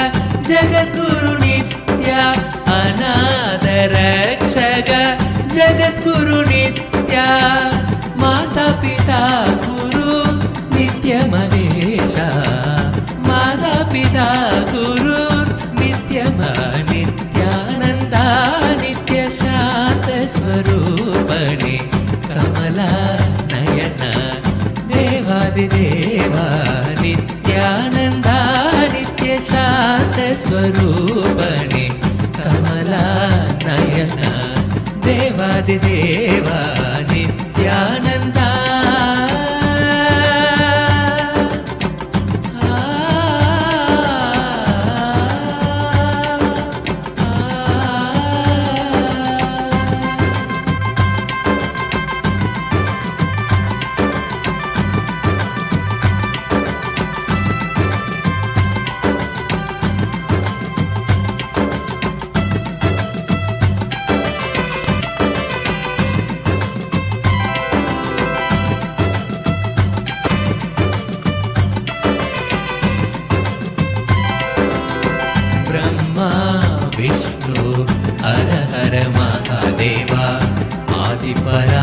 पराशक्ति नित्य पराशक्ति ब्रह्मा विष्णु हर हर महादेवा आदि पराशक्ति नित्य पराशक्ति अखिल जगत की नित्या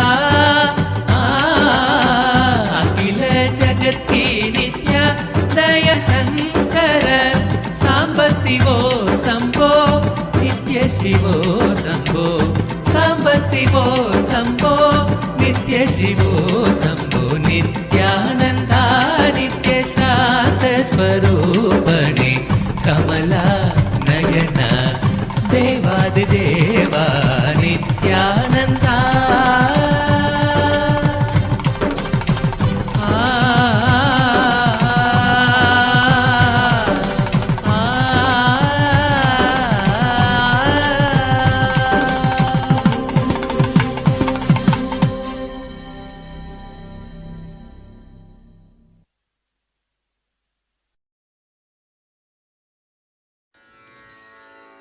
नित्या नित्यायन भारते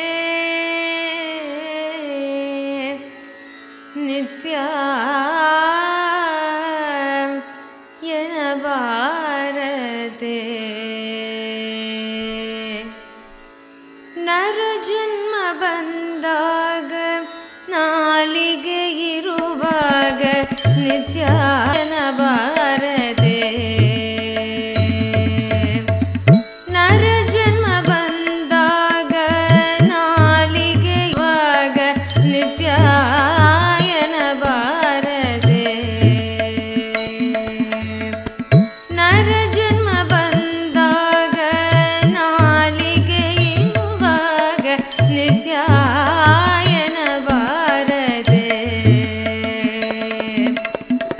ನರ ಜನ್ಮ ಬಂದಾಗ ನಾಲಿಗೆ ಇರುವಾಗ ನಿತ್ಯಾಯನ ಬಾರದೆ ನಿತ್ಯ ಎಂದರೆ ಕಷ್ಟವು ಪರಿಹಾರ ನಿತ್ಯ ಎಂದರೆ ಕಷ್ಟವು ಪರಿಹಾರ ನಿತ್ಯ ಎಂದರೆ ಕಷ್ಟವು ಪರಿಹಾರ ನಿತ್ಯಾಯನ ಭಾರತೆ ನರ ಜನ್ಮ ಬಂದಾಗ ನಾಲಿಗೆ ಇರುವಾಗ ನಿತ್ಯಾಯನ ಭಾರತೆ ನರ ಜನ್ಮ ಬಂದಾಗ ನಾಲಿಗೆ ಇರುವಾಗ ನಿತ್ಯಾಯನ ಭಾರತೆ ನಿತ್ಯ ಎಂದರೆ ಕಷ್ಟವು ಪರಿಹಾರ ನಿತ್ಯ ಎಂದರೆ ಕಷ್ಟವು ಪರಿಹಾರ ನಿತ್ಯಾಯನ ಭಾರತೆ ನಿತ್ಯಾಯನ ಭಾರತೆ ನರ ಜನ್ಮ ಬಂದಾಗ ನಾಲಿಗೆ ಇರುವಾಗ ನಿತ್ಯಾಯನ ಭಾರತೆ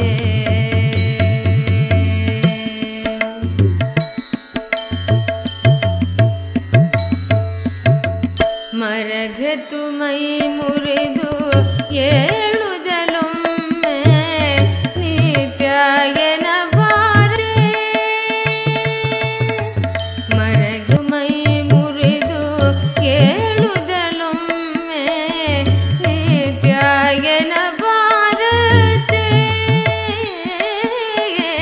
ಮರಗೆದು ಮೈ ಮುರಿದು ಏಳುದಲೊಮ್ಮೆ ನಿತ್ಯಾಯನ ಬಾರದೆ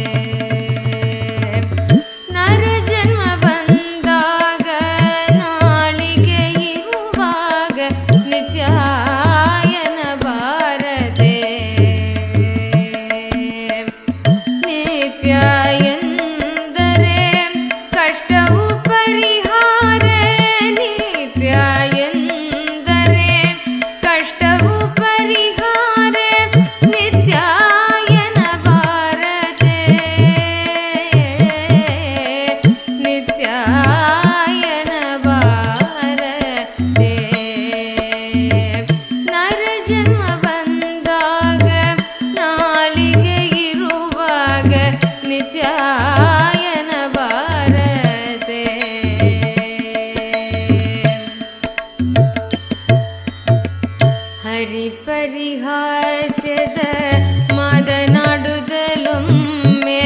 ನಿತ್ಯಾಯನ ಬಾರದೆ ಹರಿ ಪರಿಹಾಸ್ಯದ ಮಾತನಾಡುತ್ತಲೊಮ್ಮೆ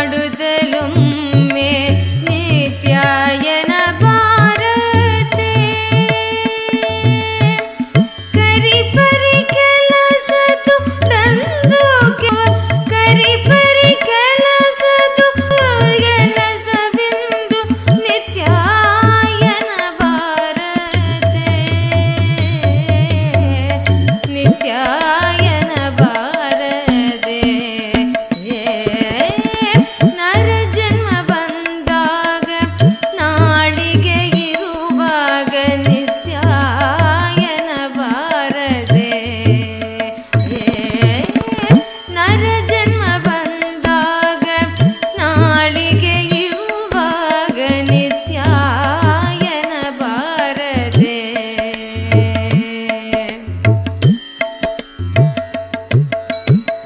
ದುರಿತ ರಾಶಿಗಳನ್ನು ಧರಿತು ವಿಗಾಡುವೆ ನಿತ್ಯಾಯನ ಬಾರದೆ ದುರಿತ ರಾಶಿಗಳನ್ನು ಧರಿತು ವಿಗಾಡುವೆ ನಿತ್ಯಾಯನ ಬಾರದೆ ದುರಿತ ರಾಶಿಗಳನ್ನು ಧರಿತು ವಿಗಾಡುವೆ ನಿತ್ಯಾಯನ ಬಾರದೆ ನಿತ್ಯ ಗರುಡ ಗಮನಸಿ ನಿತ್ಯ ಪುರಿ ವಿಠಲ ನಿತ್ಯ ಪುರಿ ವಿಠಲ ನಿತ್ಯ ಪುರಿ ವಿಠಲ ಗರುಡ ಗಮನ ಸಿರಿ ನಿತ್ಯ ಪುರಿ ವಿಠಲ ಗರುಡ ಗಮನ ಸಿರಿ ನಿತ್ಯ ಪುರಿ ವಿಠಲ ನಿತ್ಯಾಯನ ಬಾರದೆ ನಿತ್ಯಾಯನ ಬಾರದೆ ನರ ಜನ್ಮ ಬಂದಾರ ನಾಳಿಗೆ ಇರುವಾಗ ನಿತ್ಯಾಯನ ಬಾರದೆ ನರ ಜನ್ಮ ಬಂದಾಗ ನಾಳಿಗೆ ಇರುವಾಗ ನಿತ್ಯಾಯನ ಬಾರದೆ ನಿತ್ಯ ಎಂದರೆ ಕಷ್ಟವು ಪರಿಹಾರ ನಿತ್ಯ ಕಷ್ಟವು ಪರಿಹಾರ ನಿತ್ಯಾಯನ ಬಾರದೆ ನಿತ್ಯಾಯನ ಬಾರದೆ ನರ ಜನ್ಮ ಬಂದಾಗ ನಾಳಿಗೆ ಇರುವಾಗ ನಿತ್ಯಾಯನ ಬಾರದೆ ನಿತ್ಯಾಯನ ಬಾರದೆ ನಿತ್ಯಾಯನ ಬಾರದೆ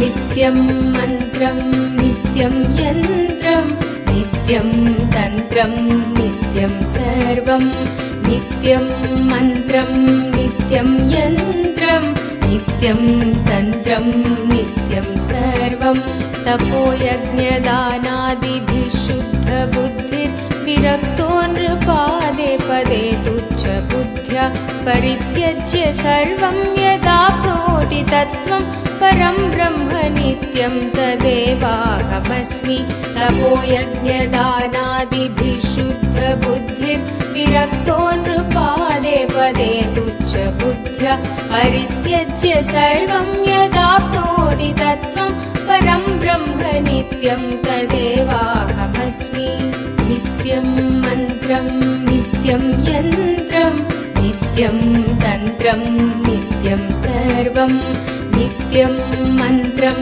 नित्यं यन्त्रं नित्यं तन्त्रं नित्यं सर्वम्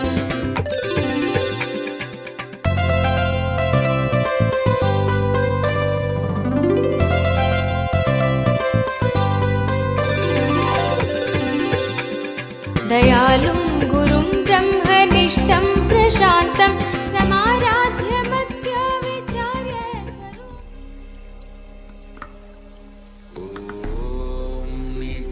नित्यानन्द परमशिवोऽहम्